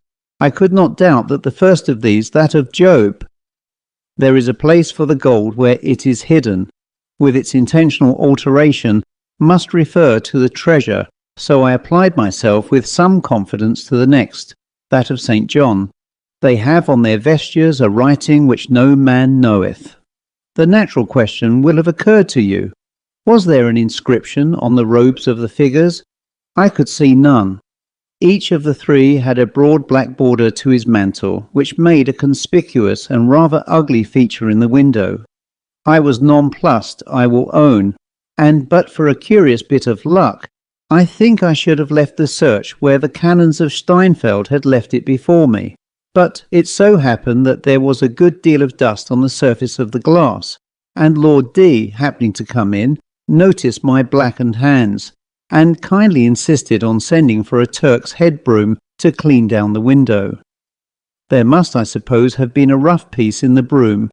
Anyhow, as it passed over the border of one of the mantles, I noticed that it left a long scratch, and that some yellow stain instantly showed up.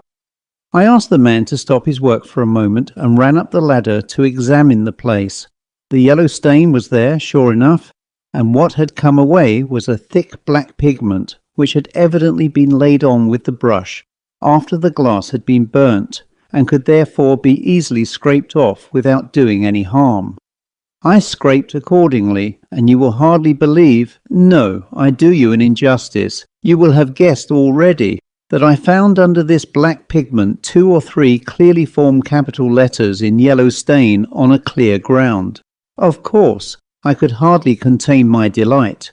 I told Lord D that I had detected an inscription which I thought might be very interesting, and begged to be allowed to uncover the whole of it. He made no difficulty about it whatever, told me to do exactly as I pleased, and then, having an engagement, was obliged, rather to my relief I must say, to leave me. I set to work at once and found the task a fairly easy one. The pigment, disintegrated of course by time, came off almost at a touch, and I don't think that it took me a couple of hours all told to clean the whole of the black borders in all 3 lights.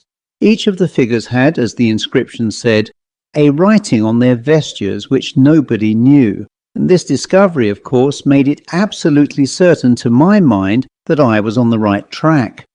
And now, what was the inscription? While I was cleaning the glass, I almost took pains not to read the lettering, saving up the treat until I had got the whole thing clear. And when that was done, my dear Gregory, I assure you I could almost have cried from sheer disappointment. What I read was only the most hopeless jumble of letters that was ever shaken up in a hat. Blank as I felt and must have looked for the first few minutes, my disappointment didn't last long. I realized almost at once that I was dealing with a cipher or cryptogram, and I reflected that it was likely to be of a pretty simple kind, considering its early date. So I copied the letters with the most anxious care. Another little point, I may tell you, turned up in the process which confirmed my belief in the cipher. After copying the letters on Job's robe, I counted them to make sure that I had them right. There were 38, and just as I finished going through them, my eye fell on a scratching made with a sharp point on the edge of the border. It was simply the number 38 in Roman numerals. To cut the matter short, there was a similar note, as I may call it, in each of the other lights, and that made it plain to me that the glass painter had had very strict orders from Abbot Thomas about the inscription, and had taken pains to get it correct. Well, after that discovery, you may imagine how minutely I went over the whole surface of the glass in search of further light. Of course, I did not neglect the inscription on the scroll of Zechariah. Upon one stone are 7 eyes, but I very quickly concluded that this must refer to some mark on a stone which could only be found in situ where the treasure was concealed. To be short, I made all possible notes and sketches and tracings, and then came back to Parsbury to work out the cipher at leisure. Oh, the agonies I went through! I thought myself very clever at first, for I made sure that the key would be found in some of the old books on secret writing. The Stegonographia of Joachim Trithemius, who was an earlier contemporary of Abbot Thomas, seemed particularly promising, so I got that, and Selenius's Cryptographia and Bacon de Augmentis Scientiarum and some more, but I could hit upon nothing. Then I tried the principle of the most frequent letter, taking first Latin and then German as a basis. That didn't help either. Whether it ought to have done so, I am not clear. And then I came back to the window itself and read over my notes, hoping almost against hope that the abbot might himself have somewhere supplied the key I wanted. I could make nothing out of the colour or pattern of the robes. There were no landscape backgrounds with subsidiary objects. There was nothing in the canopies. The only resource possible seemed to be in the attitudes of the figures. Job, I read, scroll in left hand, forefinger of right hand extended upwards. John holds inscribed book in left hand, with right hand blesses with 2 fingers. Zechariah scroll in left hand, right hand extended upwards as Job, but with 3 fingers pointing up. In other words, I reflected, Job has 1 finger extended, John has 2, Zechariah has 3. May not there be a numeral key concealed in that? My dear Gregory, said Mr. Somerton, laying his hand on his friend's knee, that was the key. I didn't get it to fit at first, but after 2 or 3 trials I saw what was meant. After the first letter of the inscription you skip 1 letter, after the next you skip 2, and after that skip 3. Now look at the result I got. I've underlined the letters which form words. Do you see it? Decem milia auri reposita sunt in puteo inat. 10,000 pieces of gold are laid up in a well in, followed by an incomplete word beginning at. So far so good. I tried the same plan with the remaining letters, but it wouldn't work, and I fancied that perhaps the placing of dots after the 3 last letters might indicate some difference of procedure. Then I thought to myself, wasn't there some allusion to a well in the account of Abbot Thomas in that book, the Certum? Yes, there was. He built a puteus in atrio, a well in the court. There, of course, was my word, atrio. The next step was to copy out the remaining letter of the inscription, omitting those I had already used. That gave what you will see on this slip. Now, I knew what the 3 first letters I wanted were, namely Rio to complete the word atrio, and as you will see, these are all to be found in the first 5 letters. I was a little confused at first by the occurrence of 2 I's. But very soon I saw that every alternate letter must be taken in the remainder of the inscription. You can work it out for yourself. The result, continuing where the first round left off, is this. Rio domus abbatialis de Steinfeld mei Thoma, qui possui custodem superea, garacila tush. So the whole secret was out. 10,000 pieces of gold are laid up in the well in the court of the abbot's house of Steinfeld by me, Thomas, who have set a guardian over them. Garacila tush. The last words I ought to say are a device which Abbot Thomas had adopted. I found it with his arms in another piece of glass at Lord D's, and he drafted it bodily into his cipher, though it doesn't quite fit in point of grammar. Well, what would any human being have been tempted to do, my dear Gregory, in my place? Could he have helped setting off, as I did, to Steinfeld and tracing the secret literally to the fountainhead? I don't believe he could. Anyhow, I couldn't, and as I needn't tell you, I found myself at Steinfeld as soon as the resources of civilization could put me there, and installed myself in the inn you saw. I must tell you that I was not altogether free from forebodings. On one hand of disappointment, on the other of danger. There was always the possibility that Abbot Thomas's well might have been wholly obliterated, or else that someone, ignorant of cryptograms, and guided only by luck, might have stumbled on the treasure before me. And then, there was a very perceptible shaking of the voice here. I was not entirely easy, I need not mind confessing, as to the meaning of the words about the guardian of the treasure. But if you don't mind, I'll say no more about that until it becomes necessary. At the first possible opportunity, Brown and I began exploring the place. I had naturally represented myself as being interested in the remains of the abbey, and we could not avoid paying a visit to the church, impatient as I was to be elsewhere. Still, it did interest me to see the windows where the glass had been, and especially that at the east end of the south aisle. In the tracery lights of that, I was startled to see some fragments and coats of arms remaining. Abbot Thomas's shield was there, and a small figure with a scroll inscribed Oculos habent, et non videbant. They have eyes and shall not see, which, I take it, was a hit of the abbot at his canons. But of course the principal object was to find the abbot's house. There is no prescribed place for this, so far as I know, in the plan of a monastery. You can't predict of it, as you can of the chapter house, that it will be on the eastern side of the cloister, or, as of the dormitory, that it will communicate with the transept of the church. I felt that if I asked many questions I might awaken lingering memories of the treasure, and I thought it best to try first to discover it for myself. It was not a very long or difficult search. That three-sided court southeast of the church, with deserted piles of building around it and grass-grown pavement which you saw this morning, was the place, and glad enough I was to see that it was put to no use, and was neither very far from our inn nor overlooked by any inhabited building. There were only orchards and paddocks on the slopes east of the church. I can tell you that fine stone glowed wonderfully in the rather watery yellow sunset that we had on the Tuesday afternoon. Next, what about the well? There was not much doubt about that, as you can testify. It is really a very remarkable thing.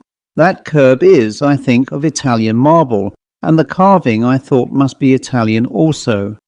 There were reliefs, you will perhaps remember, of Eliza and Rebecca, and of Jacob opening the well for Rachel, and similar subjects, but by way of disarming suspicion, I suppose, the abbot had carefully abstained from any of his cynical and elusive inscriptions. I examined the whole structure with the keenest interest, of course.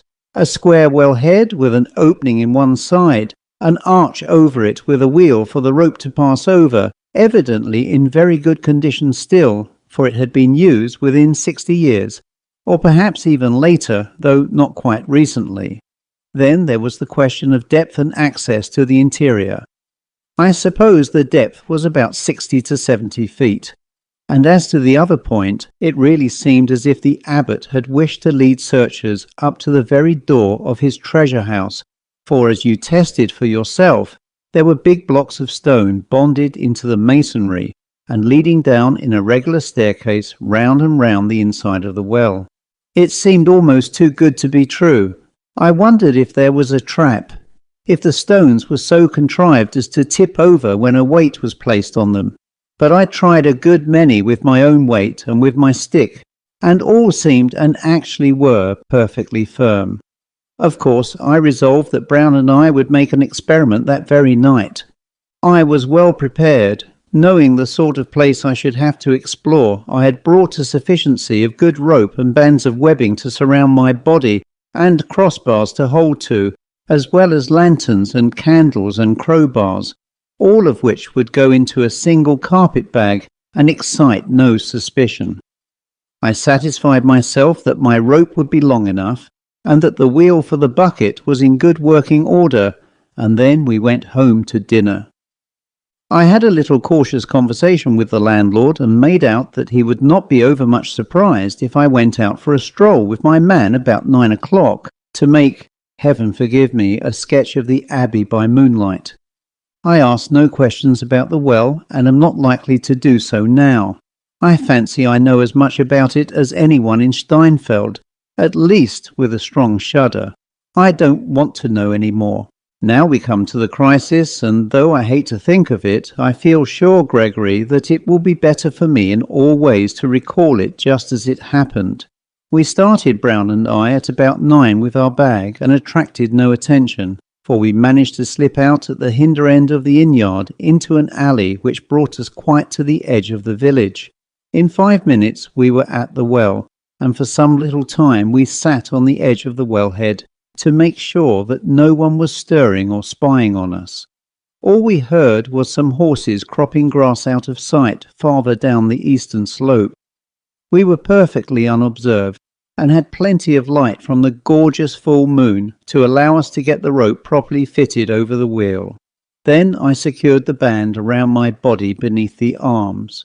We attached the end of the rope very securely to a ring in the stonework. Brown took the lighted lantern and followed me. I had a crowbar. And so we began to descend cautiously, feeling every step before we set foot on it, and scanning the walls in search of any marked stone. Half aloud I counted the steps as we went down, and we got as far as the 38th before I noted anything at all irregular in the surface of the masonry.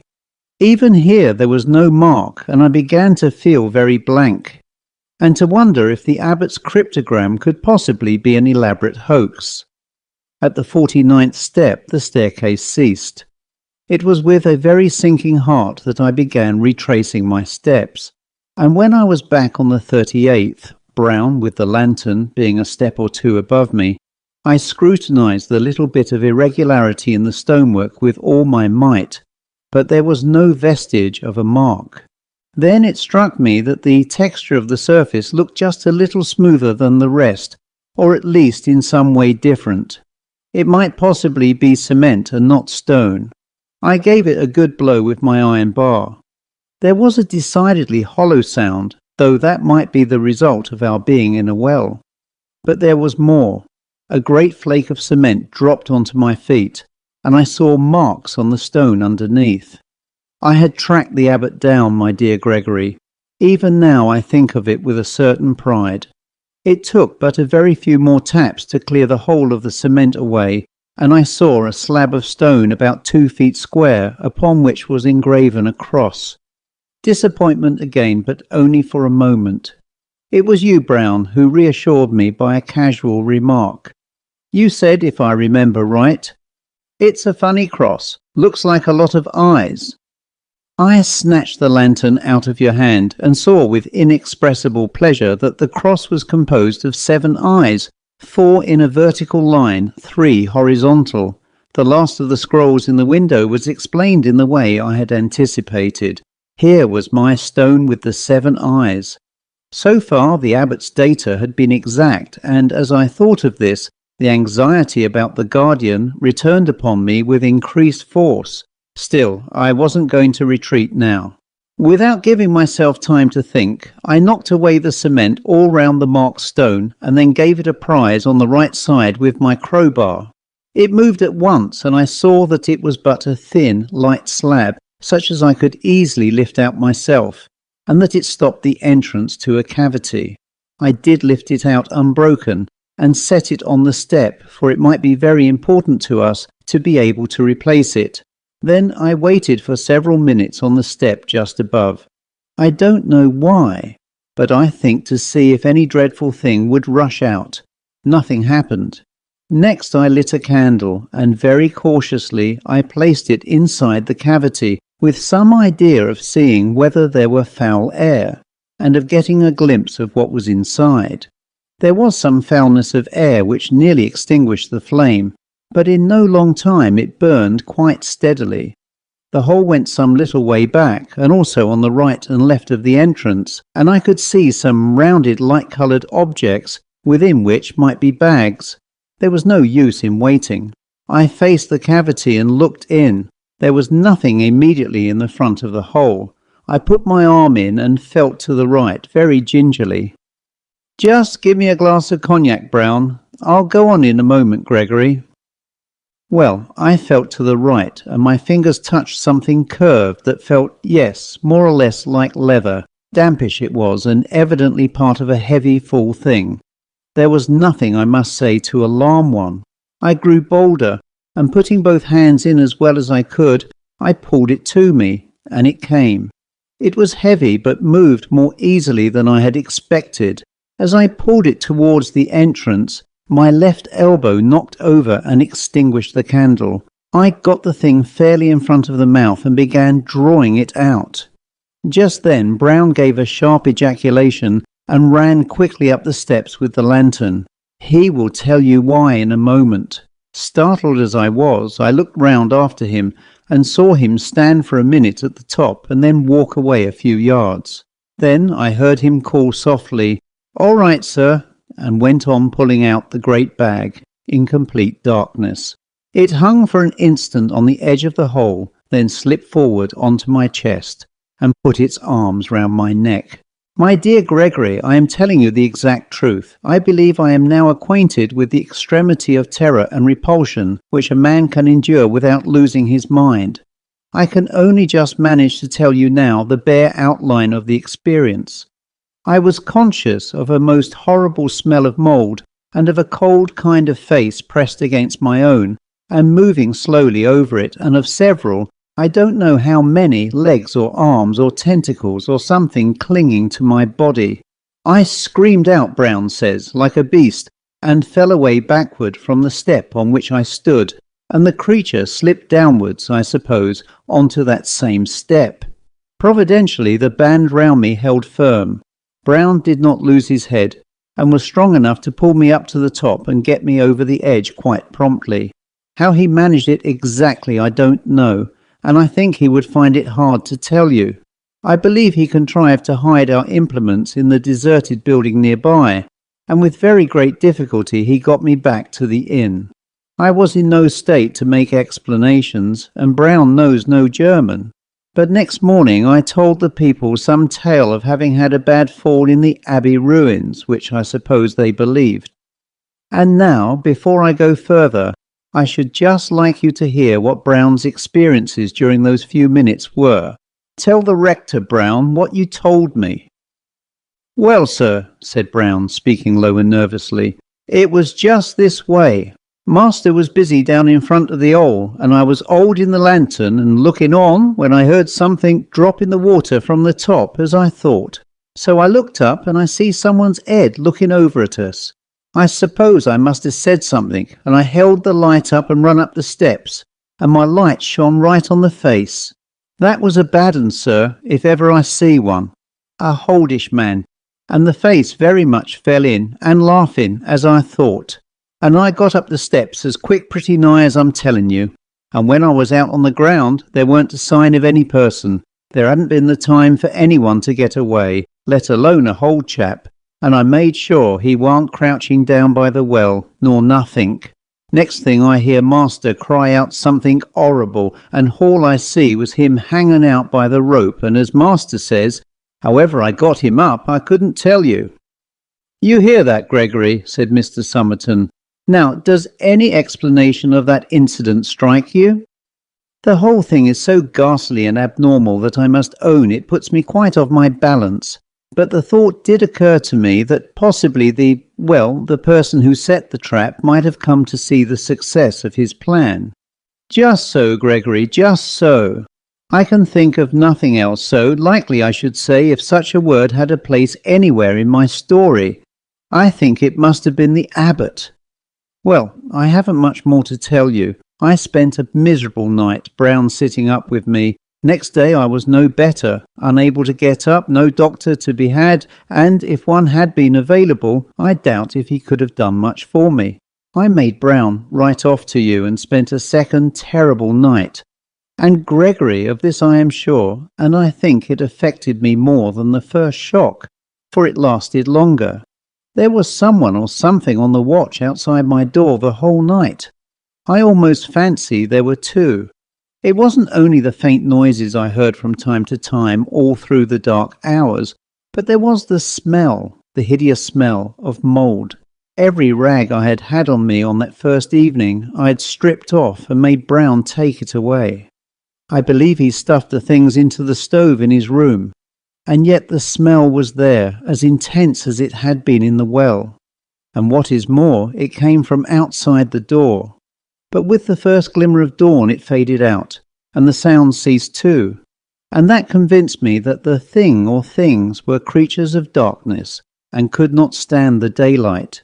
And so I was sure that if anyone could put back the stone, it or they would be powerless until someone else took it away again. I had to wait until you came to get that done. Of course, I couldn't send Brown to do it by himself, and still less could I tell anyone who belonged to the place. Well, there is my story, and if you don't believe it, I can't help it, but I think you do.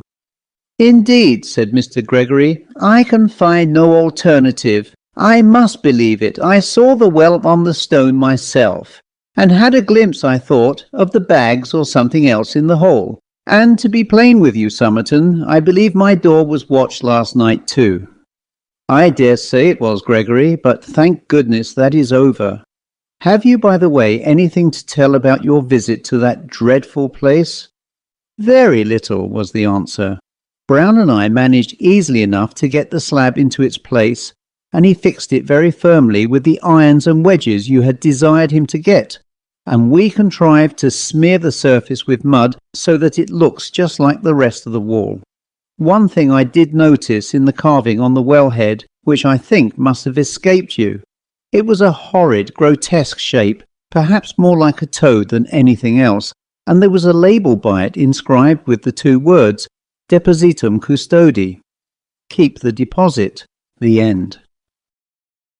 The Tractate Middoth by M.R.James, read by Christopher Holton. Towards the end of an autumn afternoon, an elderly man with a thin face and grey Piccadilly weepers pushed open the swing door leading into the vestibule of a certain famous library, and addressing himself to an attendant stated that he believed he was entitled to use the library and inquired if he might take a book out. Yes, if he were on the list of those to whom that privilege was given. He produced his card, Mr. John Eldred, and the register being consulted, a favourable answer was given. Now, another point, said he. It is a long time since I was here, and I do not know my way about your building. Besides, it is near closing time, and it is bad for me to hurry up and down stairs. I have here the title of the book I want. Is there anyone at liberty who could go and find it for me? After a moment's thought, the doorkeeper beckoned to a young man who was passing. Mr. Garrett, he said, have you a minute to assist this gentleman? With pleasure, was Mr. Garrett's answer. The slip with the title was handed to him. I think I can put my hand on this. It happens to be in the class I inspected last quarter, but I'll just look it up in the catalogue to make sure.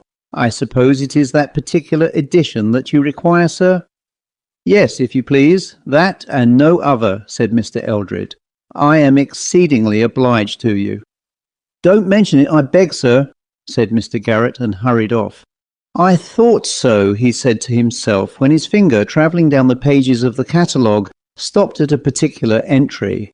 Talmud, Tractate Middoth, with the commentary of Nachmanides, Amsterdam, 1707. 11.334. Hebrew class, of course. Not a very difficult job, this. Mr. Eldred, accommodated with a chair in the vestibule, awaited anxiously the return of his messenger, and his disappointment at seeing an empty-handed Mr. Garrett running down the staircase was very evident. "I'm sorry to disappoint you, sir," said the young man, "but the book is out." "Oh dear," said Mr. Eldred. "Is that so? You are sure there can be no mistake?" "I don't think there is much chance of it, sir, but it's possible, if you like to wait a minute, that you might meet the very gentleman that's got it. He must be leaving the library soon, and I think I saw him take that particular book out of the shelf." "Indeed. You didn't recognise him, I suppose. Would it be one of the professors or one of the students?" "I don't think so. Certainly not a professor. I should have known him. But the light isn't very good in that part of the library at this time of day, and I didn't see his face. I should have said he was a shortish old gentleman, perhaps a clergyman, in a cloak. If you could wait, I can easily find out whether he wants the book very particularly." No, said Mr. Eldred, "I won't. I can't wait now, thank you. No, I must be off. But I'll call again tomorrow if I may, and perhaps you could find out who has it." "Certainly, sir, and I'll have the book ready for you if we—" But Mr. Eldred was already off, and hurrying more than one would have thought wholesome for him. Garrett had a few moments to spare, and thought he, "I'll go back to that case and see if I can find the old man. Most likely he could put off using the book for a few days. I dare say the other one doesn't want to keep it for long." So off with him to the Hebrew class. But when he got there, it was unoccupied, and the volume marked 11.334 was in its place on the shelf. It was vexatious to Garrett's self-respect to have disappointed an inquirer with so little reason, and he would have liked, had it not been against library rules, to take the book down to the vestibule then and there, so that it might be ready for Mr. Eldred when he called. However, next morning he would be on the lookout for him, and he begged the doorkeeper to send and let him know when the moment came. As a matter of fact, he was himself in the vestibule when Mr. Eldred arrived, very soon after the library opened, and when hardly anyone besides the staff were in the building. "I'm very sorry," he said. "It's not often that I make such a stupid mistake. But I did feel sure that the old gentleman I saw took out that very book and kept it in his hand without opening it, just as people do, you know, sir, when they mean to take a book out of the library and not merely refer to it. But, however, I'll run up now at once and get it for you this time." And here intervened a pause. Mr. Eldred paced the entry, read all the notices, consulted his watch, sat and gazed up the staircase, did all that a very impatient man could until some 20 minutes had run out. At last he addressed himself to the doorkeeper and inquired if it was a very long way to that part of the library to which Mr. Garrett had gone. "Well, I was thinking it was funny, sir. He's a quick man as a rule, but to be sure he might have been sent for by the librarian. But even so, I think he'd have mentioned to him that you was waiting. I'll just speak him up on the tube and see." And to the tube he addressed himself. As he absorbed the reply to his question, his face changed, and he made one or two supplementary inquiries which were shortly answered. Then he came forward to his counter and spoke in a lower tone. "I'm sorry to hear, sir, that something seems to have happened a little awkward. Mr. Garrett has been took poorly, it appears, and the librarian sent him home in a cab the other way. Something of an attack, by what I can hear." "What, really? Do you mean that someone has injured him?" "No, sir, not violence here, but, as I should judge, attacked with an attack, what you might term it, of illness. Not a strong constitution, Mr. Garrett, but as to your book, sir, perhaps you might be able to find it for yourself. It's too bad you should be disappointed this way twice over. Well, but I'm so sorry that Mr. Garrett should have been taken ill in this way while he was obliging me. I think I must leave the book and call and inquire after him. You can give me his address, I suppose." That was easily done. Mr. Garrett, it appeared, lodged in rooms not far from the station. "And one other question. Did you happen to notice if an old gentleman, perhaps a clergyman, in a black cloak, left the library after I did yesterday? I think he may have been that he may be staying, or rather that I may have known him." "Not in a black cloak, sir. No. There were only 2 gentlemen left later than what you'd done, sir, both of them youngish men. There was Mr. Carter took out a music book and one of the professors with a couple of novels. That's the lot, sir. And then I went off to me tea and glad to get it. Thank you, sir, much obliged." Mr. Eldred, still a prey to anxiety, betook himself in a cab to Mr. Garrett's address. But the young man was not yet in a condition to receive visitors. He was better, but his landlady considered that he must have had a severe shock. She thought most likely, from what the doctor said, that he would be able to see Mr. Eldred tomorrow. Mr. Eldred returned to his hotel at dusk, and spent, I fear, but a dull evening. On the next day he was able to see Mr. Garrett. When in health, Mr. Garrett was a cheerful and pleasant-looking young man. Now he was a very white and shaky being, propped up in an armchair by the fire, and inclined to shiver and keep an eye on the door. If, however, there were visitors whom he was not prepared to welcome, Mr. Eldred was not among them. "It really is I who owe you an apology, and I was despairing of being able to pay it, for I didn't know your address. But I am very glad you have called. I do dislike and regret giving all this trouble, but you know I could not have foreseen this attack which I had." "Of course not, but now I am something of a doctor. You'll excuse my asking, you have had, I am sure, good advice. Was it a fall you had?" "No, I did fall on the floor, but not from any height. It was really a shock."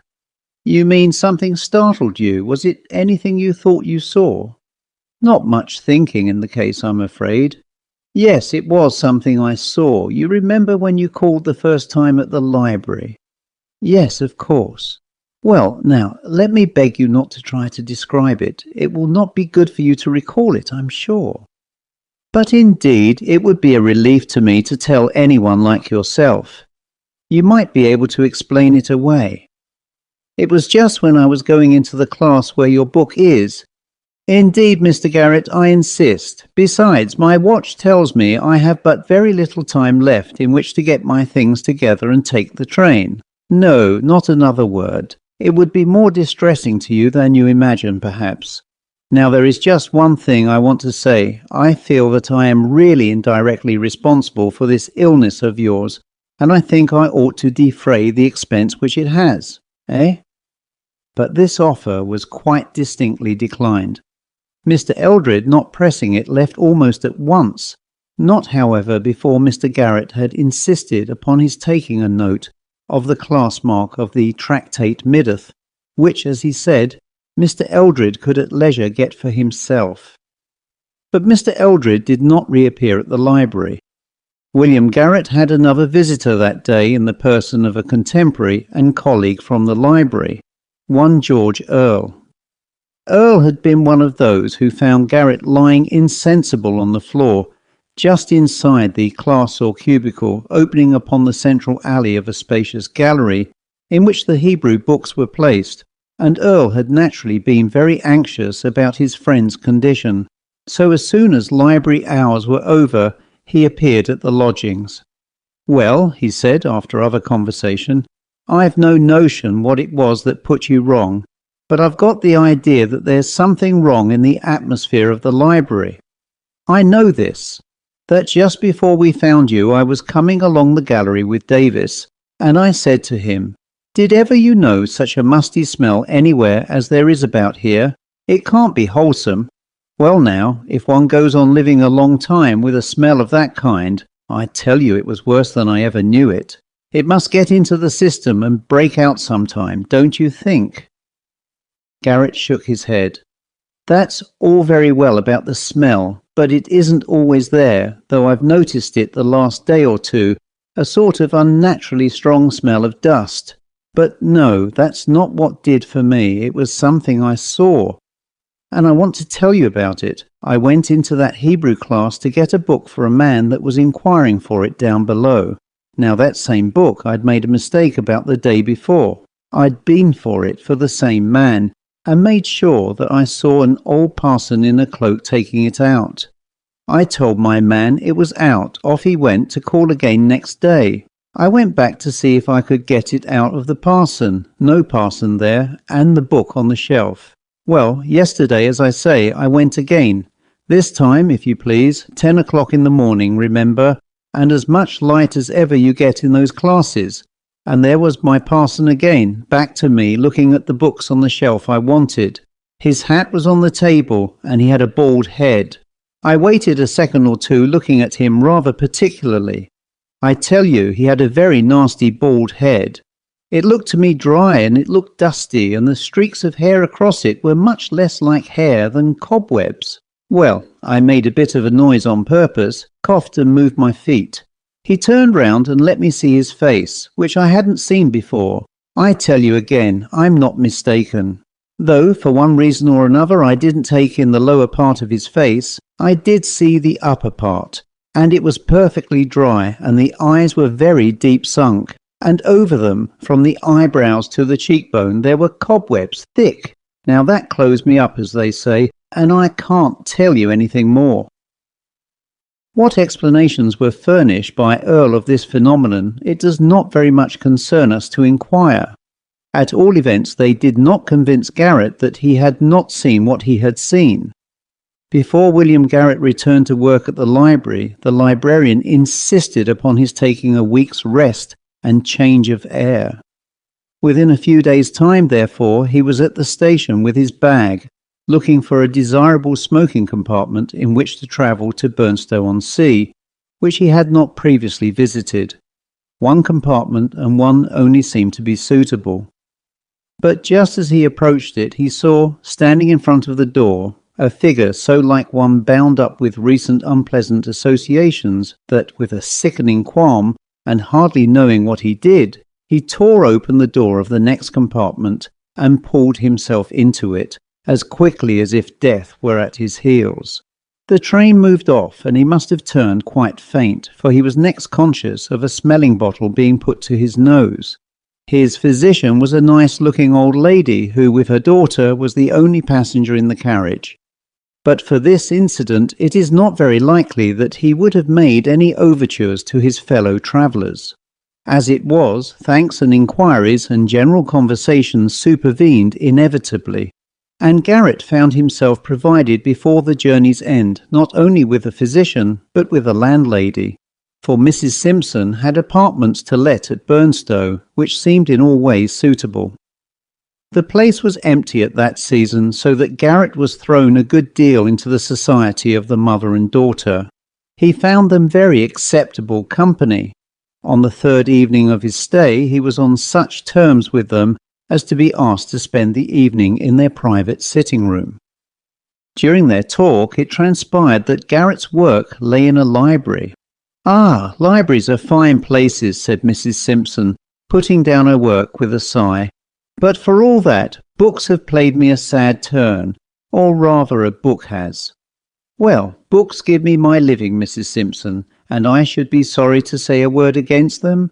I don't like to hear that they have been bad for you." "Perhaps Mr. Garrett could help us to solve our puzzle, mother," said Miss Simpson. "I don't want to set Mr. Garrett off on a hunt that might waste a lifetime, my dear, nor yet to trouble him with our private affairs. But if you think it in the least likely that I could be of use, I do beg you to tell me what the puzzle is, Mrs. Simpson. If it is finding out anything about a book, you see, I am in rather a good position to do it." "Yes, I do see that, but the worst of it is that we don't know the name of the book." "Nor what it is about?" "No, nor that either. Except that we don't think it's in English, mother, and that is not much of a clue." "Well, Mr. Garrett," said Mrs. Simpson, who had not yet resumed her work and was looking at the fire thoughtfully, "I shall tell you the story. You will please keep it to yourself if you don't mind, thank you. Now it is just this. I had an old uncle, a Dr. Rant, perhaps you may have heard of him. Not that he was a distinguished man, but from the odd way he chose to be buried. I rather think I have seen the name in some guidebook." "That would be it," said Miss Simpson. "He left directions, horrid old man, that he was to be put, sitting at a table in his ordinary clothes, in a brick room that he'd had made underground in a field near his house. Of course the country people say he's been seen about there in his old black cloak." "Well, dear, I don't know much about such things," Mrs. Simpson went on, "but anyhow he is dead these 20 years and more. He was a clergyman, though I'm sure I can't imagine how he got to be one, but he did no duty for the last part of his life, which I think was a good thing. And he lived on his own property, a very nice estate, not a great way from here. He had no wife or family, only one niece, who was myself, and one nephew, and he had no particular liking for either of us, nor for anyone else, as far as that goes. If anything, he liked my cousin better than he did me, for John was much more like him in his temper, and I'm afraid I must say, his very mean, sharp ways. It might have been different if I had not married, but I did, and that he very much resented. Very well, here he was with this estate and a good deal of money as it turned out, of which he had the absolute disposal, and it was understood that we, my cousin and I, would share it equally at his death. In a certain winter over 20 years back, as I said, he was taken ill, and I was sent for to nurse him. My husband was alive then, but the old man would not hear of his coming. As I drove up to the house, I saw my cousin John driving away from it in an open fly, and looking, I noticed, in very good spirits. I went up and did what I could for my uncle, but I was very soon sure that this would be his last illness, and he was convinced of it too. During the day before he died, he got me to sit by him all the time, and I could see there was something, and probably something unpleasant, that he was saving up to tell me, and putting it off as long as he felt he could afford the strength. I'm afraid purposely in order to keep me on the stretch. But at last out it came. "Mary," he said, "Mary, I've made my will in John's favour. He has everything, Mary."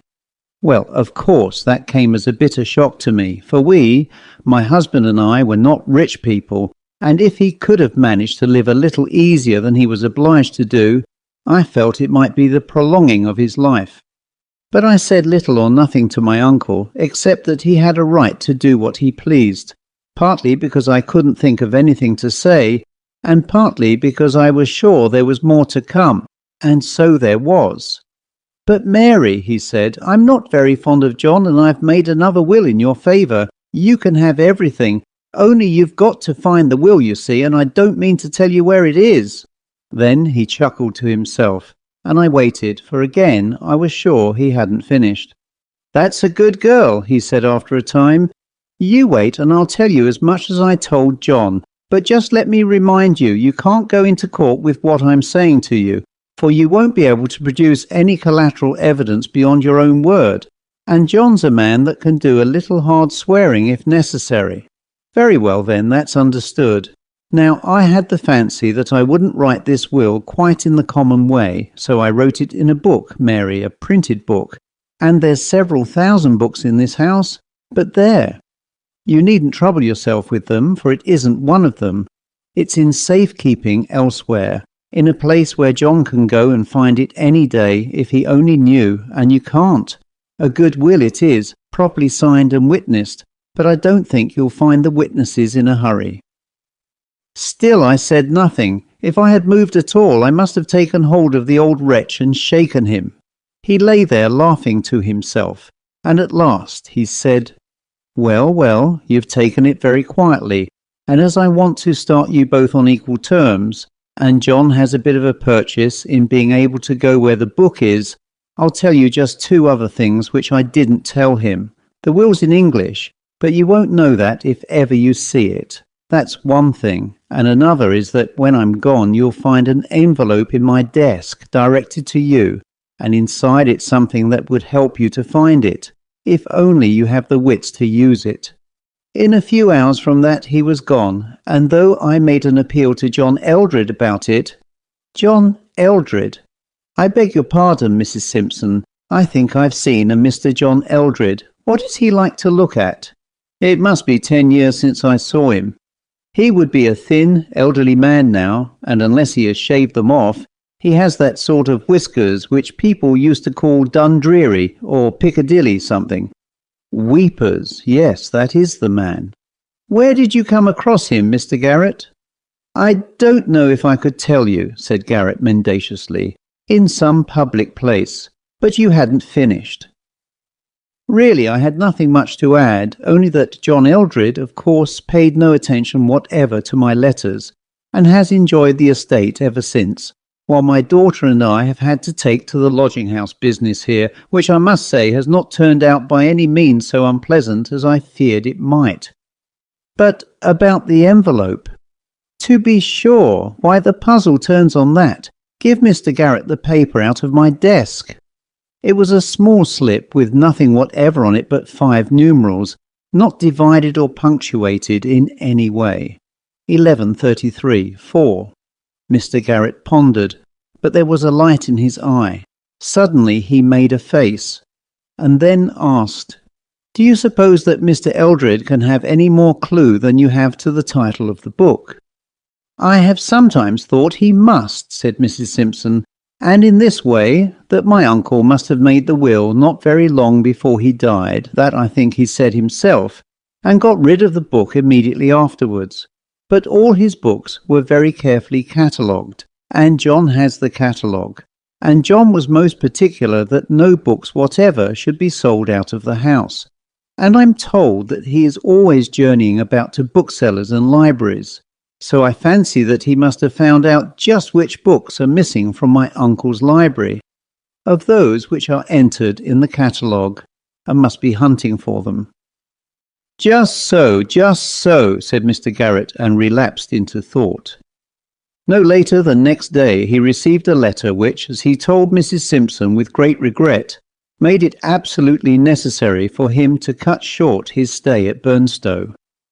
Sorry as he was to leave them, and they were at least as sorry to part with him, he had begun to feel that a crisis all important to Mrs. and, shall we add Miss, Simpson, was very possibly supervening. In the train Garrett was uneasy and excited. He racked his brains to think whether the press mark of the book which Mr. Eldred had been inquiring after was one in any way corresponding to the numbers on Mrs. Simpson's little bit of paper.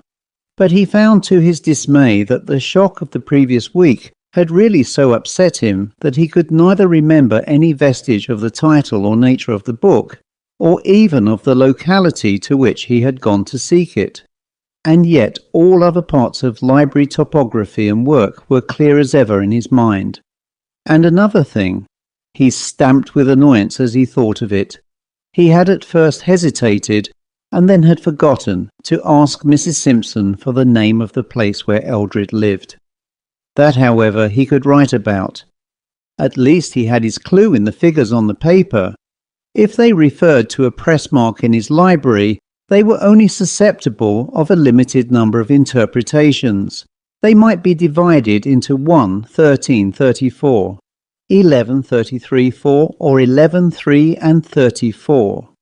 He could try all these in the space of a few minutes, and if anyone were missing, he had every means of tracing it. He got very quickly to work, though a few minutes had to be spent in explaining his early return to his landlady and his colleagues. 1334 was in place and contained no extraneous writing. As he drew near to Class 11 in the same gallery, its associations struck him like a chill. But he must go on.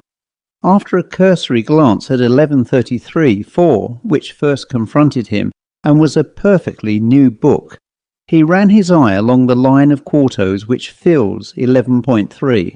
The gap he feared was there. 34 was out. A moment was spent in making sure that it had not been misplaced, and then he was off to the vestibule. "Has 1133-4 gone out? Do you recollect noticing that number?" "Notice the number? What do you take me for, Mr. Garrett? There, take and look over the tickets for yourself, if you've got a free day before you." "Well then, has a Mr. Eldred called again? The old gentleman who came the day I was taken ill. Come, you'd remember him." "What do you suppose?" "Of course I recollect of him. No, he haven't been in again, not since you went off for your holiday. And yet I seem to. There now, Roberts'll know. Roberts, do you recollect of the name of Eldred?" "Not half," said Roberts. "You mean the man that sent a bob over the price for the parcel, and I wish they all did. Do you mean to say you've been sending books to Mr. Eldred? Come, do speak up, have you?" "Well now, Mr. Garrett, if a gentleman sends the ticket all wrote correct and the secretary says this book may go in the box ready addressed, sent with the note, and a sum of money sufficient to defray the railway charges, what would be your action in the matter, Mr. Garrett, if I may take the liberty to ask such a question? Would you or would you not have taken the trouble to oblige? Or would you have chucked the old thing under the counter and—" "You were perfectly right, of course, Hodgson, perfectly right. Only would you kindly oblige me by showing me the ticket Mr. Eldred sent, and letting me know his address?"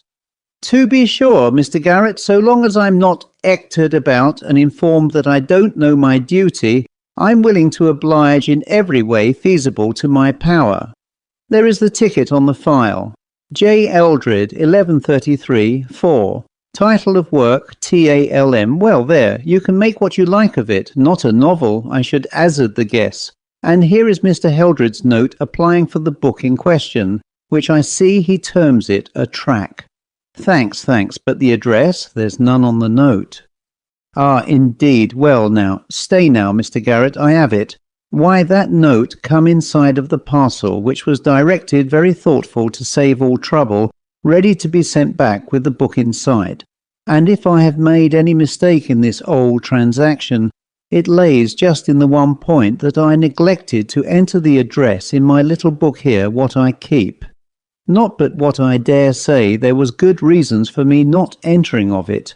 But there, I haven't the time, neither have you, I dare say, to go into 'em just now. And no, Mr. Garrett, I do not carry it in my head, else what would be the use of me keeping this little book here? Just a ordinary common notebook, you see, which I make a practice of entering all such names and addresses in it as I see fit to do." "Admirable arrangement, to be sure, but all right, thank you. When did the parcel go off?" 10:30 this morning." "Oh, good. And it's just one now." Garrett went upstairs in deep thought. How was he to get the address? A telegram to Mrs. Simpson. He might miss a train by waiting for the answer. Yes, there was one other way. She had said that Eldred lived on his uncle's estate. If this were so, he might find that place entered in the donation book that he could run through quickly now that he knew the title of the book. The register was soon before him, and knowing that the old man had died more than 20 years ago, he gave him a good margin and turned back to 1870. There was but one entry possible. 1875, August 14th, Talmud, Tractatus Middoth cum ar Nachmanidae, Amstelod, 1707, given by J. Rant D.D. of Bretfield Manor. A gazetteer showed Bretfield to be 3 miles from a small station on the main line. Now to ask the doorkeeper whether he recollected if the name on the parcel had been anything like Bretfield. No, nothing like. It was, now you mention it, Mr. Garrett, either Bredfield or Britfield, but nothing like that other name what you quoted. So far well. Next the timetable. A train could be got in 20 minutes, taking 2 hours over the journey. The only chance but one not to be missed, and the train was taken. If he had been fidgety on the journey up, he was almost distracted on the journey down. If he found Eldred, what could he say?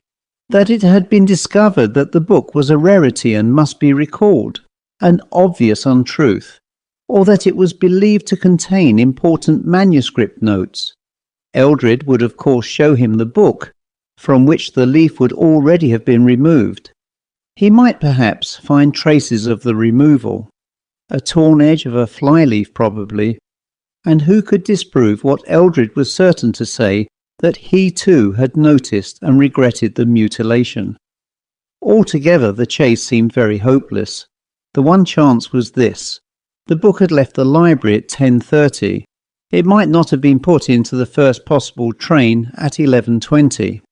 Granted that, then he might be lucky enough to arrive simultaneously with it and patch up some story which would induce Eldred to give it up. It was drawing towards evening when he got out upon the platform of his station, and like most country stations, this one seemed unnaturally quiet. He waited about till the 1 or 2 passengers who got out with him had drifted off, and then inquired of the station master whether Mr. Eldred was in the neighbourhood. Yes, and pretty near too, I believe. I fancy he means calling here for a parcel he expects. Called for it once today already, didn't he, Bob? To the porter. Yes, sir, he did, and appeared to think it was all along of me that it didn't come by the 2 o'clock. Anyhow, I've got it for him now. And the porter flourished a square parcel which a glance assured Garrett contained all that was of any importance to him at that particular moment. Bretfield, sir. Yes, 3 miles just about. Shortcut across these 3 fields brings it down by half a mile. There's Mr. Eldred's trap. A dog-cart drove up with 2 men in it, of whom Garrett, gazing back as he crossed the little station yard, easily recognised one. The fact that Eldred was driving was slightly in his favour, for most likely he would not open the parcel in the presence of his servant. On the other hand, he would get home quickly, and unless Garrett were there within a very few minutes of his arrival, all would be over. He must hurry, and that he did. His short-cut took him along one side of a triangle, while the cart had 2 sides to traverse, and it was delayed a little at the station, so that Garrett was in the 3rd of the 3 fields when he heard the wheels fairly near. He had made the best progress possible, but the pace at which the cart was coming made him despair. At this rate it must reach home 10 minutes before him, and 10 minutes would more than suffice for the fulfilment of Mr. Eldred's project. It was just at this time that the luck fairly turned. The evening was still and sounds came clearly. Seldom has any sound given greater relief than that which he now heard, that of the cart pulling up. A few words were exchanged and it drove on. Garrett, halting in the utmost anxiety, was able to see as it drove past the stile, near which he now stood, that it contained only the servant and not Eldred. Further, he made out that Eldred was following on foot. From behind the tall hedge by the stile leading into the road, he watched the thin, wiry figure pass quickly by with the parcel beneath its arm and feeling in its pockets. Just as he passed the stile, something fell out of a pocket upon the grass, but with so little sound that Eldred was not conscious of it. In a moment more, it was safe for Garrett to cross the stile into the road and pick up a box of matches. Eldred went on, and as he went his arms made hasty movements difficult to interpret in the shadow of the trees that overhung the road. But as Garrett followed cautiously, he found at various points the key to them, a piece of string, and then the wrapper of the parcel, meant to be thrown over the hedge, but sticking in it.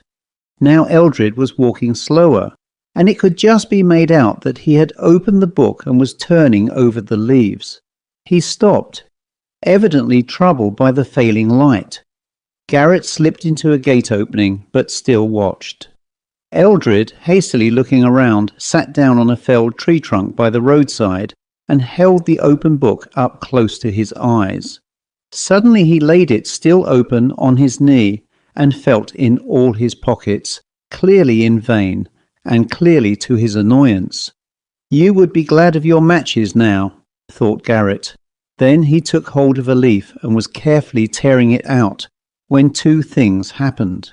First, something black seemed to drop upon the white leaf and run down it, and then, as Eldred started and was turning to look behind him, a little dark form appeared to rise out of the shadow behind the tree trunk, and from it two arms enclosing a mass of blackness came before Eldred's face and covered his head and neck. His legs and arms were wildly flourished, but no sound came. Then there was no more movement. Eldred was alone. He had fallen back into the grass behind the tree trunk. The book was cast into the roadway. Garrett, his anger and suspicion gone for the moment at the sight of this horrid struggle, rushed up with loud cries of "Help!" And so too, to his enormous relief, did a labourer who had just emerged from a field opposite. Together they bent over and supported Eldred, but to no purpose. The conclusion that he was dead was inevitable. "Poor gentleman," said Garrett to the labourer when they had laid him down. "What happened to him, do you think?" "I wasn't 200 yards away," said the man, "when I see Squire Eldred setting a reading in his book, and to my thinking he was took with one of these fits. Face seemed to go all over black." "Just so," said Garrett. "You didn't see anyone near him. It couldn't have been an assault. Not possible. No one couldn't have got away without you or me seeing them." "So I thought. Well, we must get some help, and the doctor and the policeman, and perhaps I had better give them this book." It was obviously a case for an inquest, and obvious also that Garrett must stay at Bretfield and give his evidence. The medical inspection showed that though some black dust was found on the face and in the mouth of the deceased, the cause of death was a shock to a weak heart and not asphyxiation. The fateful book was produced, a respectable quarto printed wholly in Hebrew, and not of an aspect likely to excite even the most sensitive.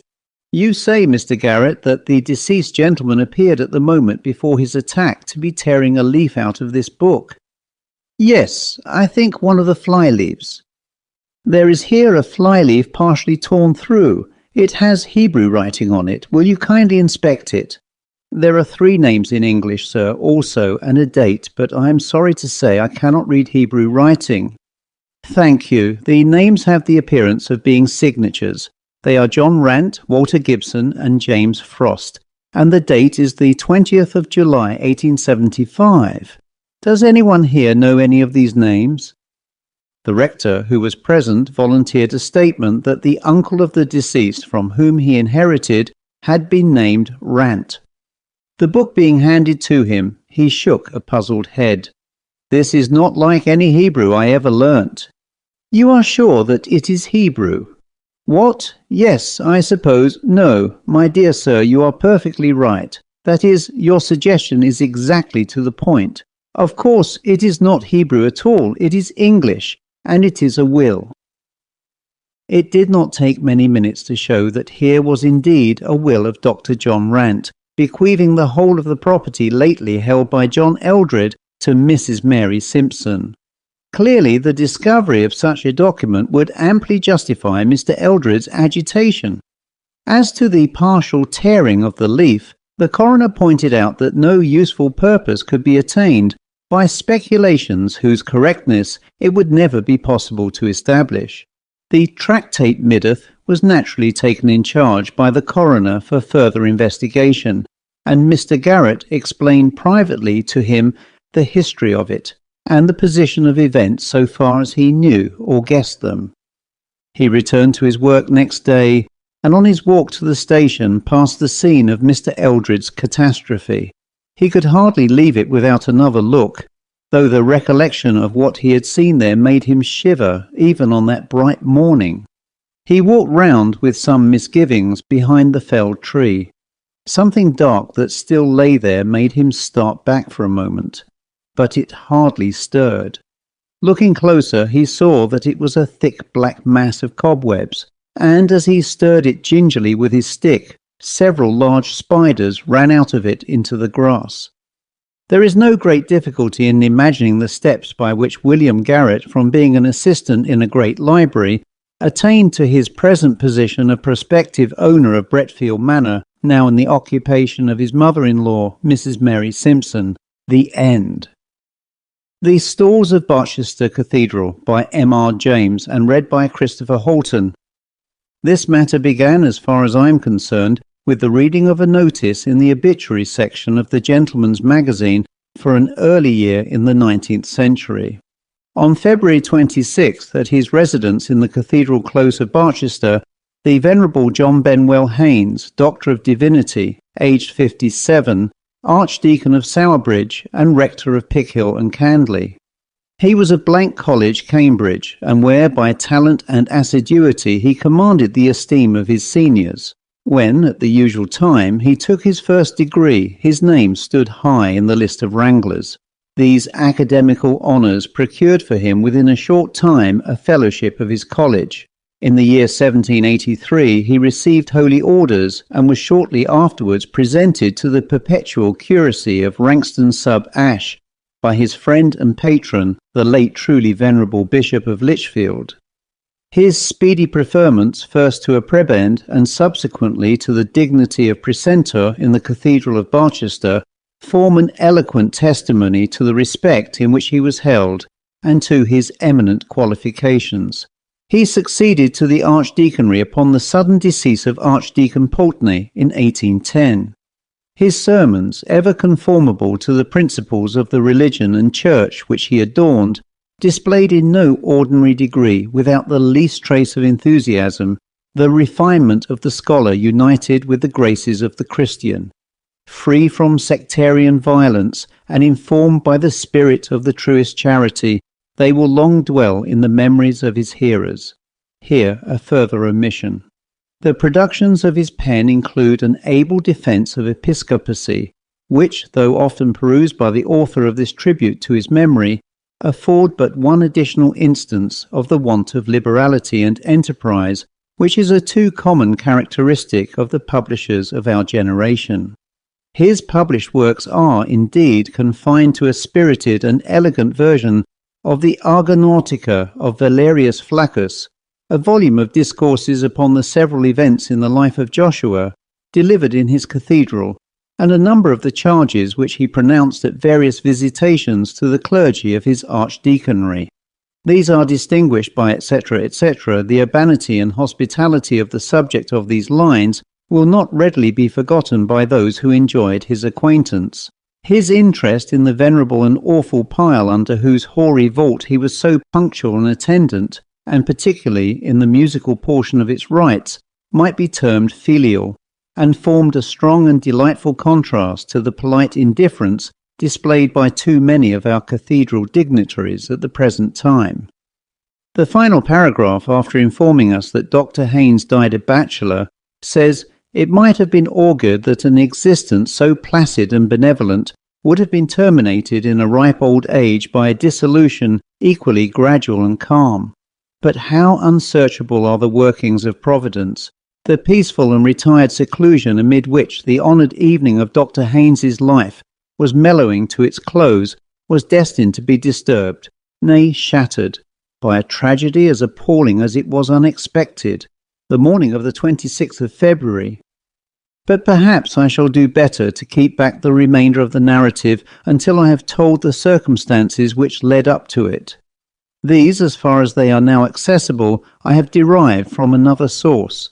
I had read the obituary notice, which I have been quoting quite by chance, along with a great many others of the same period. It had excited some little speculation in my mind, but beyond thinking that, if I ever had an opportunity of examining the local records of the period indicated, I would try to remember Dr. Haynes, I made no effort to pursue his case. Quite lately I was cataloguing the manuscripts in the library of the college to which he belonged. I had reached the end of the numbered volumes on the shelves, and I proceeded to ask the librarian whether there were any more books which he thought I ought to include in my description. "I don't think there are," he said, "but we had better come and look at the manuscript class and make sure. Have you time to do that now?" I had time. We went to the library, checked off the manuscripts, and at the end of our survey arrived at a shelf of which I had seen nothing. Its contents consisted for the most part of sermons, bundles of fragmentary papers, college exercises, Cyrus, an epic poem in several cantos, the product of a country clergyman's leisure, mathematical tracts by a deceased professor, and other similar material of a kind with which I am only too familiar. I took brief notes of these. Lastly, there was a tin box which was pulled out and dusted. Its label, much faded, was thus inscribed: "Papers of the Venerable Archdeacon Haynes, bequeathed in 1834 by his sister, Miss Letitia Haynes." I knew at once that the name was one which I had somewhere encountered and could very soon locate it. That must be the Archdeacon Haynes who came to a very odd end at Barchester. I've read his obituary in the Gentleman's Magazine. May I take the box home? Do you know if there is anything interesting in it? The librarian was very willing that I should take the box and examine it at leisure. "I never looked inside it myself," he said, "but I've always been meaning to. I am pretty sure that is the box which our old master once said ought never to have been accepted by the college. He said that to Martin years ago, and he said also that as long as he had control over the library, it should never be opened. Martin told me about it and said that he wanted terribly to know what was in it, but the master was librarian and always kept the box in the lodge, so there was no getting at it in his time, and when he died it was taken away by mistake by his heirs, and only returned a few years ago. I can't think why I haven't opened it, but as I have to go away from Cambridge this afternoon, you had better have first go at it. I think I can trust you not to publish anything undesirable in our catalogue."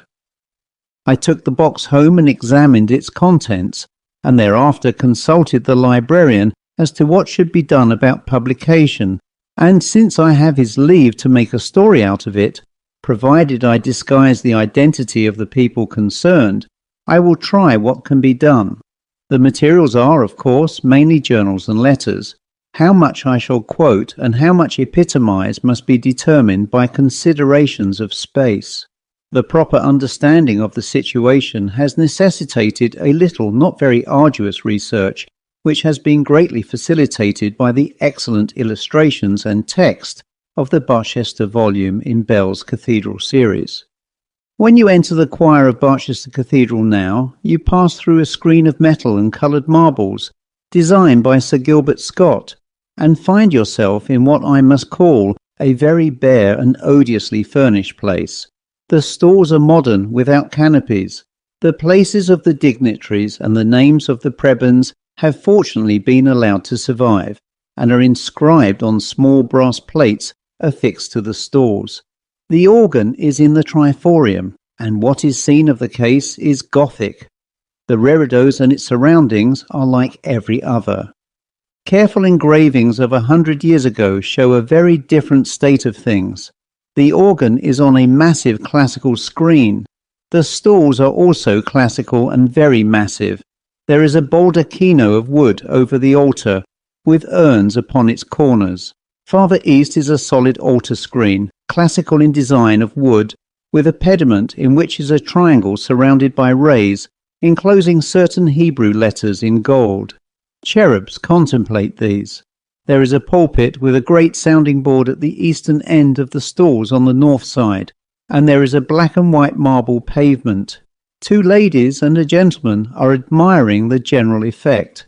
From other sources I gather that the Archdeacon's stall then, as now, was next to the Bishop's throne at the south-eastern end of the stalls. His house almost faces the west front of the church, and is a fine red brick building of William III's time. Here Dr. Haynes, already a mature man, took up his abode with his sister in the year 1810. The dignity had long been the object of his wishes, but his predecessor refused to depart until he had attained the age of 92.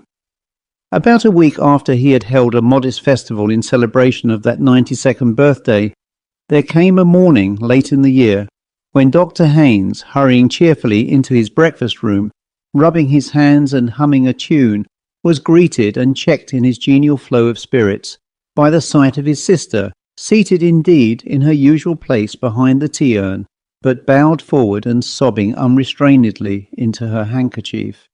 What is the matter? What bad news?" he began. "Oh, Johnny, you've not heard. The poor dear Archdeacon." "The Archdeacon, yes. What is it? Ill, is he?" No, they found him on the staircase this morning. It is so shocking." "Is it possible? Dear poor Pulteney. Had there been any seizure?" "They don't think so, and that is almost the worst thing about it. It seems to have been all the fault of that stupid maid of theirs, Jane." Dr. Haynes paused. "I don't quite understand, Letitia. How was the maid at fault?" "Why, as far as I can make out, there was a stair rod missing and she never mentioned it, and the poor Archdeacon set his foot quite on the edge of the step. You know how slippery that oak is, and it seems he must have fallen almost the whole flight and broken his neck. It is so sad for poor Miss Pulteney. Of course they will get rid of the girl at once. I never liked her." Miss Haynes's grief resumed its sway, but eventually relaxed so far as to permit of her taking some breakfast. Not so her brother, who, after standing in silence before the window for some minutes, left the room and did not appear again that morning. I need only add that the careless maidservant was dismissed forthwith, but that the missing stair rod was very shortly afterwards found under the stair carpet, an additional proof, if any were needed, of extreme stupidity and carelessness on her part. For a good many years Dr. Haynes had been marked out by his ability, which seems to have been really considerable, as the likely successor of Archdeacon Pulteney, and no disappointment was in store for him. He was duly installed and entered with zeal upon the discharge of those functions which are appropriate to one in his position. A considerable space in his journals is occupied with exclamations upon the confusion in which Archdeacon Pulteney had left the business of his office and the documents appertaining to it. Dues upon Ringham and Barneswood have been uncollected for something like 12 years, and are largely irrecoverable. No visitation has been held for 7 years. 4 chancels are almost past mending. The persons deputized by the Archdeacon have been nearly as incapable as himself. It was almost a matter for thankfulness that this state of things had not been permitted to continue, and a letter from a friend confirms this view. Ho Catagon, it says, in rather cruel allusion to the second epistle to the Thessalonians, is removed at last. My poor friend, upon what a scene of confusion will you be entering? I give you my word that on the last occasion of my crossing his threshold, there was no single paper that he could lay hands upon, no syllable of mine that he could hear, and no fact in connection with my business that he could remember.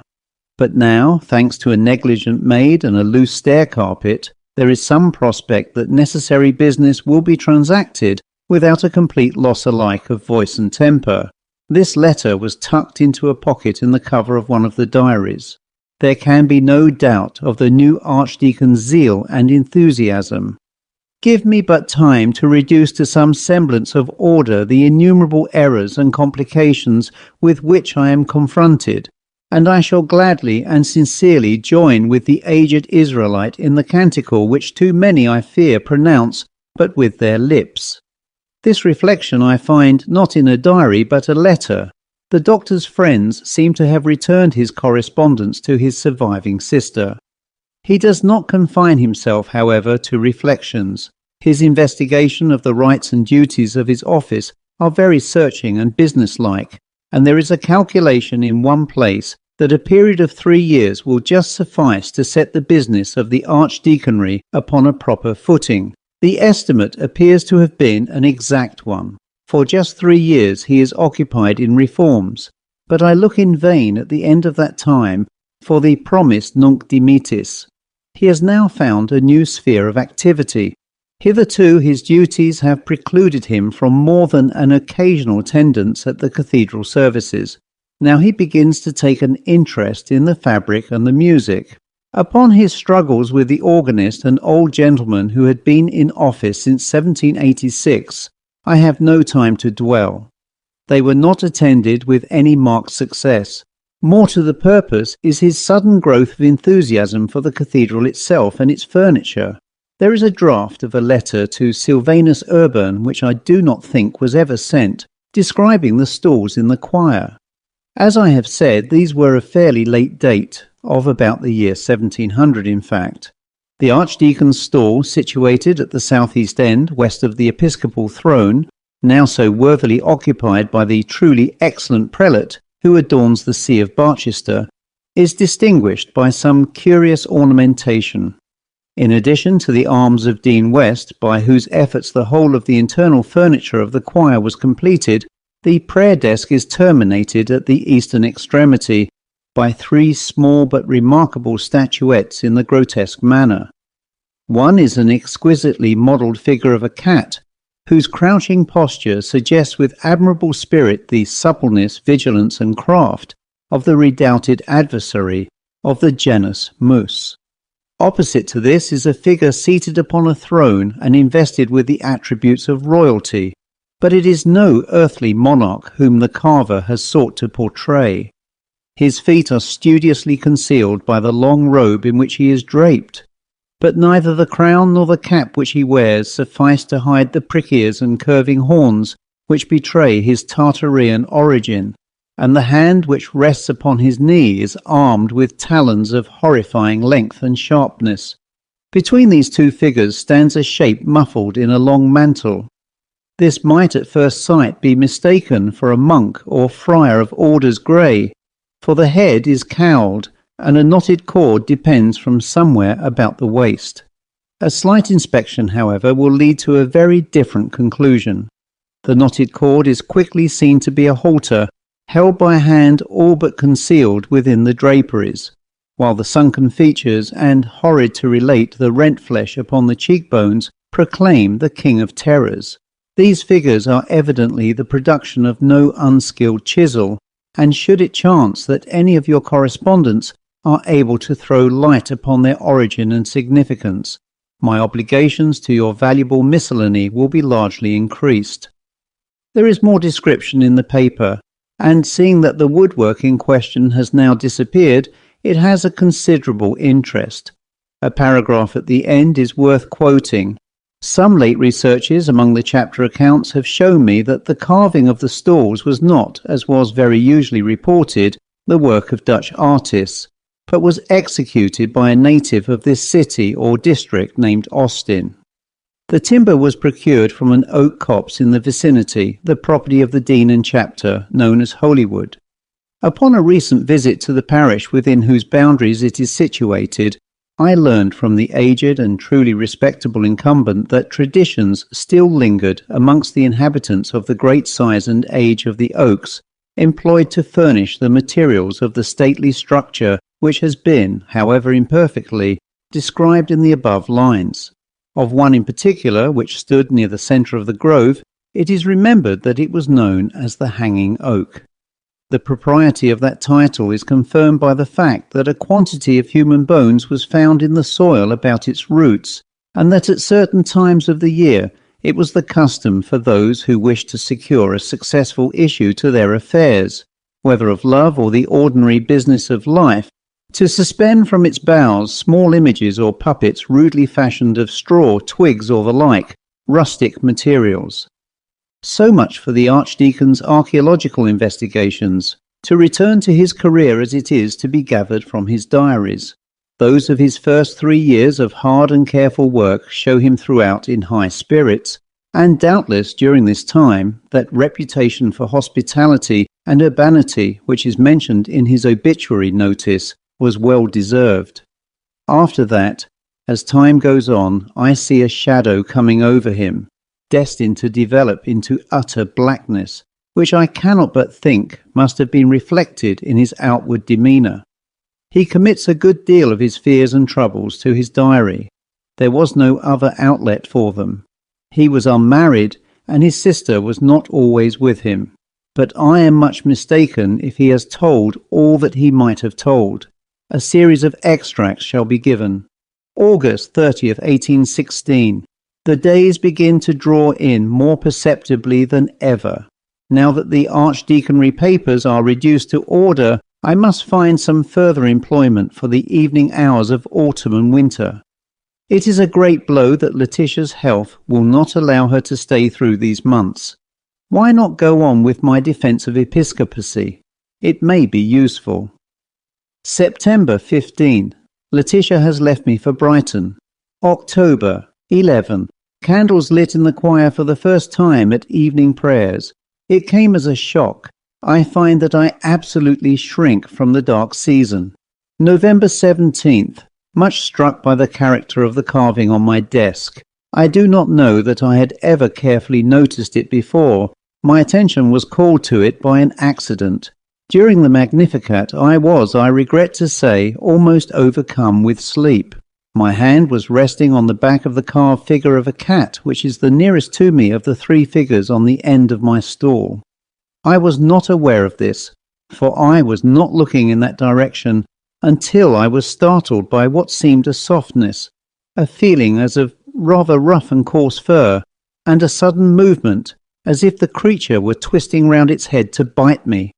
I regained complete consciousness in an instant, and I have some idea that I must have uttered a suppressed exclamation, for I noticed that Mr. Treasurer turned his head quickly in my direction. The impression of the unpleasant feeling was so strong that I found myself rubbing my hand upon my surplice. This accident led me to examine the figures after prayers more carefully than I had done before, and I realized for the first time with what skill they are executed. December 6. I do indeed miss Letitia's company. The evenings, after I have worked as long as I can at my defence, are very trying. The house is too large for a lonely man, and visitors of any kind are too rare. I get an uncomfortable impression when going to my room that there is company of some kind. The fact is, I may as well formulate it to myself, that I hear voices. This, I am well aware, is a common symptom of incipient decay of the brain, and I believe that I should be less disquieted than I am if I had any suspicion that this was the cause. I have none whatever, nor is there anything in my family history to give colour to such an idea. Work, diligent work, and a punctual attention to the duties which fall to me is my best remedy, and I have little doubt that it will prove efficacious. January 1. My trouble is, I must confess it, increasing upon me. Last night, upon my return after midnight from the deanery, I lit my candle to go upstairs.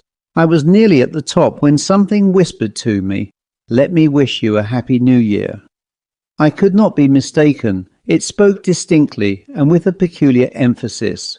Had I dropped my candle, as I all but did, I trembled to think what the consequences must have been. As it was, I managed to get up the last flight and was quickly in my room with the door locked and experienced no other disturbance. January 15.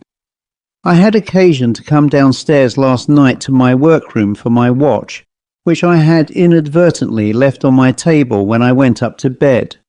I think I was at the top of the last flight when I had a sudden impression of a sharp whisper in my ear.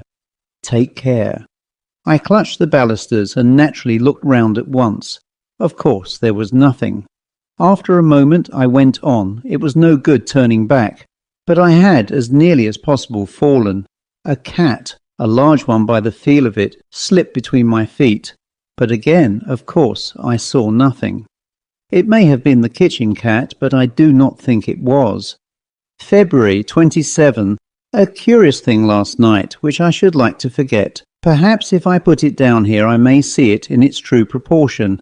I worked in the library from about 9 to 10. The hall and staircase seemed to be unusually full of what I can only call movement without sound. By this I mean that there seemed to be continuous going and coming, and that whenever I ceased writing to listen, or looked out into the hall, the stillness was absolutely unbroken. Nor in going to my room at an earlier hour than usual, about 10:30, was I conscious of anything that I could call a noise. It so happened that I had told John to come to my room for the letter to the bishop which I wished to have delivered early in the morning at the palace. He was to sit up therefore and come for it when he heard me retire. This I had for the moment forgotten, though I had remembered to carry the letter with me to my room. But when, as I was winding up my watch, I heard a light tap at the door, and a low voice saying, "May I come in?" which I most undoubtedly did hear, I recollected the fact and took up the letter from my dressing table, saying, "Certainly, come in." No one, however, answered my summons, and it was now that, as I strongly suspect, I committed an error, for I opened the door and held the letter out. There was certainly no one at that moment in the passage, but in the instant of my standing there, the door at the end opened, and John appeared, carrying a candle. I asked him whether he had come to the door earlier, but am satisfied that he had not. I do not like the situation, but although my senses were very much on the alert, and though it was some time before I could sleep, I must allow that I perceived nothing further of an untoward character. With the return of spring, when his sister came to live with him for some months, Dr. Haynes's entries become more cheerful, and indeed no symptom of depression is discernible until the early part of September, when he was again left alone. And now indeed there is evidence that he was incommoded again, and that more pressingly. To this matter I will return in a moment, but I digress to put in a document which, rightly or wrongly, I believe to have a bearing on the thread of the story. The account books of Dr. Haynes, preserved along with his other papers, show from a date but little later than that of his institution as Archdeacon, a quarterly payment of £25 to J.L. Nothing could have been made of this had it stood by itself, but I connect with it a very dirty and ill-written letter, which, like another that I have quoted, was in a pocket in the cover of a diary. Of date or postmark there is no vestige, and the decipherment was not easy. It appears to run, "Dear Sir, I have been expecting to have off you this last Wix, and not having done so must suppose you have not got mine," which was saying how me and my man had met in with bad times this season, all seems to go cross with us on the farm, and which way to look for the rent we have no knowledge of it, this being the sad case with us. If you would have the great to send £40, otherwise steps will have to be took, which I should not wish. Has you was the means of me losing my place with Dr. Pulteney?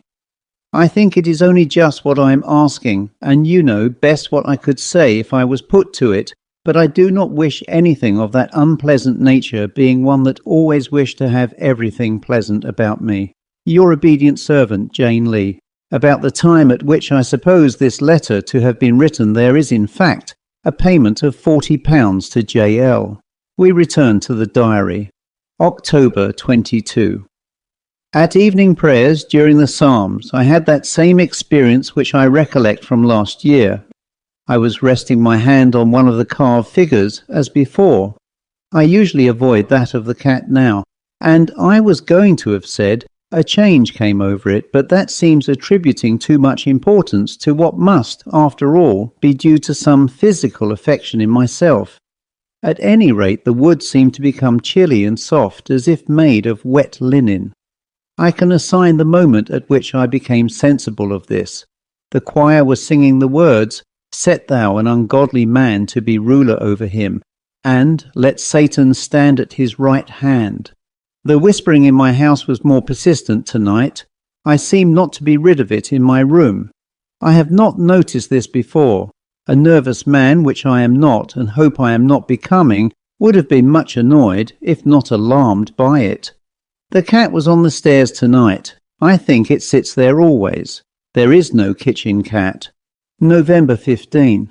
Here again I must note a matter I do not understand. I am much troubled in sleep. No definite image presented itself, but I was pursued by the very vivid impression that wet lips were whispering into my ear with great rapidity and emphasis for some time together. After this, I suppose I fell asleep, but was awakened with a start by a feeling as if a hand were laid on my shoulder. To my intense alarm, I found myself standing at the top of the lowest flight of the first staircase. The moon was shining brightly enough through the large window to let me see that there was a large cat on the second or third step. I can make no comment. I crept up to bed again. I do not know how. Yes, mine is a heavy burden. Then follows a line or two which has been scratched out. I fancy I read something like, "acted for the best." Not long after this, it is evident to me that the Archdeacon's firmness began to give way under the pressure of these phenomena. I omit as unnecessarily painful and distressing the ejaculations and prayers which, in the months of December and January, appear for the first time and become increasingly frequent. Throughout this time, however, he is obstinate in clinging to his post. Why he did not plead ill health and take refuge at Bath or Brighton, I cannot tell. My impression is that it would have done him no good, that he was a man who, if he had confessed himself beaten by the annoyances, would have succumbed at once, and that he was conscious of this. He did seek to palliate them by inviting visitors to his house. The result he has noted in this fashion. January 7. I have prevailed on my cousin Alan to give me a few days, and he is to occupy the chamber next to mine. January 8. A still night. Alan slept well, but complained of the wind. My own experiences were as before, still whispering and whispering. What is it that he wants to say? January 9. Alan thinks this a very noisy house. He thinks, too, that my cat is an unusually large and fine specimen, but very wild. January 10. Alan and I in the library until 11. He left me twice to see what the maids were doing in the hall. Returning the second time, he told me he had seen one of them passing through the door at the end of the passage, and said if his wife were here, she would soon get them into better order. I asked him what coloured dress the maid wore. He said grey or white. I supposed it would be so. January 11. Alan left me today. I must be firm. These words, "I must be firm," occur again and again on subsequent days. Sometimes they are the only entry. In these cases they are in an unusually large hand and dug into the paper in a way which must have broken the pen that wrote them. Apparently the Archdeacon's friends did not remark any change in his behaviour, and this gives me a high idea of his courage and determination. The diary tells us nothing more than I have indicated of the last days of his life. The end of it all must be told in the polished language of the obituary notice. The morning of the 26th of February was cold and tempestuous. At an early hour the servants had occasion to go into the front hall of the residence occupied by the lamented subject of these lines. What was their horror upon observing the form of their beloved and respected master lying upon the landing of the principal staircase in an attitude which inspired the gravest fears. Assistance was procured, and an universal consternation was experienced upon the discovery that he had been the object of a brutal and a murderous attack. The vertebral column was fractured in more than one place. This might have been the result of a fall. It appeared that the stair carpet was loosened at one point, but in addition to this, there were injuries inflicted upon the eyes, nose and mouth, as if by the agency of some savage animal, which, dreadful to relate, rendered those features unrecognizable. The vital spark was, it is needless to add, completely extinct, and had been so upon the testimony of respectable medical authorities for several hours. The author or authors of this mysterious outrage are alike buried in mystery, and the most active conjecture has hitherto failed to suggest a solution of the melancholy problem afforded by this appalling occurrence. The writer goes on to reflect upon the probability that the writings of Mr. Shelley, Lord Byron, and M. Voltaire may have been instrumental in bringing about the disaster, and concludes by hoping somewhat vaguely that this event may operate as an example to the rising generation. But this portion of his remarks need not be quoted in full. I had already formed the conclusion that Dr. Haynes was responsible for the death of Dr. Pulteney, but the incident connected with the carved figure of death upon the Archdeacon's stall was a very perplexing feature.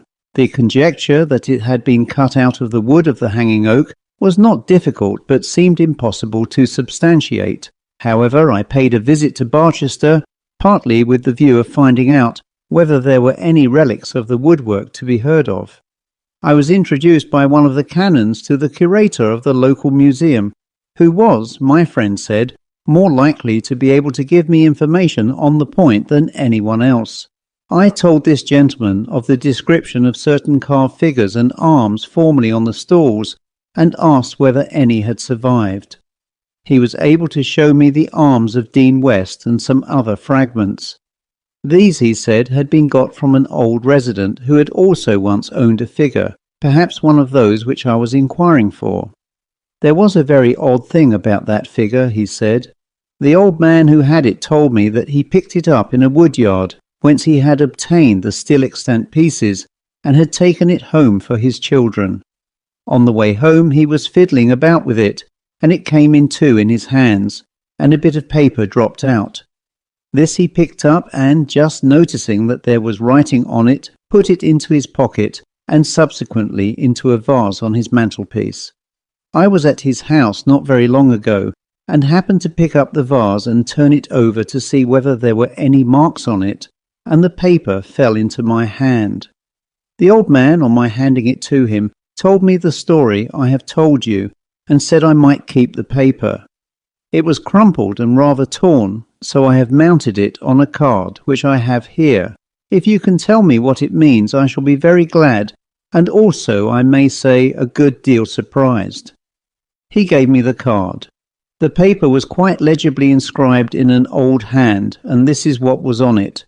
When I grew in the wood, I was watered with blood. Now in the church I stand, who that touches me with his hand, if a bloody hand he bear, I counsel him to beware lest he be fetched away, whether by night or day, but chiefly when the wind blows high, in a night of February. This I dreamt, 26 February. Anno Domini 1699, John Austin. I suppose it is a charm or a spell. Wouldn't you call it something of that kind? Said the curator. Yes, I said, I suppose one might. What became of the figure in which it was concealed?